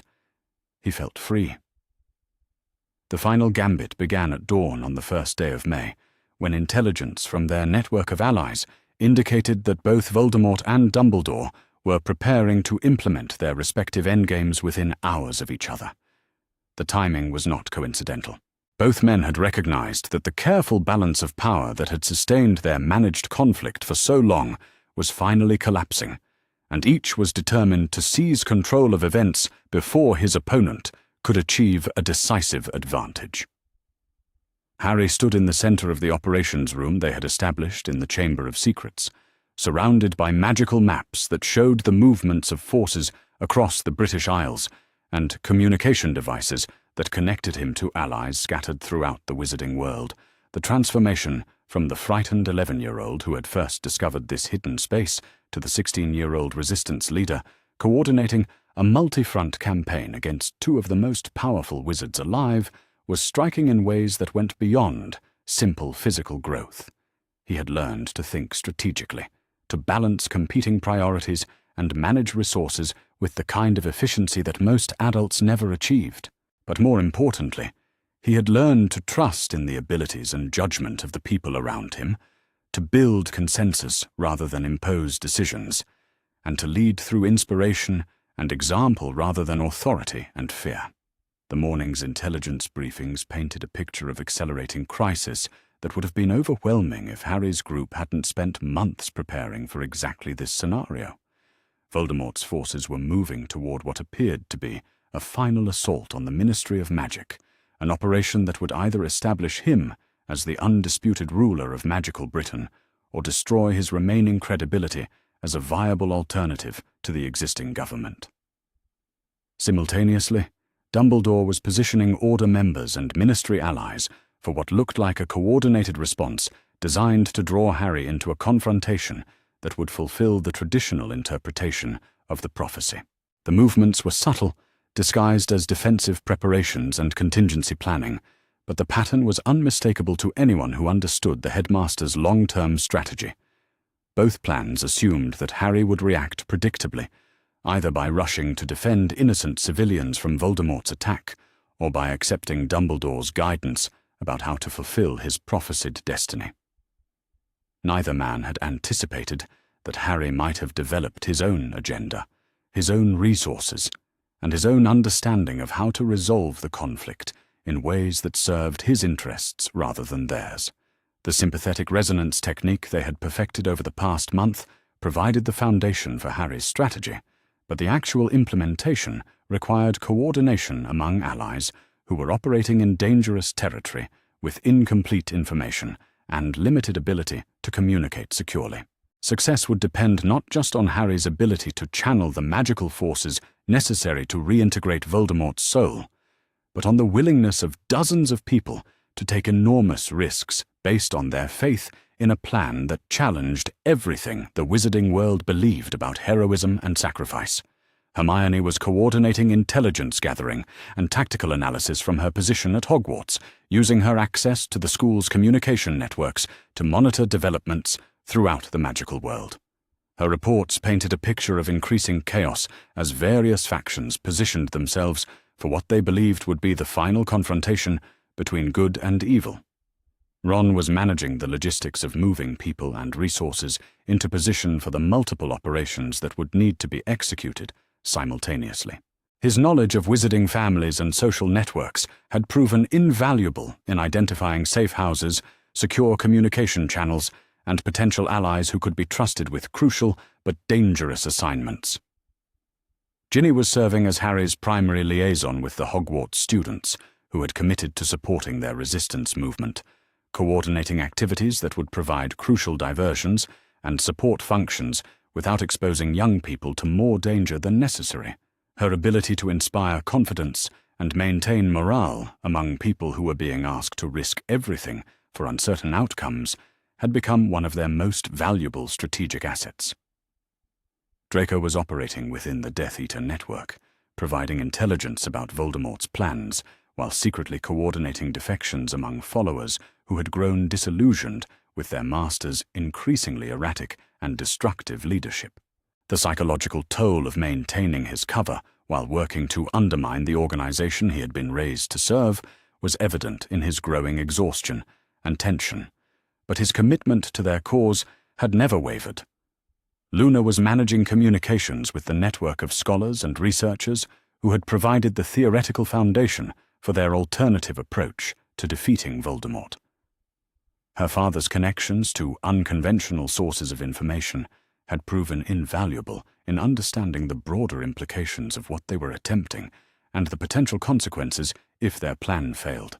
Neville was coordinating security for their operations, using his knowledge of defensive magic and his connections among students and faculty to ensure that their activities remained hidden from hostile surveillance while maintaining the ability to respond quickly to changing circumstances. And Sirius was serving as their primary contact with adult allies within the Order, who were beginning to question Dumbledore's methods and might be willing to support alternative approaches to ending the war. His position as Harry's godfather gave him credibility with people who might otherwise have dismissed their resistance movement as the naive idealism of teenagers who didn't understand the complexities of adult decision-making. The morning's first crisis came when Voldemort's assault on the Ministry began several hours earlier than their intelligence had predicted, forcing them to implement their contingency plans before all of their resources were fully in position. The attack was devastating in its scope and coordination, with Death Eaters striking simultaneously at multiple government facilities, while their leader personally led an assault on the Department of Mysteries. The timing was clearly designed to force a response from Harry and his allies to draw them into defending institutional targets that they had no particular loyalty to, but that represented innocent lives and democratic values. It was exactly the kind of moral manipulation that both Voldemort and Dumbledore excelled at, creating situations where the only available choices seemed to be between accepting unacceptable outcomes and making sacrifices that served their opponents' strategic objectives. But Harry had learned to recognize these false dilemmas and to create alternative options that his opponents hadn't anticipated. Instead of rushing to defend the Ministry or accepting Dumbledore's guidance about how to respond to the crisis, he activated the network of alliances they had been building for months and began implementing a strategy that would address the immediate threat while also achieving their longer-term objectives.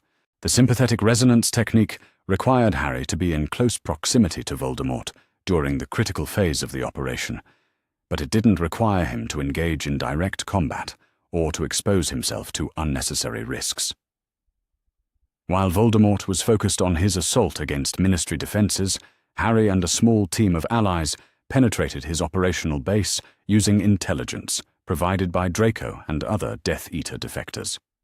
The base was a manor house in Yorkshire that Voldemort had appropriated from a pure-blood family that had failed to demonstrate sufficient loyalty to his cause. The location was heavily warded and defended by magical creatures and automated defensive systems, but the intelligence Harry's group possessed allowed them to bypass most of these obstacles without triggering alarms that would alert Voldemort to their presence. Nagini was exactly where their intelligence had indicated she would be, coiled in the manor's main hall within a protective circle that was designed to shield her from conventional magical attacks. But the sympathetic resonance technique wasn't a conventional attack. Instead of trying to destroy the snake or the soul fragment she contained, Harry used his connection to the Horcrux in his scar to establish a magical link that would allow him to force a reintegration of all the scattered pieces of Voldemort's consciousness. The process was every bit as difficult and dangerous as their preparation had suggested. Harry felt his own identity being stretched and strained by the alien thoughts and emotions that flooded through the connection, experienced moments when he wasn't sure where his own consciousness ended and Voldemort's began.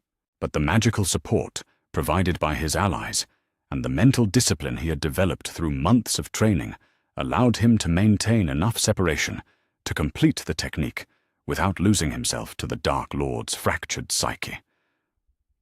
The moment when the reintegration achieved full resonance was visible across the magical world as a pulse of silver light that seemed to emanate from every location where a Horcrux had been hidden.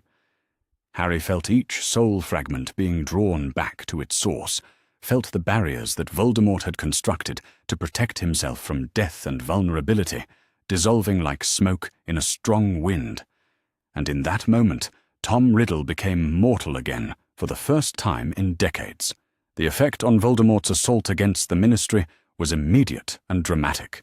His connection to the dark magic that had sustained his power for so long was severed, leaving him vulnerable to the combined forces of Aurors, Order members, and Ministry employees who had been struggling to contain his attack.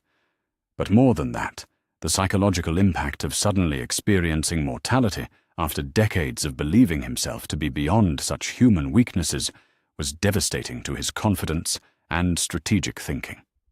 The battle that followed was anticlimactic in a way that surprised everyone involved. Voldemort, stripped of his Horcruxes and the protection they had provided, was still a formidable wizard with decades of combat experience and extensive knowledge of dark magic. But he was also afraid in ways he had forgotten how to handle, uncertain and reactive instead of confident and controlling. The coalition that had formed around Harry's leadership proved more than capable of containing and ultimately defeating someone who was no longer protected by the magical anchors that had made him seem invincible.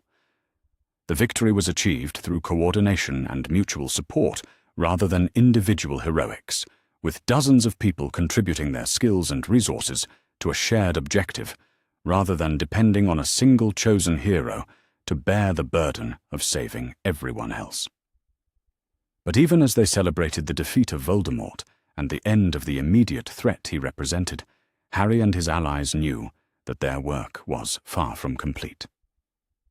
Dumbledore's reaction to the successful implementation of an alternative approach to the prophecy would be crucial in determining whether they had truly broken free from the cycles of manipulation and control that had shaped the wizarding world for so long. The headmaster's response came within hours of Voldemort's defeat, delivered through a formal statement to the wizarding press that praised Harry's courage and resourcefulness, while subtly undermining the legitimacy of his methods and the sustainability of his alternative approaches to conflict resolution. The statement was a masterpiece of political manipulation, acknowledging Harry's success while positioning Dumbledore as the wise mentor whose guidance had made that success possible. Harry Potter's victory over you-know-who represents the culmination of years of careful preparation and training, the statement read in part. While his methods differed from those we had originally planned, the outcome demonstrates the wisdom of trusting young people to find their own paths to heroism when they have been properly prepared for the challenges they will face. The message was clear to anyone who understood the subtext. Dumbledore was claiming credit for Harry's achievements, while simultaneously suggesting that any future successes would require continued adult guidance and supervision. It was an attempt to reassert control over the narrative of what had happened and to limit the implications for broader questions about authority and institutional power. But Harry had learned to recognize these kinds of political maneuvers and to respond to them with strategies that exposed their fundamental dishonesty while offering genuine alternatives to the systems they were designed to perpetuate. Instead of engaging in a public debate about who deserved credit for Voldemort's defeat, he focused on demonstrating, through actions, that the principles underlying his approach to the crisis could be applied to other challenges facing the magical world. The network of alliances that had proven so effective in coordinating the campaign against Voldemort was transformed into a broader coalition focused on promoting transparency, accountability, and democratic participation in magical governance. Instead of trying to replace existing institutions with new hierarchies based on their own authority, Harry's group worked to create systems that would prevent future concentrations of unchecked power while addressing the legitimate needs that those institutions had been established to serve. The process was slow and often frustrating, requiring the kind of patient coalition building and consensus seeking that was much less dramatic than the magical battles and heroic gestures that dominated traditional narratives about conflict resolution, but it was also more sustainable and more inclusive than approaches that depended on the exceptional abilities of individual heroes or the benevolent wisdom of enlightened leaders. Dumbledore's attempts to regain control over events became increasingly desperate and obvious as it became clear that Harry's alternative approach was gaining support among people who had previously accepted traditional authority without question. The headmaster's public statements grew more critical of what he termed the dangerous tendency of young people to reject the guidance of their elders, while his private actions became more directly coercive in ways that exposed the authoritarian foundations of his supposedly benevolent leadership. The final confrontation between Harry and Dumbledore took place not in some dramatic, magical duel, but in a series of political and legal challenges that exposed the systematic nature of the manipulation that had characterized the headmaster's approach to power for decades. The evidence that Harry's group had gathered during their investigation provided the foundation for formal complaints to the Wizengamot and the International Confederation of Wizards about violations of educational ethics, abuse of authority, and the systematic violation of individual rights in service of abstract political goals. The proceedings were complex and often tedious, requiring detailed testimony about events that many people would have preferred to forget or ignore. But they also provided a forum for questions that had never been asked publicly about the methods used by people who claimed to be fighting for justice and the greater good. Dumbledore's responses to these challenges revealed the extent to which his worldview was built on assumptions about his own superiority and the natural right of people like himself to make decisions for others. When forced to explain and justify his actions in forums where his reputation and personal charisma carried less weight than evidence and logical argument, the fundamental paternalism and authoritarianism that underlay his approach to leadership became impossible to disguise or deny. The outcome was not a dramatic fall from grace or a sudden revelation that shocked the wizarding world. Instead, it was a gradual recognition that the systems of power and authority that had shaped magical society for centuries were no longer serving the needs of the people they claimed to protect, and that alternatives based on cooperation and mutual respect were both possible and preferable. Harry's role in this transformation was important, but not central in the ways that traditional heroic narratives might have suggested. Instead of becoming a new kind of leader or authority figure, he served as a catalyst for changes that ultimately depended on the willingness of many people to question assumptions they had never thought to challenge and to take responsibility for creating the kind of society they wanted to live in. The war against Voldemort had ended, not with a prophesied sacrifice or a moment of individual heroism, but with the demonstration that ordinary people working together could accomplish things that seemed impossible when approached through traditional methods. And the broader transformation of magical society that followed was built on the same foundation of cooperation and mutual support that had made that victory possible. As Harry looked back on the events that had brought him from a frightened child hiding from his destiny to a young man who had helped create new possibilities for everyone around him, he felt not the burden of exceptional responsibility or the isolation of unique power, but the satisfaction that came from being part of something larger than himself that was genuinely making the world better for the people who lived in it. And that, he realized, was what victory actually looked like when it wasn't defined by the people who had been using conflict as a tool for maintaining their own power and influence. The morning light streaming through the windows of the newly renovated Ministry of Magic felt different from anything Harry had experienced during his previous visits to the seat of magical government. Gone were the oppressive atmosphere of bureaucratic intimidation and the subtle reminders of hierarchical power that had characterized the building during his earlier encounters with institutional authority. In their place was something that felt genuinely welcoming, a sense that this was a space designed to serve the people who used it, rather than to reinforce the superiority of the people who controlled it.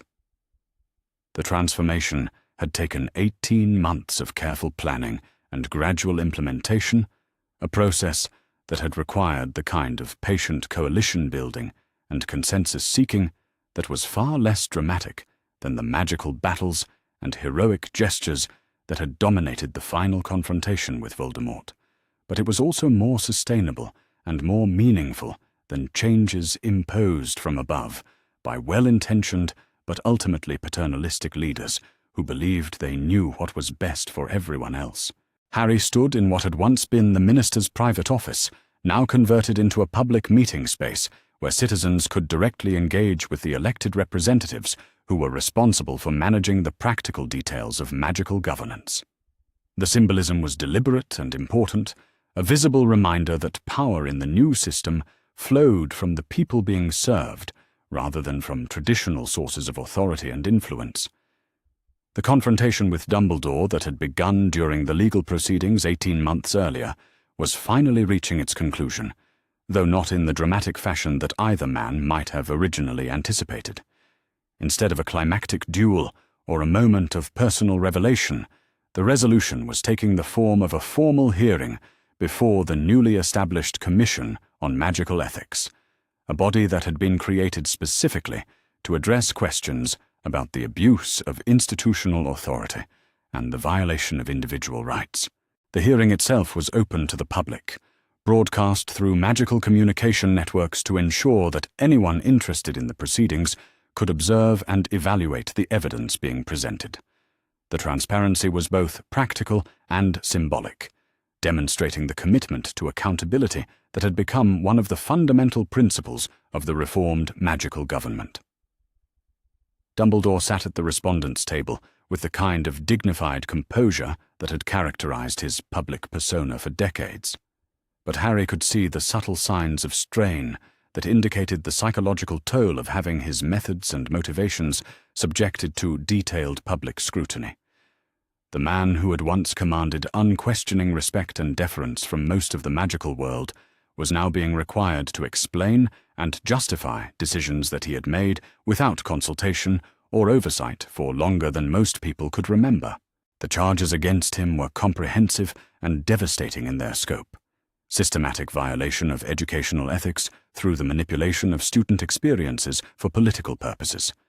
Abuse of authority through the orchestration of dangerous situations designed to shape specific individuals according to predetermined psychological profiles. Violation of individual rights through the withholding of information and the restriction of choices that should have been available to the people whose lives were being managed. Each charge was supported by extensive documentation, much of it extracted from Dumbledore's own files and correspondence during the investigation that had preceded the formal proceedings. The evidence painted a picture of systematic manipulation that stretched back decades, affecting not just Harry but dozens of other students and adults whose lives had been shaped by decisions made without their knowledge or consent. Harry's testimony was scheduled for the morning session, and he had spent considerable time preparing for questions that would require him to articulate not just what had been done to him, but why those actions represented violations of principles that should govern the behavior of people in positions of trust and authority.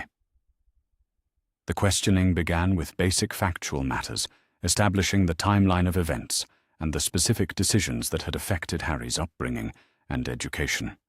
But it quickly moved to more complex issues about consent, autonomy, and the right of individuals to make their own choices about the risks they were willing to accept and the sacrifices they were willing to make. "Mr. Potter," asked the lead commissioner, a witch whose background in magical law had given her extensive experience with questions about the balance between individual rights and collective needs, "can you describe for the commission your understanding of the decision-making process that led to your placement with the Dursley family following the death of your parents?" Harry had rehearsed his response to this question many times, but speaking the words aloud in a formal setting still felt strange and somewhat surreal. According to the evidence we've gathered, the decision was made unilaterally by Professor Dumbledore without consultation with other possible guardians or consideration of alternative arrangements that might have better served my welfare and development. The stated justification was the need for blood-based magical protection, but our investigation revealed that equally effective protection could have been provided through other means that would not have required exposing me to the abuse and neglect that characterized my childhood with the Dursleys. And what is your understanding of Professor Dumbledore's motivations for making this particular choice, despite the availability of alternatives that would have been less harmful to your well-being? The question went to the heart of everything Harry had learned about the systematic nature of the manipulation he had experienced, and his answer would establish the foundation for much of the testimony that would follow. Based on the documentary evidence and the admissions made by Professor Dumbledore during our previous confrontations, I believe the decision was made to ensure that I would grow up feeling unwanted and unloved by the people who were supposed to care for me, making me more grateful for any kindness or acceptance I might receive from the magical world when I was old enough to attend Hogwarts. This emotional vulnerability was intended to make me more malleable and more willing to accept guidance and direction from authority figures like Professor Dumbledore himself. The admission was delivered in a calm, factual tone that made it all the more devastating in its implications. Harry was not speaking as an angry teenager, lashing out at authority figures who had disappointed him. He was testifying as someone who had carefully analyzed the available evidence and reached conclusions based on logical interpretation of documented facts. The questioning continued for several hours, covering every aspect of Harry's experiences, from his childhood with the Dursleys through his final confrontation with Voldemort. Each topic revealed additional layers of systematic manipulation, from the orchestration of his early adventures at Hogwarts to the management of his relationships with peers and adults who might have provided alternative sources of guidance and support. Dumbledore's response to this testimony was exactly what Harry had expected, a masterpiece of rhetorical deflection that acknowledged the facts while reframing them in terms that suggested they represented difficult but necessary decisions made under extraordinary circumstances for the greater good of magical society. I understand Mr. Potter's feelings about the choices that were made regarding his upbringing and education, Dumbledore said, when given the opportunity to respond, his voice carrying the familiar tone of grandfatherly wisdom and regret. With the benefit of hindsight, I can see how those decisions might seem harsh or manipulative when viewed from his perspective. But I would ask the Commission to consider the context in which those choices were made and the alternative outcomes that we were working to prevent. The response was classic Dumbledore, acknowledging Harry's concerns while simultaneously dismissing them as the result of limited perspective and insufficient understanding of the larger issues at stake. But it was also a tactical mistake, revealing the fundamental paternalism that had always characterized his approach to authority and decision-making. Professor Dumbledore, the lead commissioner, responded, her tone carrying the kind of professional neutrality that made clear she was not impressed by appeals to superior wisdom and experience. The Commission is not questioning your good intentions or your sincere belief that your actions were justified by the circumstances you faced. What we are evaluating is whether those circumstances actually justified the systematic violation of Mr. Potter's rights to informed consent and autonomous decision-making, and whether the precedent established by your methods represents acceptable practice for people in positions of institutional authority. The distinction was crucial, shifting the focus from Dumbledore's motivations to the broader implications of his methods for magical society as a whole. The Commission was not trying to determine whether he was a good or bad person, but whether the principles he had applied in managing Harry's life were consistent with the values that should govern the exercise of power in democratic institutions.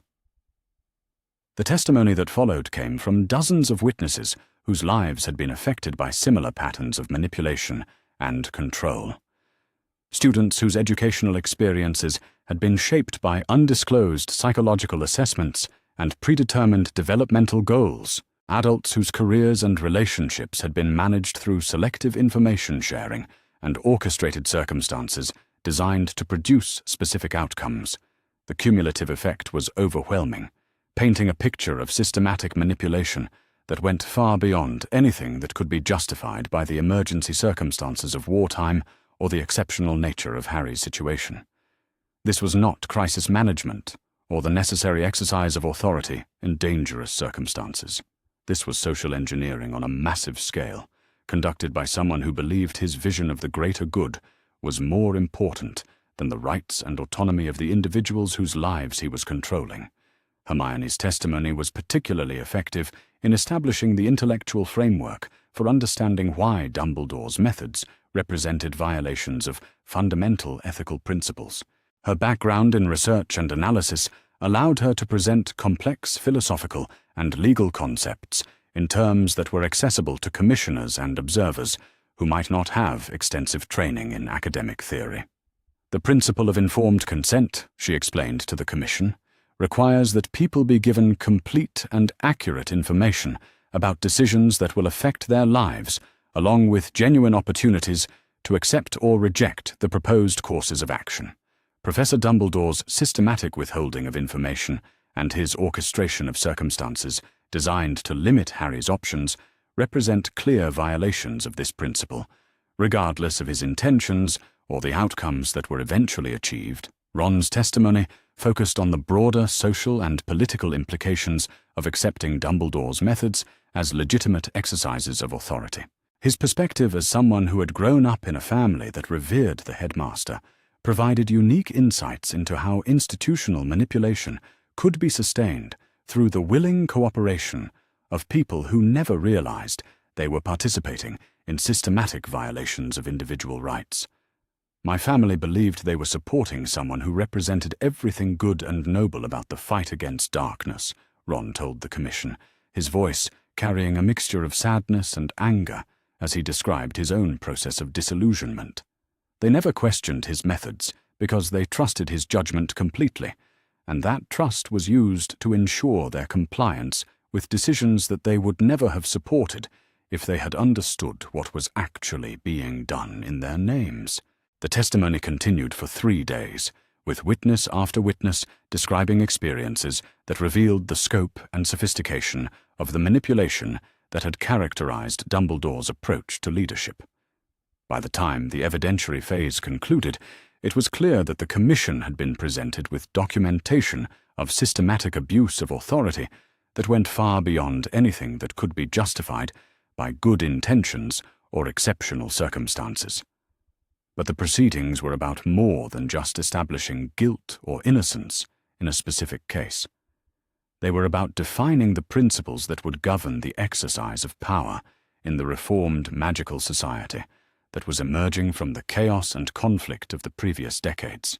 The Commission's final report was released 6 weeks after the conclusion of testimony, and its contents exceeded even Harry's expectations in terms of the breadth and depth of the changes it recommended for magical governance and institutional oversight. The document was both a detailed analysis of the specific abuses that had been documented during the proceedings and a comprehensive framework for preventing similar violations in the future. The recommendations included mandatory transparency requirements for all government decision-making processes, strict limitations on the authority of educational institutions to make decisions affecting students without their knowledge and consent, and the establishment of independent oversight bodies with the power to investigate and prosecute abuses of institutional authority. But perhaps most importantly, the report articulated a clear philosophical framework for understanding the relationship between individual rights and collective needs, establishing principles that would guide future policymaking and institutional development in ways that protected personal autonomy while still allowing for effective collective action. Dumbledore's response to the Commission's findings was a formal statement expressing regret for any harm that had resulted from his actions, while maintaining that his methods had been justified by the extraordinary circumstances he had faced. The statement was carefully crafted to avoid any admission of legal liability, while acknowledging the concerns that had been raised about the precedent established by his approach to leadership. But the damage to his reputation and influence was irreversible. The systematic documentation of his methods had made it impossible for even his most loyal supporters to deny the scope of the manipulation that had characterized his exercise of authority. More importantly, the principles established by the Commission's report made it clear that future leaders would be held to standards of transparency and accountability that would prevent similar abuses. Harry's role in these broader transformations was important but not central in the ways that traditional heroic narratives might have suggested. Instead of becoming a new kind of leader or authority figure himself, he had served as a catalyst for changes that ultimately depended on the willingness of many people to question assumptions they had never thought to challenge and to take responsibility for creating the kind of society they wanted to live in. The personal satisfaction he derived from these outcomes was different from anything he had experienced during his earlier adventures and achievements. Instead of the temporary gratification that came from overcoming specific obstacles or defeating particular enemies, he felt the deeper contentment that came from knowing he had contributed to something lasting and meaningful, something that would continue to benefit people long after his own direct involvement had ended. The memorial service for his parents took place on a warm October afternoon, exactly 15 years after their deaths and 2 years after the final resolution of the conflicts that had shaped so much of Harry's early life. The gathering was small and private, attended only by people who had known James and Lily personally, or who had been directly affected by the circumstances surrounding their deaths. Harry stood beside their graves in Godric's Hollow, holding the letter that had started his journey toward understanding the truth about his family and his own identity. The words his father had written during those final desperate days had proven prophetic in ways that went far beyond their specific warnings about Dumbledore's manipulations. They had provided guidance, not just for recognizing and resisting specific threats, but for thinking about power and responsibility in ways that honored individual dignity while still allowing for effective collective action. Sirius stood beside him, his arm around Harry's shoulders in a gesture that was both protective and proud. The older man had aged visibly during the trials and transformations of the previous 2 years, but he had also found a kind of peace that had been missing from his life since his escape from Azkaban. His role in exposing the truth about his best friends' deaths and supporting their son's efforts to forge his own destiny had provided a sense of purpose that went beyond simple revenge or personal satisfaction.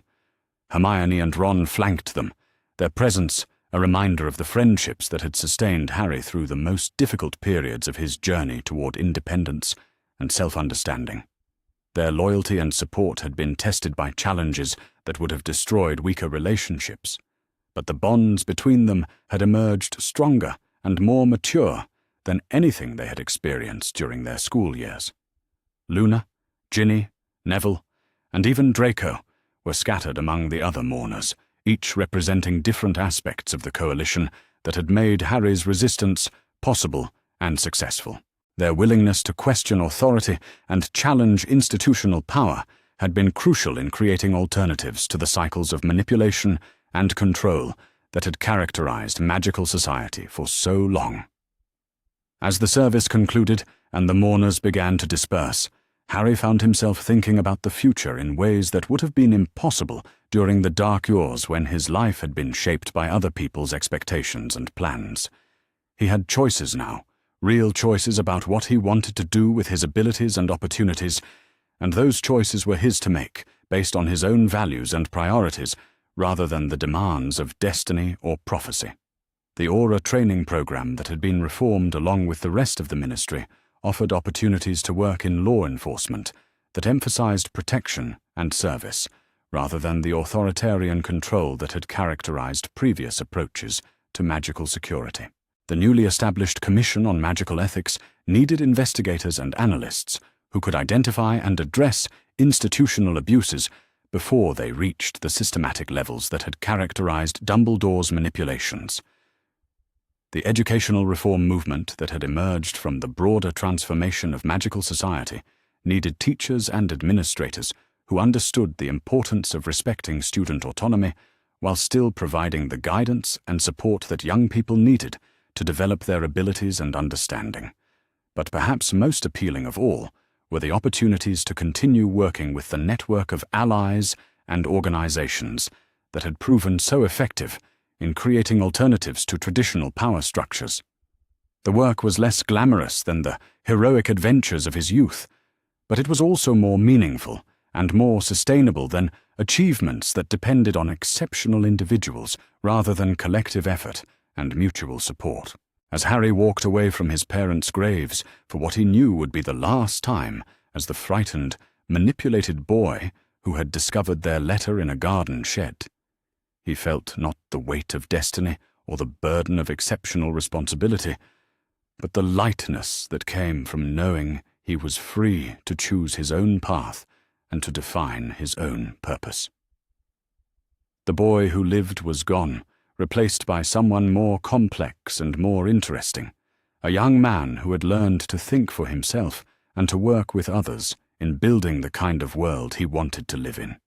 It was not the destiny that prophecies had predicted, or that manipulative mentors had planned, but it was something better. It was the future that Harry Potter had chosen for himself, and that made all the difference. The return journey to Grimmauld Place passed in a blur of uncomfortable silence and racing thoughts. Harry clutched the wooden box against his chest like a shield, feeling the weight of his father's letter pressing against his ribs with each step. Lupin walked beside him, occasionally glancing over with an expression that managed to be both protective and deeply troubled. Neither of them spoke about what Harry had discovered in the garden shed, but the knowledge hung between them like a living thing, demanding attention they weren't yet prepared to give it. By the time they reached the front door of number 12, Harry's hands were numb from cold, and his mind was spinning with fragments of his father's accusations. The letter had revealed things that should have been impossible, suggestions so outrageous that Harry's first instinct had been to dismiss them as the paranoid fears of a young man under tremendous stress. But the more he thought about it, the more the pieces began to fit together in ways that made his stomach clench with a sick sort of recognition. Dumbledore had known about Peter Pettigrew's betrayal before it happened. Dumbledore had deliberately placed Harry with the Dursleys, despite knowing about their treatment of him. Dumbledore had been manipulating events from the very beginning, orchestrating a carefully planned tragedy for what James had termed the greater good. The greater good. Those words appeared again and again throughout the letter, always written with a bitter emphasis that suggested James Potter had come to despise the phrase and everything it represented. Harry found himself wondering how many times his father had heard those words used to justify the unjustifiable, how many conversations with the revered headmaster had ended with that particular deflection. The front hall of Grimmauld Place was mercifully empty when they entered, though Harry could hear voices from the kitchen suggesting that at least some members of the household were still awake, despite the late hour. Mrs. Weasley's concerned tones drifted up from below, punctuated by Sirius's deeper voice, and what sounded like Tonks attempting to lighten the mood with increasingly ridiculous theories about where Harry might have gone. He'd been missed, then. The thought brought an unexpected pang of guilt. Whatever else was happening, whatever truths he was discovering about manipulation and hidden agendas, the people in this house cared about him. They had been worried when he disappeared, had probably spent the evening imagining all the terrible things that might have befallen him.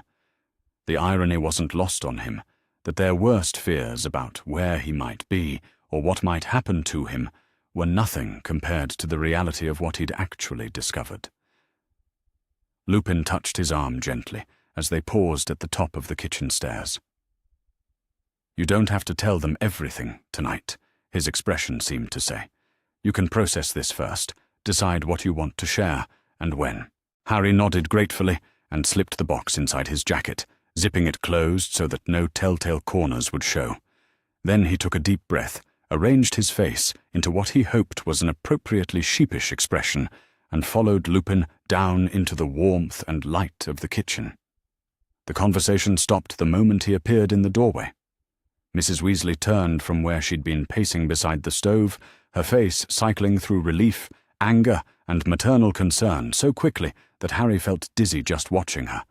Sirius was on his feet instantly, crossing the room in 3 quick strides to pull Harry into a fierce hug that smelled of cigarettes, and something that might have been whiskey. "Harry Potter," Sirius said, his voice rough with emotion. "If you ever disappear like that again without telling anyone where you're going, I will personally hex you into next week." Behind him, Tonks snorted. "Right, because that worked so well when you tried it with Regulus." The comment landed with unexpected force. Sirius went very still for a moment, and Harry felt rather than saw the complex emotions that flickered across his godfather's face. Pain, guilt, a grief so old and deep that it had become part of his fundamental character. When Sirius finally released Harry and stepped back, his eyes were carefully neutral in a way that suggested considerable effort. "That's different," Sirius said quietly. Regulus made his choice. Harry's not old enough to be making those kinds of choices yet. The words sent a chill down Harry's spine that had nothing to do with the cold December air he'd recently escaped. Regulus had made his choice. What kind of choice? And what did Sirius know about the kinds of choices that young black family members were expected to make? More importantly, what kinds of choices was Harry expected to make? And who was really deciding when he would be old enough to make them? Mrs. Weasley bustled forward, her earlier anger apparently forgotten in the face of her relief at seeing him safe and unharmed. "Oh, Harry dear, you gave us such a fright. We came up to check on you, and your bed was empty, and no one knew where you'd gone, or when you'd left, or if something terrible had happened." "I've been beside myself." She enveloped him in one of her trademark hugs, all softness and warmth and the comforting smell of cooking spices. Under normal circumstances, Harry would have relaxed into it, would have let himself enjoy the simple pleasure of being fussed over by someone who genuinely cared about his well-being. Tonight, though, he found himself cataloguing details with the uncomfortable awareness that Mrs. Weasley's concern, however genuine, was also part of a larger system of watching and managing his movements. How long had she been checking on him while he slept? How often did the adults in this house coordinate to ensure that someone always knew where he was and what he was doing? And most unsettling of all, who were they reporting to when his behavior deviated from whatever they considered acceptable parameters? "I'm sorry," Harry said, and was surprised to find that he meant it despite his growing suspicions. "I needed some air, and I didn't think anyone would miss me for a few hours." "A few hours?" Tonks raised an eyebrow, her hair shifting from its usual bubblegum pink to a more subdued brown that probably indicated concern. "Harry, you've been gone for nearly 6 hours. It's past 2 in the morning. 6 hours. Had it really been that long? The time at Godric's Hollow had felt both endless and instantaneous, the kind of temporal distortion that happened when you were processing information too significant for normal linear time. Harry tried to arrange his features into an expression of appropriate surprise, though he suspected he wasn't entirely successful. "I lost track of time," he offered lamely. "I was walking around London, thinking about things. You know how it is." Sirius studied him with the kind of intense focus that made Harry want to squirm. His godfather had always been perceptive, too good at reading the subtle signs that indicated when Harry was hiding something significant. It was probably a skill developed during his years as a marauder, when being able to detect lies and half-truths in his friends would have been essential for coordinating elaborate pranks without getting caught. Right now, though, that perceptiveness felt more threatening than comforting. "What kind of things?" Sirius asked, his voice carefully casual in a way that didn't fool anyone in the room. Harry glanced at Lupin, hoping for some kind of guidance about how much to reveal, and how much to keep hidden until he'd had time to fully process what he'd learned. The older wizard's expression was studiously neutral, offering no help beyond a slight nod that might have meant anything. "Just things," Harry said finally. "The war, the prophecy, everything that's been happening lately. Sometimes I need to get out of the house and clear my head, you know?" It wasn't entirely a lie, which made it easier to say with something approaching conviction.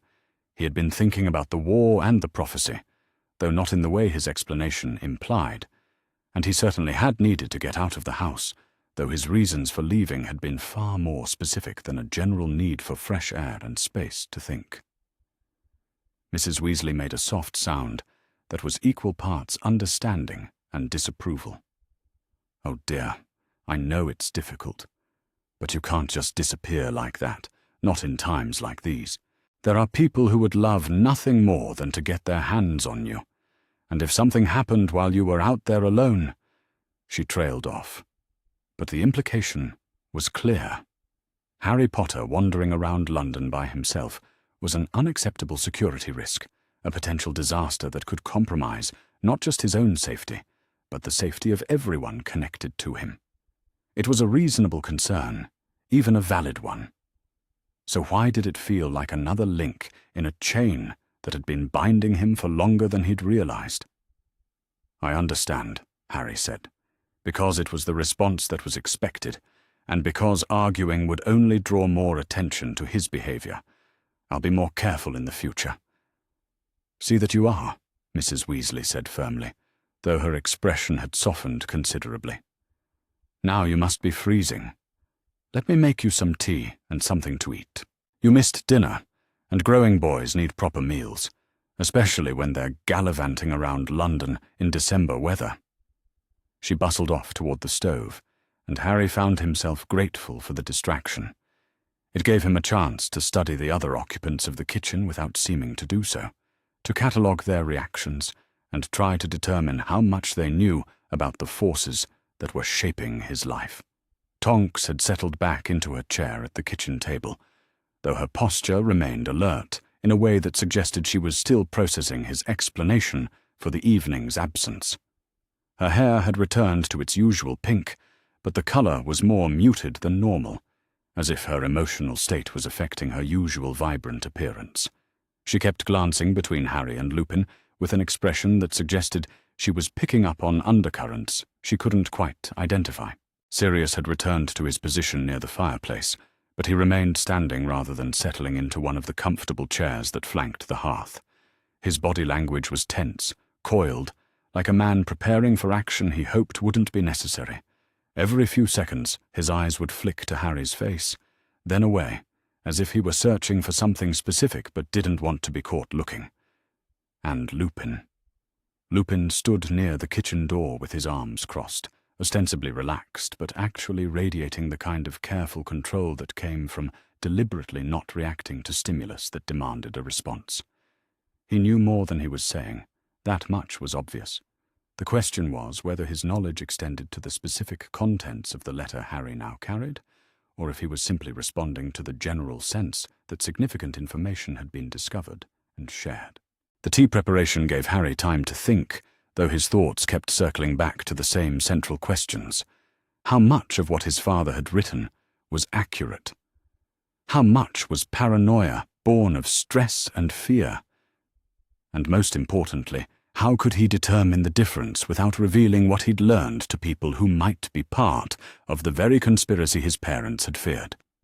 The irony was that the people he would normally turn to for guidance and support were the same people his father's letter had warned him not to trust.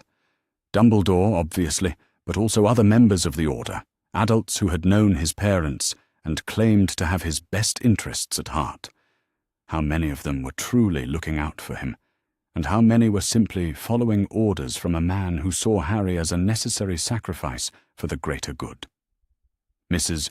Weasley returned with a steaming mug and a plate piled high with leftover shepherd's pie, setting both down in front of Harry with the kind of maternal satisfaction that came from feeding someone who clearly needed it.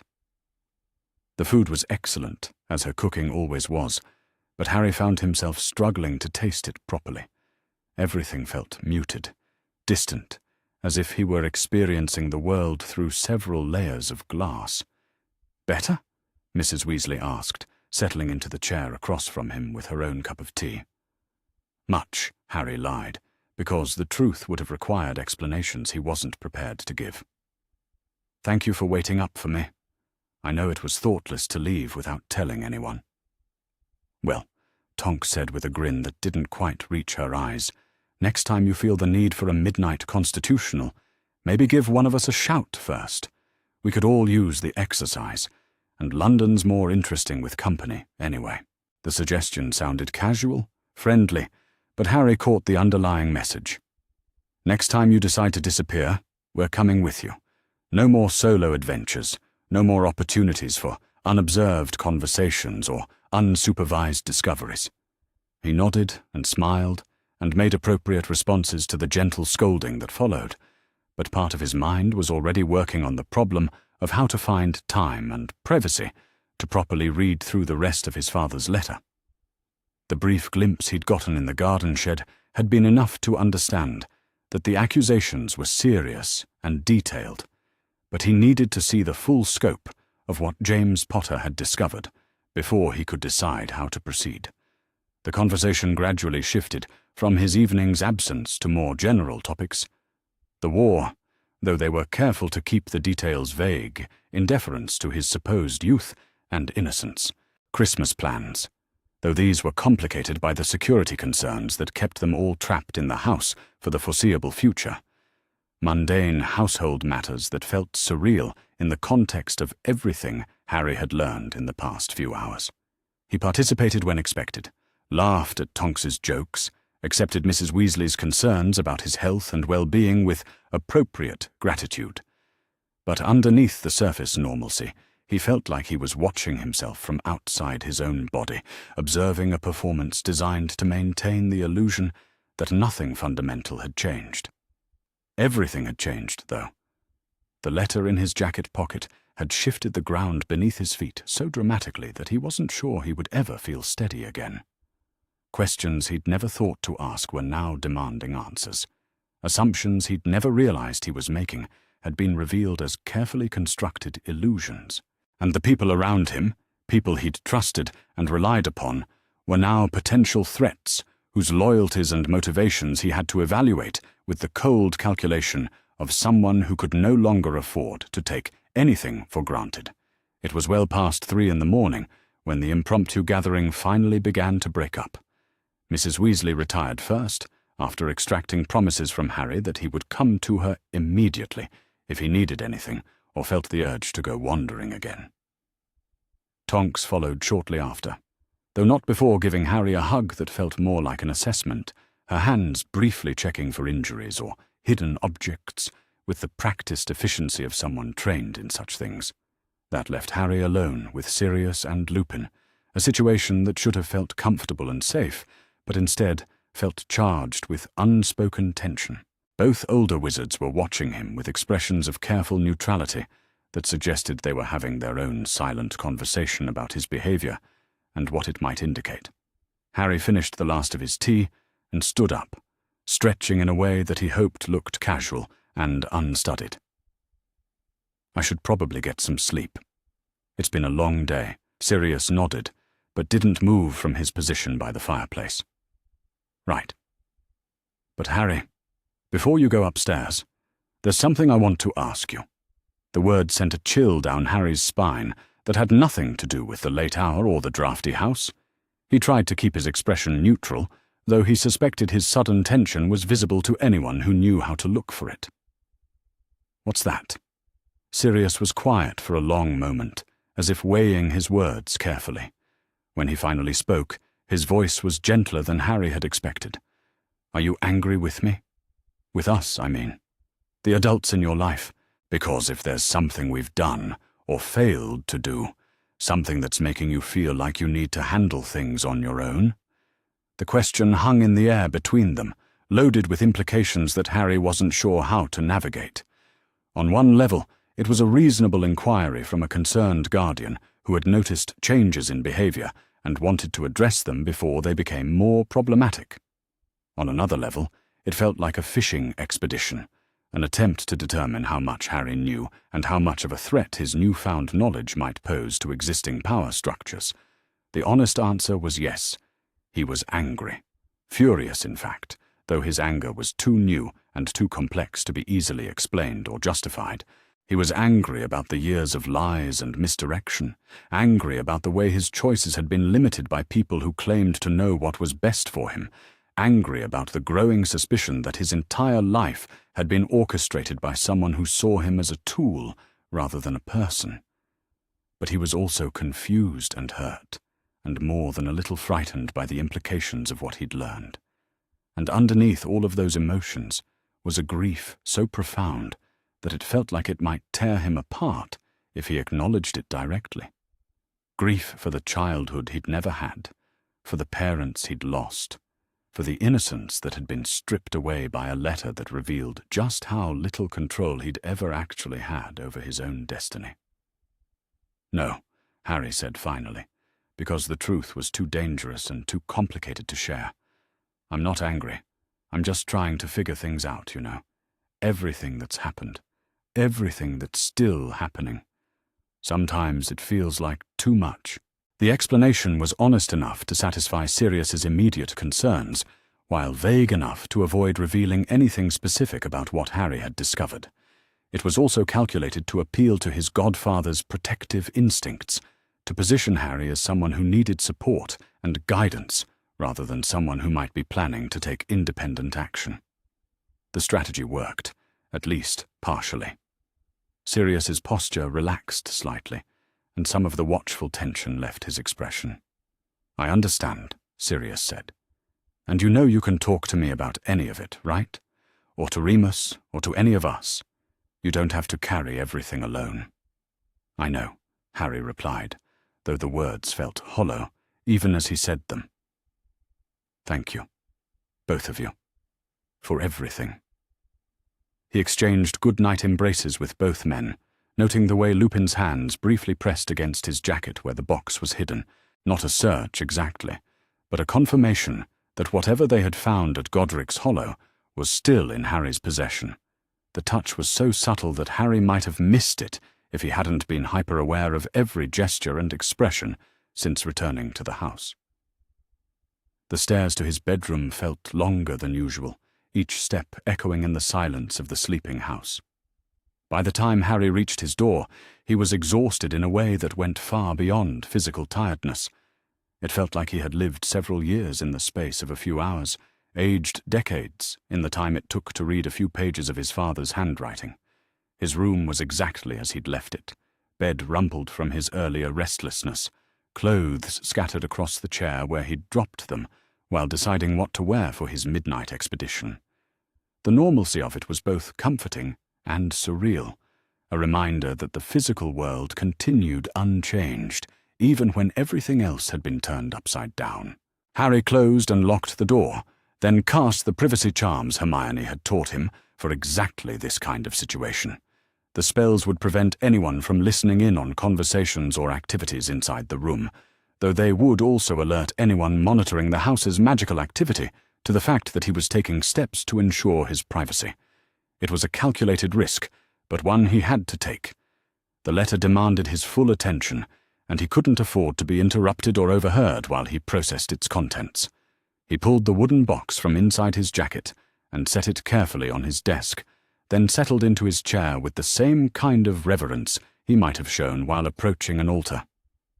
The letter was still exactly as he'd left it, folded neatly and tied with the red ribbon that marked it as something precious, something meant to be preserved and treasured. But as Harry untied the ribbon and unfolded the pages, he found himself wondering if treasure was really the right word for information that had the power to destroy everything he'd believed about the people who claimed to care about him. The letter began where he'd left off reading in the garden shed, with James Potter's growing concerns about Dumbledore's true motivations and methods.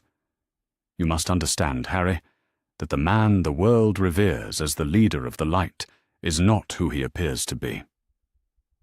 Lily and I have spent months documenting the inconsistencies in his story, the contradictions between his public pronouncements and his private actions.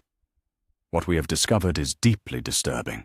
The prophecy that has made you a target was not discovered by accident. Dumbledore knew of its existence before Trelawney ever spoke it, knew because he had been searching for such a prophecy for decades. He believes that certain types of magical conflicts can only be resolved through prophetic fulfillment, and he has been working to create the conditions that would bring the relevant prophecies into existence. In simpler terms, my son, Albus Dumbledore, engineered the circumstances that led to your being marked as Voldemort's equal. He wanted a prophesied child, and he made sure he got one. Harry had to stop reading again, his hands shaking so badly that the parchment rustled audibly in the silence of his room. The accusations were so far beyond anything he had imagined that his mind seemed to be rejecting them automatically, searching for alternative explanations that would allow him to dismiss his father's words as the product of stress and paranoia.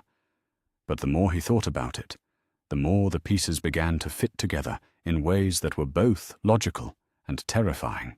Dumbledore's interest in prophecies, his knowledge of obscure magical theory, his ability to be in the right place at the right time to hear about developments that would affect Harry's future, the headmaster's uncanny ability to predict Voldemort's actions, to anticipate moves and counter-moves in a chess game that seemed to have been planned decades in advance. What if it wasn't prescience or exceptional strategic thinking? What if Dumbledore had been able to anticipate Voldemort's actions because he had been manipulating events to ensure that those actions would occur exactly as he wanted them to? The letter continued for several more pages, detailing specific instances where Dumbledore had withheld crucial information or made decisions that seemed designed to increase rather than decrease the danger to Harry and his family. The decision to use the Fidelius charm rather than other protective options that would have been more secure. The choice of possible secret keepers, with Dumbledore's apparent preference for options that would be more vulnerable to compromise. The insistence on keeping the Potters isolated and dependent on Order protection rather than allowing them to seek refuge with other allies or in other countries. Each revelation built upon the previous ones, creating a picture of systematic manipulation that stretched back years before Harry's birth.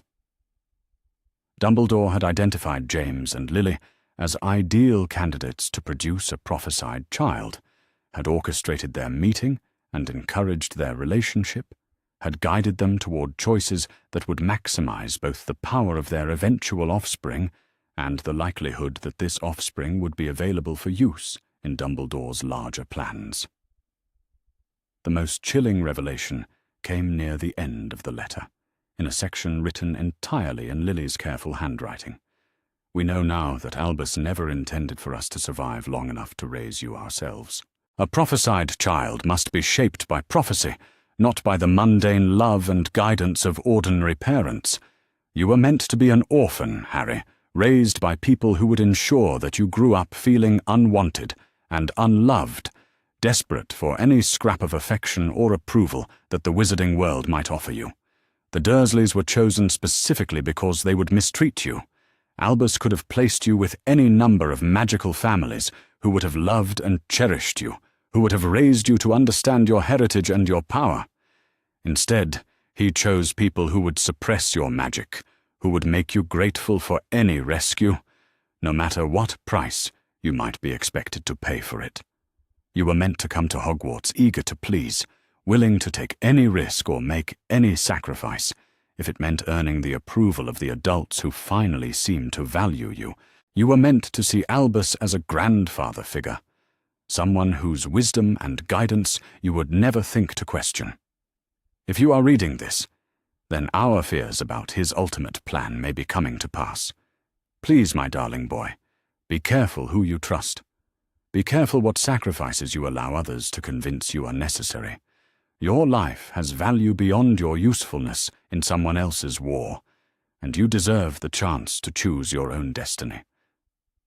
The letter ended with expressions of love and regret, apologies for the burden of knowledge they were placing on him, and detailed instructions for finding additional evidence they had hidden in other locations. But Harry barely registered those final paragraphs, his attention fixed on the terrible clarity of understanding that had begun to crystallize in his mind. Everything made sense now. His miserable childhood with the Dursleys, designed to make him grateful for any kindness from the wizarding world. His isolation from information about his heritage and his parents, ensuring that he would depend on others to help him understand his place in magical society. The careful management of his friendships and relationships, making sure he remained emotionally vulnerable and eager to please. Even his heroic exploits at Hogwarts took on a different cast when viewed through this lens. Had he really stumbled onto those adventures by accident, or had he been guided toward them by someone who wanted to build his reputation as a hero, while simultaneously traumatizing him enough to make him feel responsible for protecting others, no matter the cost to himself? The more Harry thought about it, the more he realized that almost every significant event in his life could be traced back to Dumbledore's influence, either directly or indirectly. The man had been pulling strings from the very beginning, orchestrating a complex performance designed to create the perfect weapon against Voldemort. And the most horrifying part was how well it had worked. Until tonight, until he'd read his father's words, Harry would have done anything Dumbledore asked of him. He would have walked into fire if the headmaster had suggested it was necessary for the greater good. He would have sacrificed himself without question if he'd been told it was the only way to save the people he cared about. Maybe he still would. Maybe the conditioning ran too deep to overcome. Maybe he was too damaged by years of manipulation to ever truly break free. But at least now he knew what had been done to him. At least now he could see the puppet strings, even if he wasn't yet strong enough to cut them. Harry folded the letter carefully and placed it back in the wooden box, then sat staring at his hands for a long time. Outside his window, dawn was beginning to creep across the London sky, painting the world in shades of grey and gold that seemed inappropriately beautiful for such a dark revelation. He thought about the people sleeping in the rooms around him. Mrs. Weasley, who genuinely cared about his well-being, but who also reported his behaviour to Dumbledore with clockwork regularity. Sirius, who loved him like a son, but who had also spent 12 years in Azkaban because of decisions made by the same man who now claimed to have Harry's best interests at heart. Lupin, who had been his father's friend, but who had also stood by while Harry grew up in ignorance and isolation, never once reaching out to offer the guidance that James and Lily couldn't provide themselves. How many of them knew the truth? How many were active participants in Dumbledore's plans? And how many were simply well-meaning dupes who had never thought to question the man they'd been taught to revere? And what was Harry supposed to do with this knowledge, now that he had it? He was 15 years old, trapped in a house full of people who might be his allies or his enemies, facing a war that had been orchestrated by the very person who was supposed to be leading the fight against darkness. The smart thing would probably be to pretend he'd never found the letter, to continue playing the role of the obedient hero in training while secretly working to understand the full scope of what had been done to him. But Harry had never been particularly good at the smart thing, and every instinct he possessed was screaming at him to take action, to confront the lies and demand answers from the people who claimed to care about him. As he sat there watching the sun rise over London, Harry Potter began to plan his next move in a game he was only just beginning to understand. 3 days passed before Harry worked up the courage to approach Hermione. 3 days of careful observation, of watching the subtle dynamics that played out among the adults in the house, of cataloguing every glance and gesture that might indicate who knew what about the true nature of his situation. 3 days of lying awake at night, staring at the ceiling while his father's words echoed in his mind with the persistent rhythm of a funeral drum. The opportunity finally presented itself on Boxing Day, when most of the household had settled into the lazy contentment that followed Christmas morning. Mrs. Weasley was dozing in front of the fire, surrounded by crumpled wrapping paper and the detritus of gift-giving. Sirius and Lupin had disappeared into the study to discuss order business in the low, serious tones that meant Harry wasn't invited to listen. Ron and Ginny were absorbed in a heated game of exploding snap at the kitchen table, their voices carrying up from the basement in competitive bursts of laughter and mock outrage. And Hermione was exactly where Harry had expected to find her, curled up in the window seat of the drawing room, with a book balanced on her knees, and that particular expression of focused concentration that meant she was somewhere far away from Grimmauld Place, lost in whatever world the author had created for her entertainment. It was perfect, really. Private enough for a serious conversation, public enough that no one would think twice about finding them together. Hermione had always been his closest confidant, the person he turned to when he needed someone to help him think through complex problems or make sense of information that seemed too overwhelming to process alone. If anyone would be able to help him navigate the minefield of revelations contained in his father's letter, it would be her. The only question was whether she would believe him when he told her what he'd discovered, or more accurately, whether she would be able to accept the implications of what James Potter had written without letting her fundamental faith in authority figures override her normally excellent analytical abilities. Because that was what this came down to, really. Hermione's greatest strength as a friend and ally was also her greatest weakness when it came to situations like this one. She trusted rules, trusted systems, trusted the adults who had created those rules and systems to have everyone's best interests at heart. The idea that Dumbledore, the greatest wizard of their age and the leader of everything good and light in their world, might actually be a manipulative puppet master, pulling strings for his own purposes, would challenge everything she believed about how the world was supposed to work. But she was also the most brilliant person Harry knew, with an ability to see patterns and connections that escaped almost everyone else. If he could present the evidence in the right way, help her work through the logical progression that had led his parents to their terrible conclusions, then maybe she would be able to see past her preconceptions to the truth that lay beneath them. Harry took a deep breath and crossed the drawing room to where she sat reading. The floorboards creaked softly under his feet, and Hermione looked up with a smile that was warm and genuinely pleased to see him. "Good book?" Harry asked, settling into the chair across from her window seat. Hermione held up the volume so he could see the cover. "A History of Magic in North America," she said, with the kind of enthusiasm that most people reserved for discussions of Quidditch or chocolate. "I'm trying to understand how different magical communities developed their own approaches to government and social organization. It's fascinating, really. The way cultural values shape magical practice, and how magical practice in turn influences the development of political structures." She paused, studying his face with the kind of careful attention that meant she'd noticed something in his expression or posture that indicated this wasn't a casual social visit. "Is everything all right, Harry? You look like you haven't been sleeping well." It was an understatement of truly impressive proportions.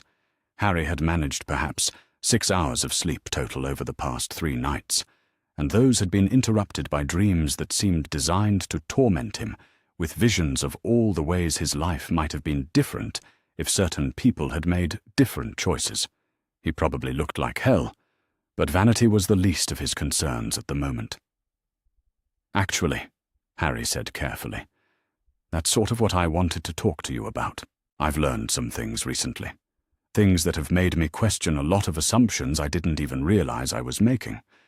And I need someone I trust to help me figure out what to do with the information." Hermione marked her place in the book and set it aside, giving him her full attention in the way that had made their friendship so valuable from the very beginning. Her expression was alert, but not alarmed, curious rather than concerned. She trusted him, Harry realized with a pang of guilt. She trusted that whatever he had to tell her would be something they could handle together, the way they always had. He hoped that trust wouldn't be misplaced. "What kind of things?" she asked, leaning forward slightly in the unconscious gesture that meant she was preparing to focus all of her considerable intellectual resources on whatever problem he was about to present. Harry glanced toward the drawing-room door, making sure they were truly alone and wouldn't be overheard. Then he pulled his wand and cast the same privacy charms he'd been using in his bedroom, the subtle weaving of magic that would prevent their conversation from being monitored by anyone who might be listening. Hermione's eyebrows rose at the precaution, but she didn't question it. Instead, she waited patiently while Harry wrestled with how to begin, how to present information that had the potential to destroy everything she believed about the people they'd been taught to trust and admire. "The night I disappeared," Harry said finally, "I went to Godric's Hollow. I wanted to see the place where my parents died to try to understand something about them that I'd never been told. What I found there was more than I'd bargained for." He told her about the blood ward in the kitchen, about the surge of magic that had led him to the garden shed, about the wooden box and its contents.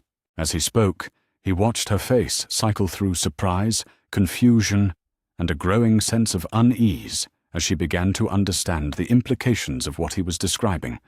When he reached the part about the letter itself, he stopped talking and simply pulled out the wooden box, setting it on the table between them with the same reverence He might have shown a holy relic or a live explosive.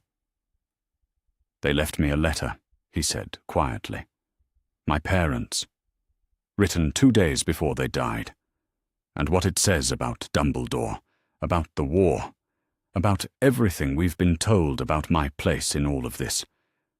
Hermione, I need you to read it. I need someone else to see what I've seen, and tell me if I'm losing my mind or if this is as serious as I think it is." Hermione stared at the box for a long moment, her hands folded carefully in her lap. Harry could almost see the internal debate playing out behind her eyes, the conflict between her natural curiosity and her instinctive reluctance to explore information that might challenge fundamental assumptions about the world they lived in. "Harry," she said slowly, "are you sure you want to share this with me? Some knowledge can't be taken back once it's been shared. If your parents left you something private, something meant only for you." "I'm sure," Harry interrupted. "Whatever this is, whatever they discovered, it's bigger than just me. And I can't handle it alone. I need someone I trust to help me figure out what it means and what I'm supposed to do about it." The words seemed to decide her. Hermione reached for the box and opened it carefully, her movements precise and deliberate in the way that meant she was treating the contents with the respect they deserved. She lifted out the letter with hands that trembled slightly, though whether from excitement or apprehension was impossible to tell. "May I?" she asked, gesturing to the red ribbon that held the pages together. Harry nodded, unable to speak past the sudden tightness in his throat. Watching someone else handle his father's final words felt strange, almost sacrilegious, but also somehow right. These weren't just personal messages from parent to child. They were warnings about dangers that threatened more than just Harry's individual well-being. Hermione untied the ribbon with careful precision and began to read. Harry watched her face as she processed the first page, then the second, then the entire devastating catalogue of accusations and evidence that James and Lily Potter had compiled in their final weeks of life. Her expression shifted from skepticism to concern, to horrified understanding, as the full scope of the revelations became clear. When she finally looked up, her face was pale and her hands were shaking slightly. "Harry," she whispered, "this can't be right. I mean, some of it might be accurate, but the conclusions they're drawing, the things they're suggesting about Professor Dumbledore, it's impossible. He's the leader of the Order, the only person Voldemort has ever feared. He would never deliberately endanger students or manipulate people for his own purposes." But even as she said the words, Harry could see the doubt creeping into her eyes, the same doubt that had been growing in his own mind as he'd thought back over years of interactions with the headmaster, years of carefully managed information and guided choices that had seemed natural at the time, but now looked suspiciously like manipulation. "Is it impossible?" Harry asked gently. "Or is it just uncomfortable to think about? Because when I really consider everything that's happened to me since I started at Hogwarts, all the times I've ended up in dangerous situations that I somehow managed to survive through what seemed like luck or coincidence, what if it wasn't coincidence at all? What if someone was watching, guiding events to make sure I faced exactly the right amount of danger to build my reputation without actually getting killed?" Hermione was quiet for several minutes, staring down at the letter in her hands. Harry could practically hear the gears turning in her mind as she applied her formidable analytical abilities to the problem, working through the logical implications of what she'd read. "The Philosopher's Stone," she said suddenly, her voice sharp with realization. "You weren't supposed to be able to get through those protections. First-year students shouldn't have had the knowledge or the power to overcome obstacles that were designed to stop adult wizards. But somehow we managed it anyway, didn't we?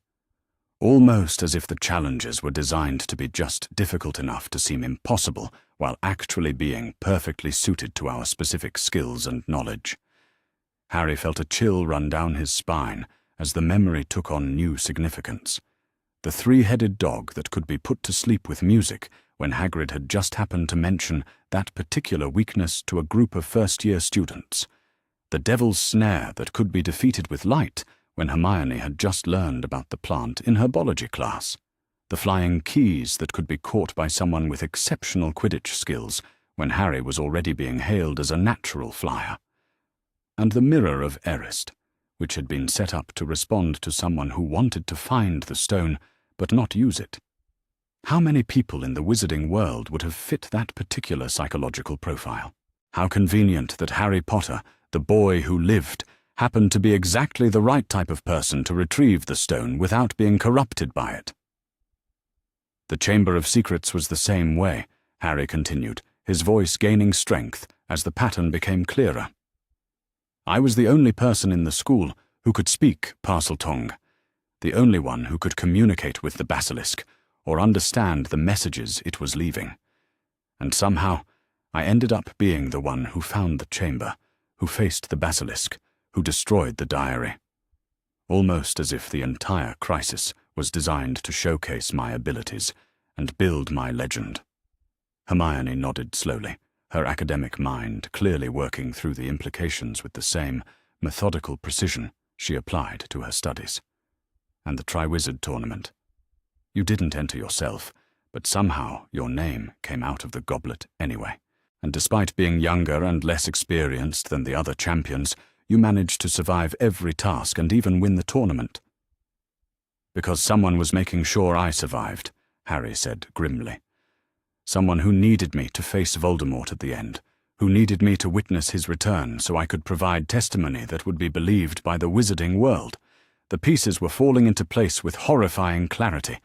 Every major event in Harry's life, every crisis he'd faced and overcome, could be seen as part of a larger pattern designed to shape him into the perfect weapon against Voldemort.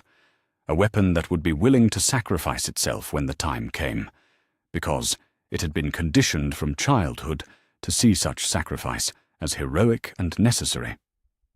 Hermione set the letter down and buried her face in her hands. Oh God, Harry. If even half of this is true, if Professor Dumbledore has really been manipulating events for years, what does that mean for the war? What does it mean for all of us? I don't know, Harry admitted. That's why I needed you to read this, to help me think through what we should do next. Because if my parents were right, if Dumbledore has been playing some kind of long game that involves sacrificing me to defeat Voldemort, then I need to figure out how to protect myself without compromising the war effort. Hermione looked up at him with an expression that was equal parts determination and fear. We need more information, she said firmly.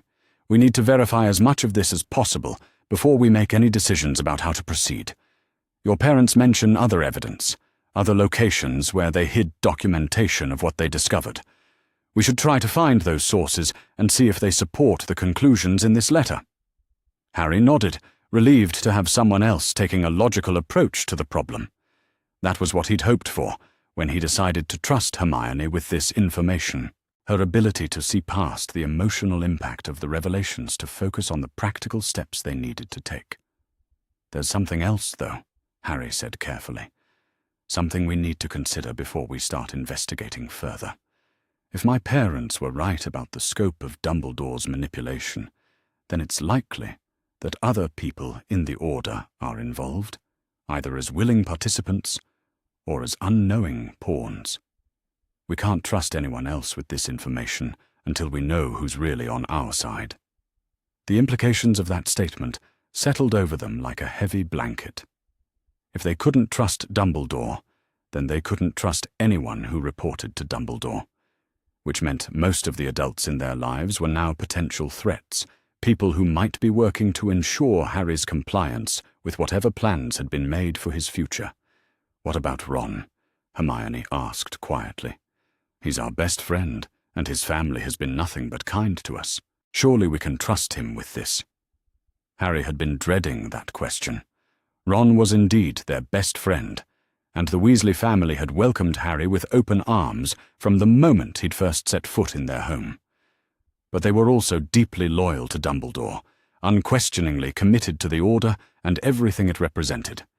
Mrs. Weasley in particular seemed to view the headmaster as almost a father figure, someone whose wisdom and guidance were beyond question. If they told Ron about the letter, he would almost certainly share the information with his parents, probably without even thinking about the potential consequences. And if his parents decided that Harry was being influenced by dangerous ideas or unreliable sources, they might take steps to protect him that would actually make it harder for him to investigate the truth. "I want to tell him," Harry said honestly. "But I think we need to be careful about how and when we do it." Ron's loyalty to his family runs deep, and his family's loyalty to Dumbledore runs even deeper.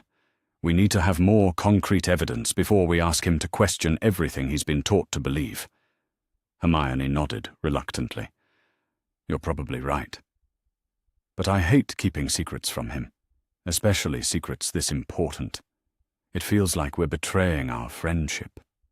"We're protecting our friendship," Harry corrected, "and we're protecting him. If we're wrong about any of this, if my parents were mistaken, or if there are things they didn't understand about Dumbledore's motivations, then we'll be able to figure that out without having involved Ron in something that could damage his relationship with his family. But if we're right, then eventually we're going to need allies. People we can trust who aren't part of Dumbledore's inner circle. Ron will have to be one of them, but only when we're sure we can present him with evidence that's strong enough to overcome his natural inclination to trust the adults in his life." They spent the next hour working through the practical details of how to investigate their parents' claims without arousing suspicion. Hermione's analytical mind proved invaluable in developing a systematic approach to gathering and verifying information, while Harry's knowledge of the castle and its secrets would help them access locations that might contain the additional evidence James and Lily had mentioned. The first step would be to create a timeline of events, cross-referencing what they knew about major incidents in Harry's life with what the letter claimed about Dumbledore's involvement in orchestrating those incidents. Then they would begin the delicate process of testing their conclusions, looking for patterns and inconsistencies that would either support or contradict the accusations. It was dangerous work, the kind of investigation that could destroy relationships and shatter illusions that had provided comfort and stability for years. But it was also necessary work, because if Harry's parents had been right about the scope of the deception, then continuing to live in ignorance could be fatal. As they talked, Harry found himself watching Hermione's face with a mixture of gratitude and guilt. Gratitude because she was approaching the problem with the same intellectual rigor she brought to her academic studies, treating his parents' accusations as hypotheses to be tested rather than truths to be accepted or rejected based on emotion. Guilt because he was asking her to risk her own safety and peace of mind by becoming involved in something that could have devastating consequences for both of them. But he also felt something else, something that had been missing from his life for longer than he cared to admit. For the first time in years, he wasn't facing a crisis alone. He had an ally, someone who understood the stakes and was willing to help him navigate the complexities of a situation that went far beyond anything they'd dealt with before. It was almost enough to make him feel optimistic about their chances of uncovering the truth without destroying themselves in the process. Hermione closed the letter carefully and retied the red ribbon, her movements precise and respectful. Then she looked up at Harry with an expression that was both determined and slightly terrified. "Whatever we find," she said quietly, "whatever we learn about Professor Dumbledore or the Order or any of this, we're going to face it together. You don't have to carry this alone anymore." The words hit Harry harder than he'd expected, bringing tears to his eyes that he tried unsuccessfully to blink away. For so long, he'd been the boy who lived, the chosen one, the person everyone expected to solve problems and face dangers that would break most adults. He'd grown accustomed to the weight of that responsibility, to the isolation that came with being seen as more symbol than human being. But sitting here in the drawing room of Grimmauld Place, with his best friend promising to stand by him no matter what they discovered, Harry felt something he hadn't experienced in years. He felt like he might actually have a chance at controlling his own destiny, at making choices based on what he believed was right rather than what others expected from him. "Thank you," he managed, his voice rough with emotion. "I don't know what I would do without you." "You'll never have to find out," Hermione replied firmly. "Whatever happens, whatever we learn, we'll figure it out together." They spent another few minutes discussing the practical details of their investigation, establishing codes and signals they could use to communicate about sensitive topics without alerting anyone who might be monitoring their conversations. Then, Hermione gathered up her book and prepared to return to her reading, though Harry suspected she would have trouble concentrating on North American magical history after everything they'd discussed. As she was leaving, she paused in the doorway and looked back at him with an expression that was difficult to read. "Harry," she said carefully, "there's something I want you to promise me. Whatever we discover, whatever evidence we find, I want you to promise that you won't do anything reckless or dangerous without talking to me first. I know you have a tendency to take on too much responsibility, to try to protect people by handling problems yourself, but this is too big and too important for that kind of heroic gesture." Harry nodded, understanding exactly what she was asking. She was worried that he would learn something that would prompt him to confront Dumbledore directly, or to take some other dramatic action that might put him in danger before they'd had a chance to fully understand the situation. "I promise," he said, and meant it. "We're in this together now. I won't make any major decisions without consulting you first." "Good," Hermione said, though she still looked concerned. "Because I have a feeling that before this is over, we're going to need every advantage we can get." After she left, Harry remained in the drawing room for a long time, staring out the window at the grey December afternoon and thinking about the conversation they'd just had. Part of him felt relieved to finally have someone else who understood the magnitude of what he was facing, but another part of him was terrified by the implications of what they'd agreed to do. They were 15-year-old students planning to investigate and potentially expose the man who was arguably the most powerful wizard alive, a man who had been manipulating events for decades, who had resources and connections that they could barely imagine. If they were discovered before they'd gathered enough evidence to protect themselves, the consequences could be catastrophic. But the alternative was to continue living as pawns in someone else's game, allowing themselves to be moved around a chessboard they couldn't even see until the moment came for Harry to sacrifice himself for the greater good. And that was no longer acceptable, not now that he understood what had been done to him and what was likely planned for his future. As the afternoon light began to fade, Harry made his way back to his bedroom to continue studying his father's letter and planning the next phase of their investigation. He had an ally now, someone whose brilliance and loyalty he could count on, absolutely. Together, they would uncover the truth about Dumbledore's plans and find a way to forge their own path forward. It wouldn't be easy, and it certainly wouldn't be safe. But for the first time since he'd learned about the prophecy, Harry felt like he might actually have some control over his own destiny. And that was worth almost any risk. The investigation began in earnest the following morning, though to anyone watching, it would have appeared as nothing more than two studious teenagers spending their winter holidays engaged in perfectly normal activities. Harry and Hermione had developed a system of subtle signals and coded conversations that allowed them to coordinate their efforts while maintaining the appearance of casual friendship under the watchful eyes of the adults who shared their temporary home. The first phase of their plan involved what Hermione had termed information archaeology, the careful process of excavating details from conversations with Order members who might possess knowledge relevant to their investigation without realizing its significance. It was delicate work, requiring them to ask questions that seemed natural and innocent, while actually probing for evidence that would either support or contradict the accusations contained in James Potter's final letter. Harry's first target was Remus Lupin, partly because the man had been present during the discovery at Godric's Hollow, and partly because his close friendship with James and Lily meant he was likely to have observed the deterioration in their relationship with Dumbledore that the letter described. The challenge was finding a way to broach the subject without arousing suspicion about Harry's motivations for asking. The opportunity presented itself during one of their regular afternoon conversations in the drawing room, when Lupin was grading essays from his substitute teaching position, and Harry was ostensibly working on holiday assignments from his Hogwarts professors. The setting was perfect for the kind of casual, rambling discussion that might naturally drift toward topics of historical significance.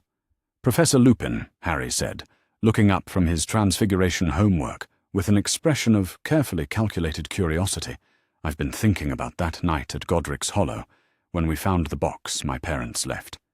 It made me realize how little I actually know about their final months, about what they were thinking and feeling during the war." Lupin set down his quill and gave Harry his full attention, though something flickered across his expression that might have been wariness or concern. "It's understandable that you would want to know more about that period," he said carefully. "But you should remember that it was an extremely difficult time for everyone involved. People were under tremendous stress, making decisions based on incomplete information and constantly shifting circumstances." The response was diplomatically phrased, but it contained an undertone that Harry found revealing.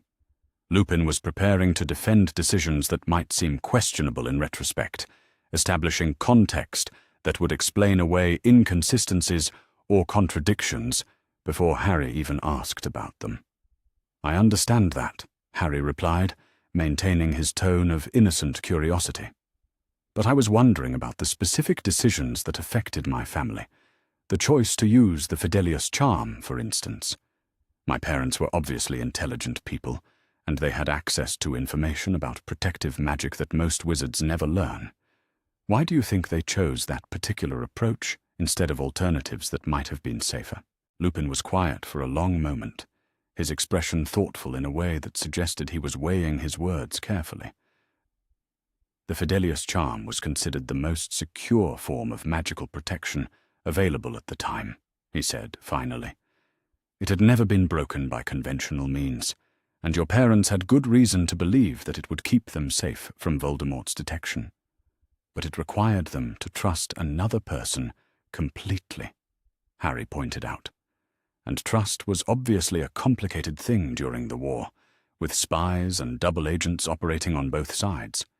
Didn't they consider options that would have made them less dependent on someone else's loyalty?" Something shifted in Lupin's posture, a subtle stiffening that suggested Harry's questions were approaching territory that made him uncomfortable.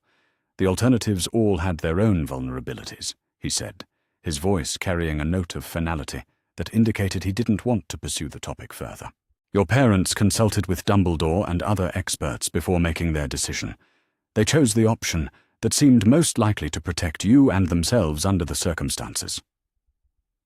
The mention of Dumbledore's involvement sent a familiar chill down Harry's spine, though he was careful not to let his reaction show on his face. Instead, he nodded, as if satisfied with the explanation, and returned his attention to his homework, filing away the information for later analysis. But Lupin's response had confirmed one of the key elements in his father's letter. James and Lily hadn't made the decision about their protection independently. They had been advised, guided toward a choice that seemed logical and secure, but that ultimately left them vulnerable in precisely the way that Dumbledore's larger plan required. The pattern became even clearer during Harry's next investigative conversation, this one with Kingsley Shacklebolt during one of the Aura's brief visits to Grimmauld Place. Kingsley was discussing security arrangements with Sirius when Harry approached, ostensibly seeking help with a defense against the dark arts essay about historical examples of magical protection. The conversation that followed was illuminating in ways that Kingsley probably never intended. When Harry asked about the effectiveness of different protective strategies during the First War against Voldemort, the Auror spoke knowledgeably about various approaches that had been attempted and their relative success rates. The Fidelius charm was popular during that period, Kingsley explained, because it had such an impressive theoretical track record. But in practice, it proved more vulnerable than many people realized. Not because the magic itself was flawed, but because it created single points of failure that could be exploited by anyone with sufficient knowledge of human psychology. "What do you mean by single points of failure?" Harry asked, though he suspected he already knew the answer. "The secret keeper becomes the weakest link in the entire defensive structure," Kingsley replied. "No matter how secure the magical protections, they're only as strong as the person who holds the secret. And during wartime, there are many ways to compromise someone's loyalty or reliability that don't involve breaking the magic itself." It was exactly the vulnerability that James Potter's letter had identified, the flaw that should have been obvious to anyone with experience in magical security. Yet according to Lupin, his parents had been advised to accept this vulnerability as an acceptable risk. Did people at the time understand how dangerous that weakness could be? Harry pressed. Some did, Kingsley admitted. There were voices within the Aura Corps and other security organizations who argued for alternative approaches, strategies that would have distributed the risk more broadly, rather than concentrating it in a single individual. But those recommendations weren't always followed by the families who needed protection. Why not? Kingsley glanced around the room, checking to make sure they weren't being overheard, then leaned closer to Harry with an expression that had grown serious. "Politics," he said quietly. The protection strategies that were officially recommended came from the highest levels of our leadership, people whose judgment was considered beyond question. Even when those strategies had obvious flaws, it was difficult for individual families to reject the advice of someone like Dumbledore in favor of approaches that seemed less prestigious or authoritative. The admission was more revealing than Kingsley probably realized. He was describing a system where Dumbledore's recommendations carried so much weight that they overrode practical security considerations, where families accepted suboptimal protection because questioning the great man's judgment was simply unthinkable. It was another piece of evidence supporting his father's accusations, another indication that the tragedy that had befallen the Potter family might have been preventable if different choices had been made or different advice had been given. Harry's third significant conversation took place 2 days later, during a chance encounter with Mad-Eye Moody in the kitchen. The grizzled Aura was examining the wards on the house with his magical eye, muttering complaints about their configuration and effectiveness.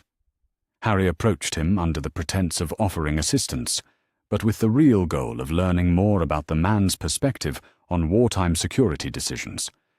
Moody proved to be a surprisingly willing source of information, though his responses were filtered through the paranoid worldview that had kept him alive through decades of dangerous work. When Harry asked about the protective strategies that had been used during the First War against Voldemort, the older wizard launched into a lengthy critique of the approaches that had failed to protect their intended targets. "Too many people put their faith in single-point solutions," Moody growled, his magical eye spinning to focus on Harry while his normal eye continued monitoring the kitchen door. "Fidelius charms, safe houses, bodyguard details. All fine tools in the right circumstances, but useless if you don't account for the human element." "What do you mean by the human element?" "People lie," Moody said bluntly. "They betray each other, they make mistakes, they get compromised in ways they don't even realize. Any security plan that depends on perfect human reliability is doomed to failure. Did you try to warn people about these problems during the war?" Moody's expression darkened. "Tried. Yes. Succeeded. Not often enough. There were people in positions of authority who didn't want to hear inconvenient truths about the limitations of their favored strategies. They preferred elegant solutions that sounded impressive in meetings over messy approaches that actually worked in the real world." The bitterness in his voice was unmistakable, and Harry felt a surge of recognition as he realized that Moody was describing exactly the kind of institutional blindness that his father's letter had identified. Leaders who were more concerned with maintaining the appearance of wisdom and control than with acknowledging the flaws in their plans. "Were you consulted about the protection arrangements for my family?" The question seemed to hit Moody like a physical blow. His normal eye snapped to Harry's face, while his magical eye continued its restless surveillance of their surroundings. For several seconds he didn't respond, his scarred features cycling through a complex series of emotions that Harry couldn't fully interpret. "I made recommendations," Moody said finally, his voice rough with old anger and regret. "Comprehensive security protocols that would have made it much harder for anyone to locate or attack your parents. They were dismissed as unnecessarily complex and resource-intensive. By whom? By people who thought they knew better, who believed that reputation and theoretical knowledge were more important than practical experience in keeping families alive." The implication was clear, though Moody never explicitly named Dumbledore as the person who had rejected his advice. He didn't need to. Harry could read between the lines, could see the same pattern of dismissed expertise and overruled recommendations that his father had documented in the letter. As the days passed, and Harry and Hermione continued their careful investigation, the evidence continued to accumulate in ways that supported rather than contradicted the accusations in James Potter's final message. Conversations with Arthur Weasley revealed that there had been heated debates within the Order about resource allocation and strategic priorities, debates in which Dumbledore's preferences had consistently prevailed over the objections of more experienced practitioners.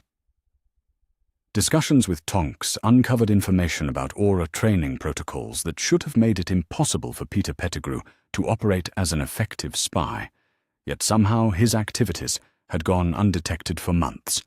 When Harry asked about the oversight mechanisms that were supposed to prevent such security breaches, Tonks's response was telling in its vagueness and defensiveness. Even Mrs. Weasley, despite her unwavering loyalty to Dumbledore, inadvertently provided evidence that supported Harry's growing suspicions. During a conversation about wartime childcare arrangements, she mentioned that there had been numerous magical families willing to take Harry in after his parents' death, families with strong protective capabilities and genuine affection for James and Lily Potter. But somehow those offers had been declined in favor of placing Harry with the Dursleys, relatives who had no magical protection and no love for the child they were expected to raise.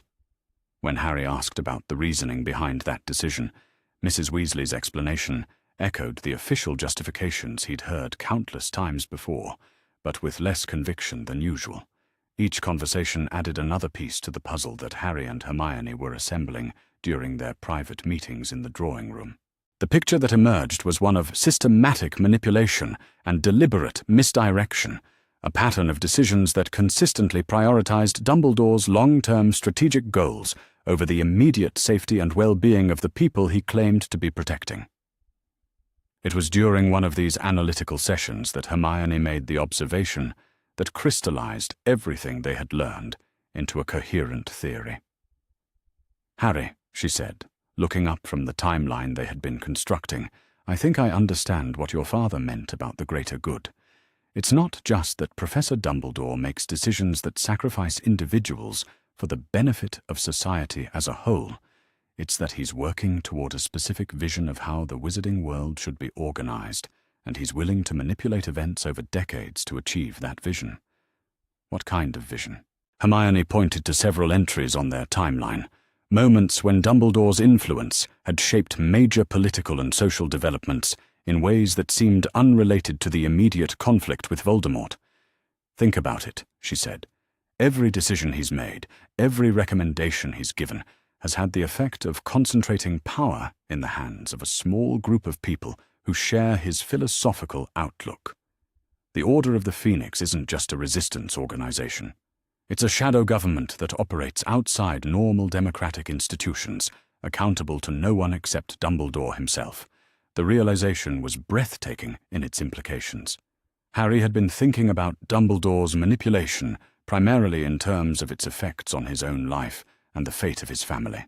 But if Hermione was right, if the headmaster was actually engaged in a much larger project of social and political transformation, then the scope of his influence extended far beyond anything they had previously imagined. "You're saying he's been planning to reshape the entire wizarding world?" "I'm saying he's been doing it for decades," Hermione replied grimly. "The war against Voldemort isn't just about defeating a dark wizard. It's about creating the conditions that will allow him to continue to manipulate the that will allow Dumbledore's vision of enlightened leadership to become the dominant force in magical society. "And I'm supposed to be the weapon that makes it all possible," Harry said, the pieces finally falling into place. The boy who lived, the chosen one, the symbol of everything good and pure about the fight against darkness. "My death will be the ultimate sacrifice for the greater good, the moment when the wizarding world finally accepts that Dumbledore's way is the only way forward." The conversation that followed was one of the most difficult of Harry's life. As he and Hermione worked through the full implications of what they had discovered, he began to understand that his situation was even worse than his father's letter had suggested. He wasn't just being manipulated to serve as a weapon against Voldemort. He was being positioned as a martyr whose death would provide the emotional and political capital necessary to transform the entire structure of magical society. It was a plan of staggering scope and ambition, one that had been in motion since before Harry was born, and that would continue long after his death. Every friendship he had formed, every achievement he had earned, every moment of happiness he had experienced had been calculated to increase his value as a symbol and to ensure that his eventual sacrifice would have maximum impact on public opinion. The realization should have been devastating. Instead, Harry found himself feeling something that was almost like relief. For years he had struggled with the sense that his life wasn't entirely his own, that there were forces shaping his choices and limiting his options in ways he couldn't understand. Now, finally, he knew what those forces were and what they wanted from him. Knowledge, as Hermione had always told him, was the first step toward power. And power, even the limited power of a 15-year-old wizard who was still learning to think for himself, was the first step toward freedom. As they concluded their analysis and prepared to move to the next phase of their investigation, Harry felt a grim satisfaction settle over him like armor. Dumbledore's plan depended on his willing compliance, on his continued belief that the adults in his life had his best interests at heart. That belief was gone now, replaced by the hard-earned wisdom that came from understanding exactly how he had been used and why. The game was far from over, but at least now Harry knew he was playing it, and that knowledge, terrible as it was, gave him something he hadn't possessed in years. It gave him hope. The moment of truth came on New Year's Eve, when the combination of celebratory chaos and carefully orchestrated circumstances finally provided Harry with the opportunity he'd been waiting for to approach Ron about what they'd discovered. The timing was both perfect and terrible, offering privacy while potentially destroying one of the most important relationships in his life on what should have been a night of hope and new beginnings. The Weasley family had descended upon Grimmauld Place in force for the holiday, transforming the usually somber house into something resembling organized pandemonium. Mrs. Weasley had taken over the kitchen with military precision, producing a feast that seemed designed to feed half of London, rather than the dozen or so people who would actually be present for dinner. The twins were conducting experiments with their latest batch of whizzing worms in the drawing room, much to their mother's vocal disapproval and everyone else's secret amusement. Ginny had claimed the wireless in the sitting room and was subjecting the entire household to her eclectic musical preferences, which ranged from the Weird Sisters to something that sounded suspiciously like experimental goblin opera. In the midst of all this controlled chaos, Ron had retreated to Harry's bedroom with a chessboard and a bottle of butterbeer that he'd somehow liberated from the kitchen stores. It was exactly the kind of casual, private setting that Harry had been hoping for. But now that the moment had arrived, he found himself paralyzed by the magnitude of what he was about to do. He was going to ask his best friend to question everything he'd ever been taught about the man who had been a fixture in the Weasley family's life for longer than any of them could remember. He was going to present evidence that Dumbledore, the wizard Arthur Weasley spoke of with reverence, and Molly Weasley trusted with her children's safety, was actually a manipulative puppet master who saw people as pieces to be moved around a chessboard for his own purposes. And he was going to do it on New Year's Eve, when Ron should have been thinking about parties and celebrations, and the simple pleasures that came with being 16 years old and surrounded by family. The guilt was almost overwhelming, but Harry forced himself to remember what was at stake. If his parents' accusations were accurate, if Dumbledore's plans for the future included Harry's death as a necessary sacrifice for the greater good, then Ron needed to know the truth. Not because Harry wanted to burden him with terrible knowledge, but because Ron deserved the chance to make informed decisions about his own life and loyalties, and because, if Harry was being completely honest with himself, he needed Ron's support more than he'd ever needed anything in his life. The investigation with Hermione had been invaluable, but it had also been essentially academic in nature, a careful analysis of evidence and logical deduction. What Harry faced now was the much more difficult challenge of navigating the emotional and social complexities of standing against everything the wizarding world expected from him. He couldn't do that alone, and more importantly, he shouldn't have to. Ron was studying the chessboard with the intense concentration he reserved for particularly challenging strategic situations, his pieces arranged in what Harry recognized as one of his more aggressive opening gambits. The redhead's face was relaxed in a way that had become increasingly rare over the past year, free from the worry and tension that seemed to follow all of them wherever they went these days. Harry felt like he was about to destroy that piece forever. "Ron," he said carefully, setting down his own piece and leaning back in his chair, "there's something I need to talk to you about. Something important." The change in Ron's expression was immediate and concerning. His eyes sharpened with the kind of wariness that came from months of living in a world where important conversations usually meant bad news, dangerous missions, or revelations that would make an already complicated situation even more difficult to navigate. "This isn't about another brilliant plan to get yourself killed, is it?" Ron asked, though there was affection rather than accusation in his tone. "Because I have to tell you, Harry, I'm getting a bit tired of trying to talk you out of heroic gestures that are likely to get all of us killed." The comment hit closer to home than Ron could possibly have realized. If Harry's suspicions were correct, if Dumbledore had indeed been orchestrating events to build him up as the perfect sacrifice for the greater good, then every heroic gesture he'd ever made had been part of someone else's plan. The courage he'd always thought of as his defining characteristic might actually have been carefully cultivated conditioning designed to ensure his willingness to die when the moment came. "It's not about a plan," Harry said, though the words felt strange in his mouth. "It's about the plans that other people have been making for us, plans we've never been told about and never had a chance to question." Ron's expression grew even more wary. "What kind of plans?"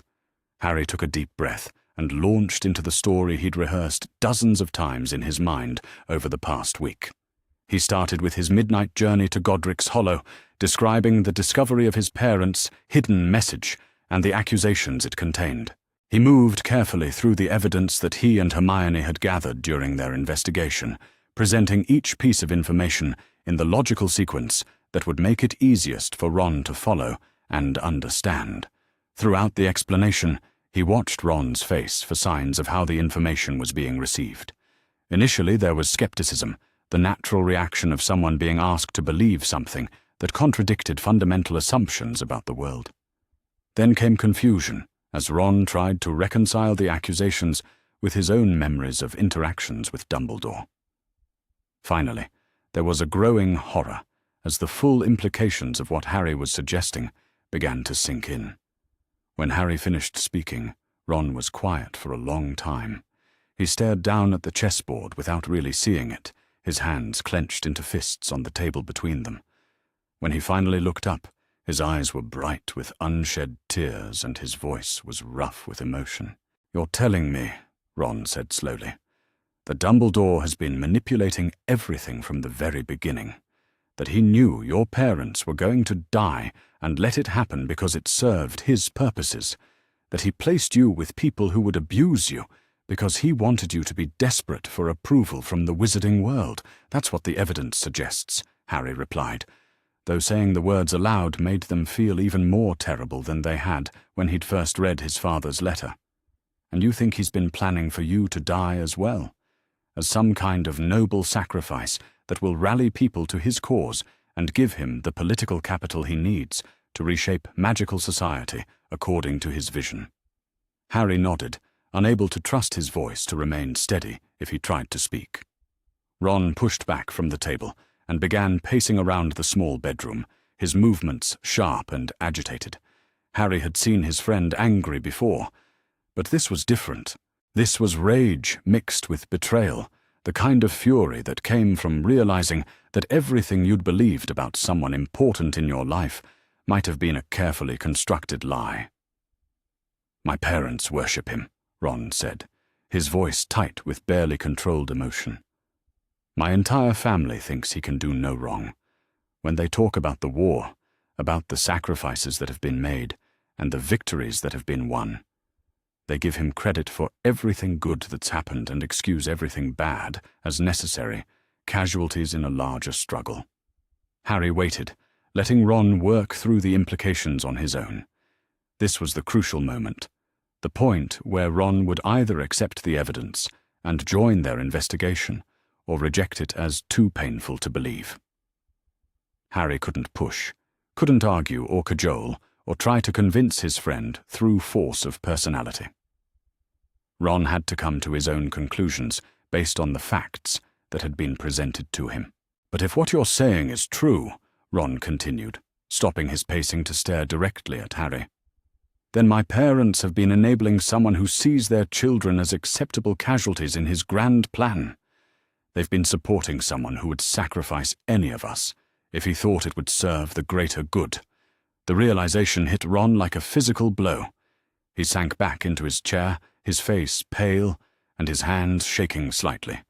Harry could see him working through the memories, re-examining years of family conversations and interactions with Dumbledore through the lens of what he'd just learned. "The Triwizard Tournament," Ron said suddenly. "When your name came out of the goblet, and everyone was so concerned about how a fourth-year student had managed to enter a competition designed for adults. I remember my dad saying that Dumbledore would make sure you were protected, that he would never allow real harm to come to you. But you nearly died in that tournament," Ron continued, his voice growing stronger with anger. "Multiple times. The dragons, the lake, the maze. Any one of those tasks could have killed you, and yet somehow Dumbledore allowed you to compete. He could have found a way to remove you from the tournament, could have used his influence to change the rules or cancel the entire event. Instead, he let you face dangers that no student should ever have been exposed to." "Because he needed me to face Voldemort at the end," Harry said quietly. "He needed me to witness the return, to provide testimony that the wizarding world would believe. And he needed to test my willingness to sacrifice myself for others, to make sure I was properly conditioned for whatever final sacrifice he has planned."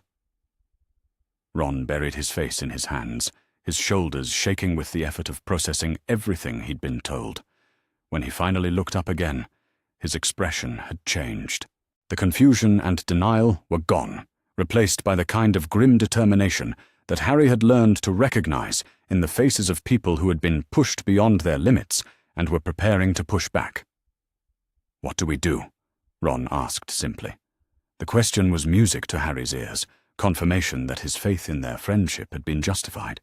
Ron hadn't tried to minimize the evidence or explain it away.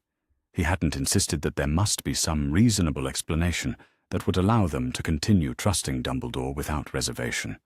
Instead, he had accepted the terrible truth and immediately turned his attention to the practical matter of how they should respond. "We investigate further," Harry said, feeling a surge of relief at no longer carrying this burden alone. "Hermione and I have been working on it for a week, but there's only so much we can accomplish without involving other people. We need allies, people who can help us gather information and verify what we've learned without alerting Dumbledore to what we're doing." "What about my family?" Ron asked. "Should we tell them what we've discovered?" Harry had been dreading that question, knowing that it would force him to reveal just how uncertain he was about who could be trusted and who might be working to further Dumbledore's agenda. The Weasley family had been nothing but kind to him, had welcomed him into their home, and treated him like a son. But they were also deeply loyal to Dumbledore, committed to the Order and everything it represented. "I don't think we can risk it," Harry said carefully. "Not yet, anyway. We need more evidence before we approach anyone who might feel obligated to report our suspicions to Dumbledore or other Order leadership. Your parents are good people, Ron, but their loyalty to Dumbledore runs very deep. If they thought we were being influenced by dangerous ideas or unreliable sources, they might take steps to protect us that would actually make it harder for us to learn the truth." Ron nodded reluctantly. "I hate keeping secrets from them, especially secrets this important, but you're probably right about how they would react. They've spent so many years following Dumbledore's lead that the idea of questioning his judgment would be almost unthinkable for them." "What about the twins?" Harry asked. "They've never been as reverent toward authority figures as the rest of your family, and they have access to information sources that might be useful to our investigation." Ron considered the suggestion seriously. "Fred and George are definitely more skeptical than most of my family, and they're good at keeping secrets when it matters. But they're also protective of the family, and they might decide that the best way to help us would be to tell our parents what we're planning. So we start with just the three of us," Harry said. "You, me, and Hermione. We gather more evidence, verify what we've learned, and slowly bring in other allies as we identify people who can be trusted." "4 of us, actually," Ron corrected, and Harry's heart skipped a beat as he realized what his friend was implying. 4. "Ginny," Ron said simply. "If we're going to do this, if we're going to investigate and potentially oppose the most powerful wizard in Britain, we're going to need all the help we can get. And my sister is tougher and more resourceful than most people realize. She also has a better understanding of how the adult world works than either of us, having grown up in a house where political discussions happen at the dinner table." Harry felt a complex mix of emotions at the suggestion. Part of him was thrilled at the thought of having Ginny involved in their investigation, of working closely with someone whose courage and intelligence he'd come to admire deeply over the past few years. But another part of him was terrified by the idea of putting her in danger, of involving her in something that could have devastating consequences for anyone who was discovered. "Are you sure she can be trusted with this?" Harry asked. "I know she's capable, but this isn't just dangerous. It's treasonous. If we're discovered, if Dumbledore realizes what we're doing, the consequences could be catastrophic for everyone involved. She's my sister," Ron said firmly, "and she cares about you almost as much as I do. If there are people planning to use you as a weapon or a sacrifice, she deserves the chance to help protect you from them." The simple statement hit Harry harder than he'd expected, bringing tears to his eyes that he tried unsuccessfully to blink away. For so long, he'd felt isolated by his role as the boy who lived, set apart from normal relationships by the weight of expectations and destiny that surrounded him. The idea that there were people who cared about him enough to risk their own safety for his well-being was almost overwhelming. "All right," he said finally. "We'll talk to Ginny, but we do it carefully, and we make sure she understands exactly what she's getting into before we ask her to make any commitments." "Agreed," Ron said. "But Harry, there's something else we need to discuss.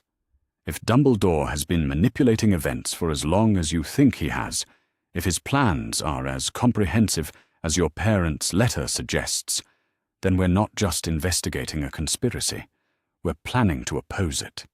And that means we need to start thinking like strategists rather than students." "What do you mean?" "I mean we need to develop our own plans, our own resources, our own sources of information and support. We can't just gather evidence and hope that exposing the truth will be enough to stop whatever Dumbledore has planned for you. We need to be prepared to take active steps to protect ourselves and the people we care about." The insight was both impressive and terrifying. Ron was right, of course. They weren't engaged in an academic exercise or a historical investigation. They were preparing to stand against forces that had been shaping the wizarding world for decades, forces that commanded loyalty from most of the people they'd grown up trusting and respecting. It would require them to think and act like adults, to make decisions with potentially life-and-death consequences for themselves and others. Harry wasn't sure any of them were ready for that kind of responsibility, but he was becoming increasingly certain that they didn't have a choice in the matter. "You're right," Harry said. "But where do we even begin? How do 4 teenagers start building the kind of resources we'd need to oppose someone like Dumbledore?" Ron grinned, and for the first time since their conversation had begun, he looked like his normal self rather than someone grappling with world-shattering revelations.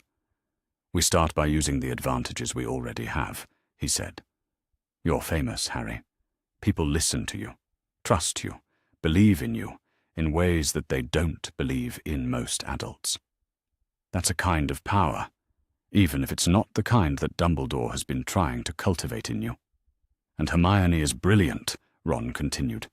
"She understands magic and history and politics in ways that most adults never will. If anyone can figure out how to counter Dumbledore's plans, it's her." "What about you?" Harry asked. "I know people," Ron replied simply. "I have connections throughout the wizarding world that go beyond just my family. Other students at Hogwarts, people my brothers have worked with, families that Dad has dealt with through the ministry. I can reach out to them, carefully and quietly, to start building a network of people who might be willing to support us if they knew what was really at stake. And Ginny knows things about how the adult world operates that the rest of us are still learning," Harry added, beginning to see the outlines of a plan that might actually have a chance of success. "She's been listening to political discussions and strategic planning sessions for years. She understands how power works in ways that most people our age don't." "Exactly," Ron said. "Together we might actually be able to accomplish something. It won't be easy, and it certainly won't be safe. But we have advantages that Dumbledore probably hasn't accounted for in his plans." They spent the rest of the evening working through the practical details of how to approach Ginny and how to begin building the network of allies and resources they would need for whatever came next.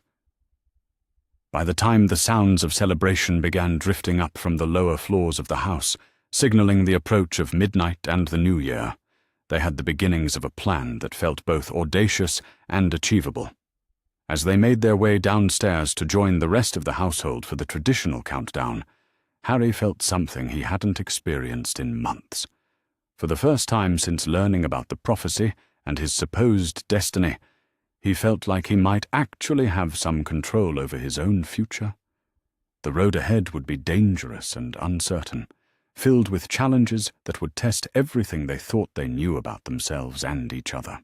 But they would face those challenges together, as friends and allies united by their refusal to accept the roles that others had chosen for them. And that, Harry thought, as the clock began to chime midnight and the household erupted in cheers and embraces, was the best possible way to begin a new year. The investigation into Severus Snape's true role in the web of manipulation surrounding Harry's life began with a single, damning entry in his father's letter that had haunted Harry's thoughts for weeks. James Potter had written with bitter clarity about his growing suspicions that the man who claimed to have switched sides was actually playing a much deeper game, one that served Dumbledore's purposes in ways that went far beyond simple espionage or protection. The revelation that Snape had been the one to report the prophecy to Voldemort should have been shocking, but by the time Harry, Ron, and Hermione began their focused investigation into the Potions Master's activities, it felt more like a confirmation of patterns they had already begun to recognize. Everything about Dumbledore's relationship with Snape, from the headmaster's unwavering trust in a former Death Eater to his insistence on maintaining the man's position at Hogwarts despite years of complaints from students and parents alike, suddenly made terrible sense when viewed through the lens of orchestrated manipulation. The breakthrough came during a late-night research session in the drawing room of Grimmauld Place when Hermione stumbled across a reference to the original prophecy hearing in a collection of ministry records that Sirius had appropriated during his brief stint as a free man.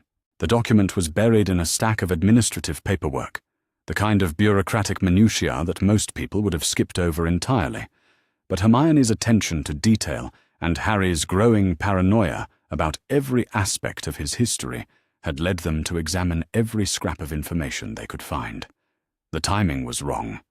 That was the first thing that caught Hermione's attention as she worked her way through the dry prose of the official report. According to the Ministry's records, Severus Snape had requested permission to visit the Hog's Head Inn on the evening when Sybil Trelawney delivered the prophecy about Harry and Voldemort. The permission had been granted through normal channels, processed by a minor functionary who probably never thought twice about a Death Eater's movements during wartime. But the request had been filed 3 days before the prophecy was actually spoken. "Harry," Hermione said, her voice tight with the kind of controlled excitement that meant she had discovered something significant. "Look at this. Look at the dates." She passed him the parchment, pointing to the relevant entries with a finger that trembled slightly. Harry read through the bureaucratic language once, then twice, before the implications fully sank in. He knew, Harry said quietly. Snape knew that Trelawney was going to deliver the prophecy before she actually did it, which means either he's a remarkably talented seer himself, or someone told him when and where to be in order to overhear it. And there's only one person who would have had that information in advance, Ron added from his position by the fireplace, where he had been maintaining watch for anyone who might interrupt their research session. Dumbledore would have known about the job interview, would have known that Trelawney was likely to go into one of her trances during a stressful situation. The three friends stared at each other as the full ramifications of what they had discovered began to crystallize. It wasn't just that Snape had overheard the prophecy by accident, or even that he had been deliberately eavesdropping on Dumbledore's private affairs. The entire incident had been orchestrated, planned in advance by someone who wanted to ensure that Voldemort would learn about the prophesied child and take action to eliminate the potential threat. Someone who needed Voldemort to mark Harry as his equal in order to fulfill the conditions that would make the prophecy come true. "This is worse than anything in your father's letter," Hermione whispered, her face pale with horror. "This isn't just about allowing events to unfold naturally or failing to prevent tragedies that served a larger purpose. This is active manipulation, deliberate engineering of the circumstances that led to your parents' deaths." Harry felt something cold and sharp settle in his chest as he processed what she was saying. He had thought he understood the scope of Dumbledore's manipulation, had believed that his father's accusations represented the worst possible interpretation of the headmaster's actions. But if what they had discovered was accurate, if Dumbledore had actually arranged for Snape to overhear and report the prophecy, then the level of premeditation involved was staggering. "My parents died because Dumbledore wanted them to die," Harry said, and was surprised by how calm his voice sounded, despite the rage that was building inside him.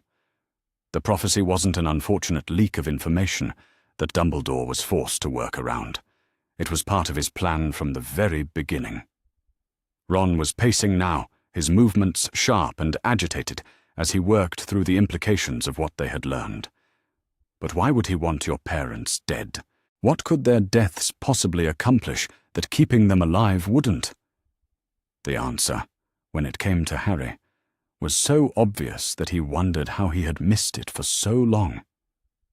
He thought about his childhood with the Dursleys, about the years of neglect and abuse that had shaped his personality and his desperate hunger for approval from the wizarding world.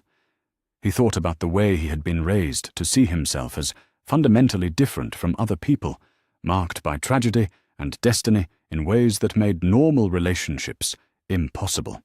"He needed me to be an orphan," Harry said slowly.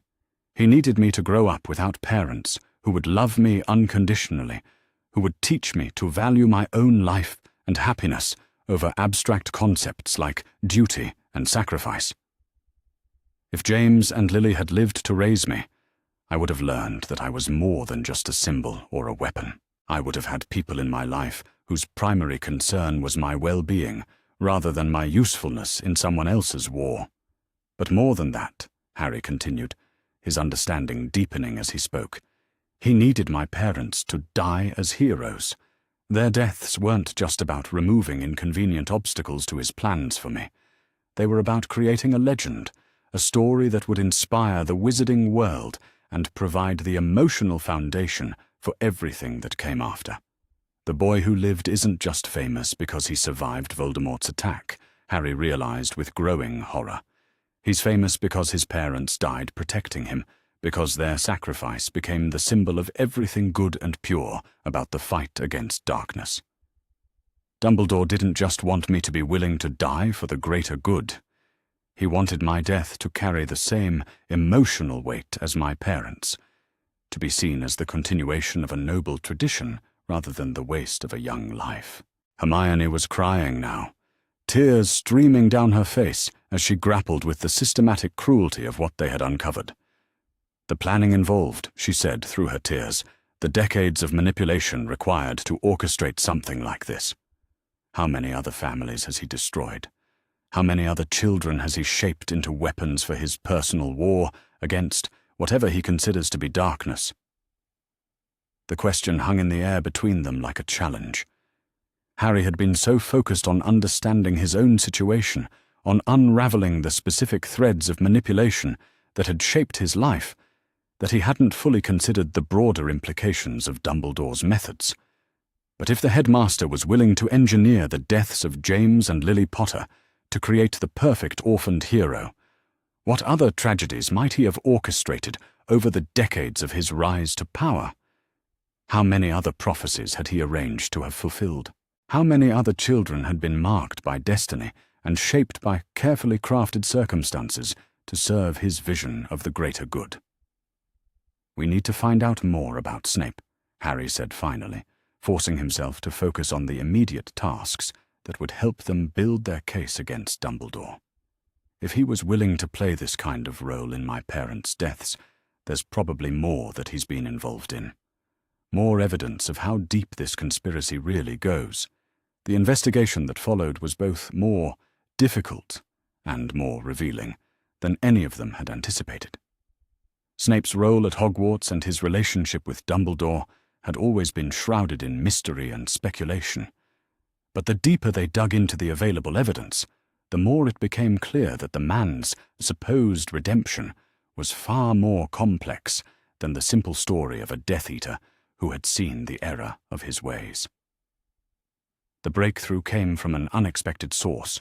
Ginny, who had been brought into their circle of trust after a careful conversation that had tested her ability to handle devastating revelations about authority figures she had been raised to respect, proved to have access to information that the older students had never considered. Her friendship with Luna Lovegood, combined with her willingness to explore the more unconventional sources of gossip and rumor that circulated through Hogwarts, had given her insights into patterns of behavior that had escaped more conventional investigation. Luna's father publishes some very interesting theories about the connections between powerful wizards and the tragedies that seem to follow them around, Ginny explained during one of their evening research sessions.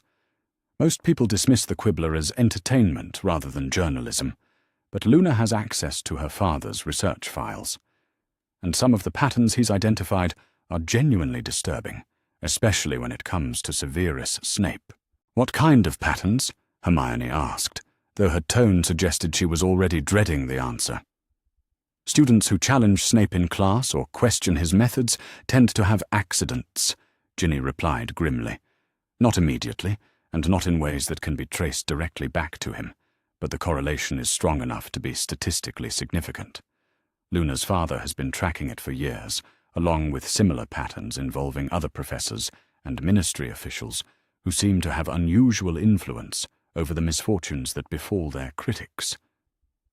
The revelation sent a chill down Harry's spine as he thought about his own interactions with Snape over the years.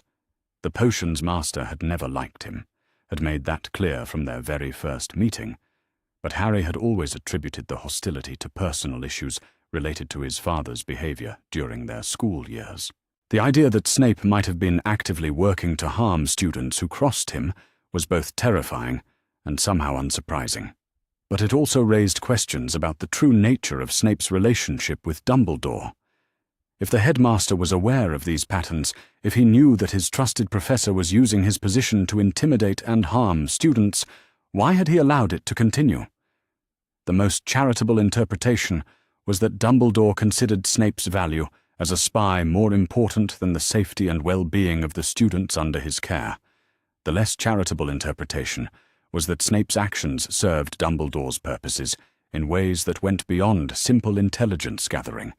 "We need to understand what Snape gets out of this arrangement," Ron said during one of their planning sessions, "because nobody does this kind of work without getting something in return, and I doubt it's just the satisfaction of serving the greater good." The answer, when they found it, was buried in the financial records that Sirius had been accumulating as part of his own investigation into the Order's funding sources. Snape had been receiving payments from Dumbledore for years, amounts that far exceeded what would be reasonable compensation for teaching or even for the dangerous work of serving as a double agent. The money was coming from discretionary funds that Dumbledore controlled through his various positions of authority, transferred through a complex network of intermediaries that would have made it nearly impossible for casual observers to trace. "He's being paid to play a role," Harry realized as they studied the financial documents spread across the drawing-room table. Not just the role of a reformed Death Eater or a reluctant protector, but the role of someone who hates me for reasons that everyone understands and sympathizes with. "He's supposed to be the obstacle I have to overcome, the adult authority figure who makes my life difficult and forces me to prove myself through adversity.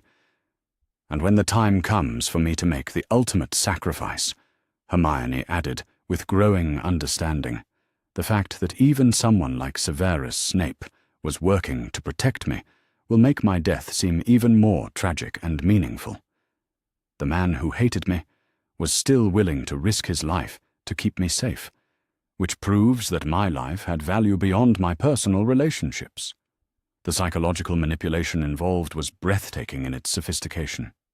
Dumbledore hadn't just been shaping Harry's character through the major events of his life. He had been crafting every significant relationship, every source of conflict and support to serve his ultimate goal of creating the perfect martyred hero.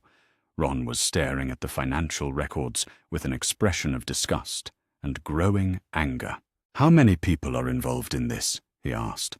"How many adults that we're supposed to trust are actually just actors playing roles in Dumbledore's elaborate performance?"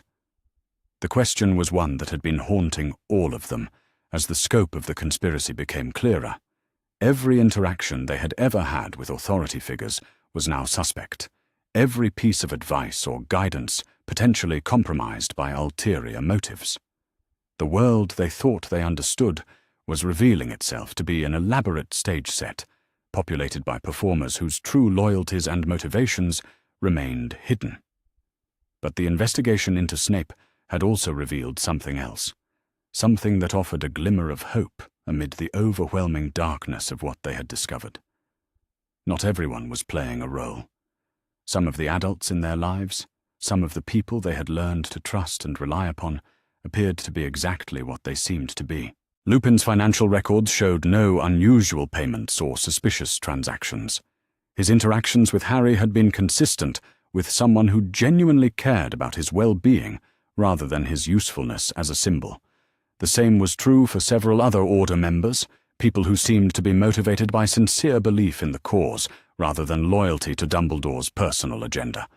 The realization was both comforting and strategically important. If they could identify the people who were unknowing participants in Dumbledore's schemes, they might be able to build alliances with adults who had the resources and experience to help them oppose the headmaster's plans. But it would require careful analysis and even more careful approach work.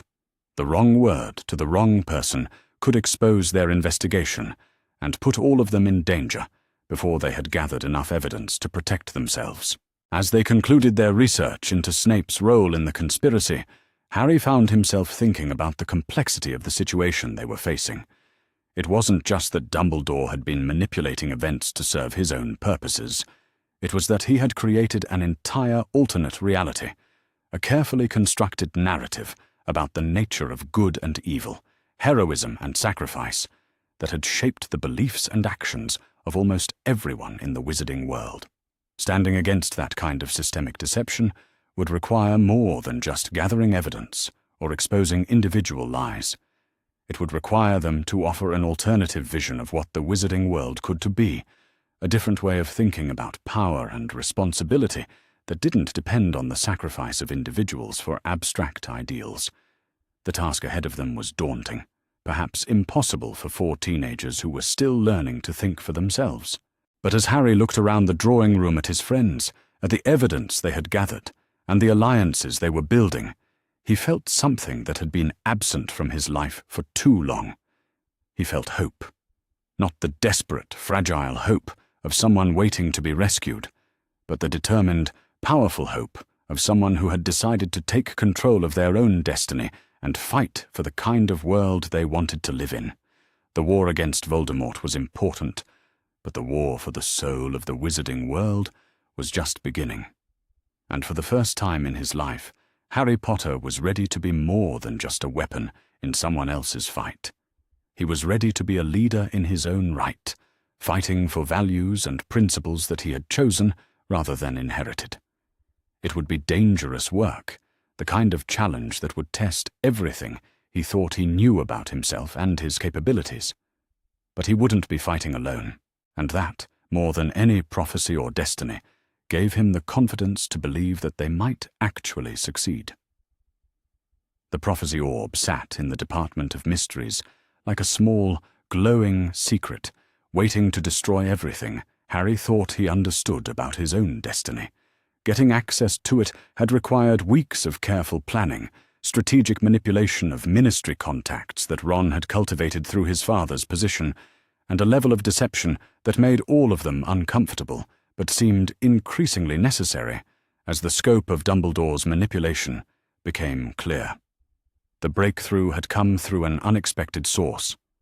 Luna Lovegood, whose father's connections to the more unconventional corners of the magical world had already proven invaluable to their investigation, had mentioned during one of their planning sessions that there were ways to access Department of Mysteries records that didn't involve the usual ministry channels.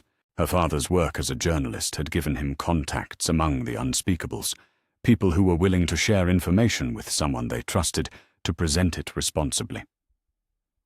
"It's not that they want to undermine the ministry," Luna had explained in her characteristic dreamy voice, "but some of them are concerned about how certain prophecies have been interpreted and used by people in positions of authority. They think the public has a right to know the complete context of predictions that are being used to justify major policy decisions." The process of gaining access had been both simpler and more terrifying than Harry had expected. A brief meeting in a Diagon Alley cafe, a carefully worded request that emphasized Harry's right to know the complete content of a prophecy that concerned his own fate, and a sympathetic unspeakable who had been disturbed by the way certain historical events seemed to align too perfectly with prophetic predictions. The prophecy chamber itself was exactly as Harry remembered it from his nightmarish vision during his 5th year, rows upon rows of glowing orbs containing predictions that stretched back centuries. But this time, he was here with permission, accompanied by friends, rather than rushing to rescue someone who might not have needed rescuing, and armed with questions that went far beyond the simple desire to hear his own prophetic destiny spoken aloud. The orb labeled with his name was smaller than he had expected, no larger than a crystal ball, but somehow containing the weight of everything that had shaped his life since before his birth. When he lifted it from its shelf, the familiar tingling sensation of magic, recognizing magic, coursed through his fingers. But this time, he was prepared for what he was about to hear. What he wasn't prepared for was how much more there was to hear than he had ever been told. The voice that emerged from the orb was indeed Sybil Trelawney's, but the prediction that unfolded was far longer and more complex than the version Dumbledore had shared with him in the headmaster's office. The prophecy Harry had heard before, the one about a boy born as the 7th month dies with the power to vanquish the Dark Lord, was only the beginning of a much more elaborate prediction that continued for several more minutes. Born of those who have thrice defied him, the familiar words began, but then continued with phrases Harry had never heard before. Marked by power not his own, shaped by loss designed to teach sacrifice, he shall walk the path laid out by those who would use his light to banish shadows they themselves have cast. The prophecy spoke of manipulation and orchestrated tragedy, of a child who would be raised as a weapon and taught to see his own death as the highest form of heroism. It described, with the kind of specificity that made Harry's blood run cold, the exact methods that would be used to shape his character and ensure his compliance with the role he was expected to play. But most chilling of all was the prophecy's description of the forces that would guide these manipulations. The Ancient One, wise in the ways of sacrifice, shall shape the vessel through calculated loss and measured tragedy, believing himself the architect of necessary darkness in service of light.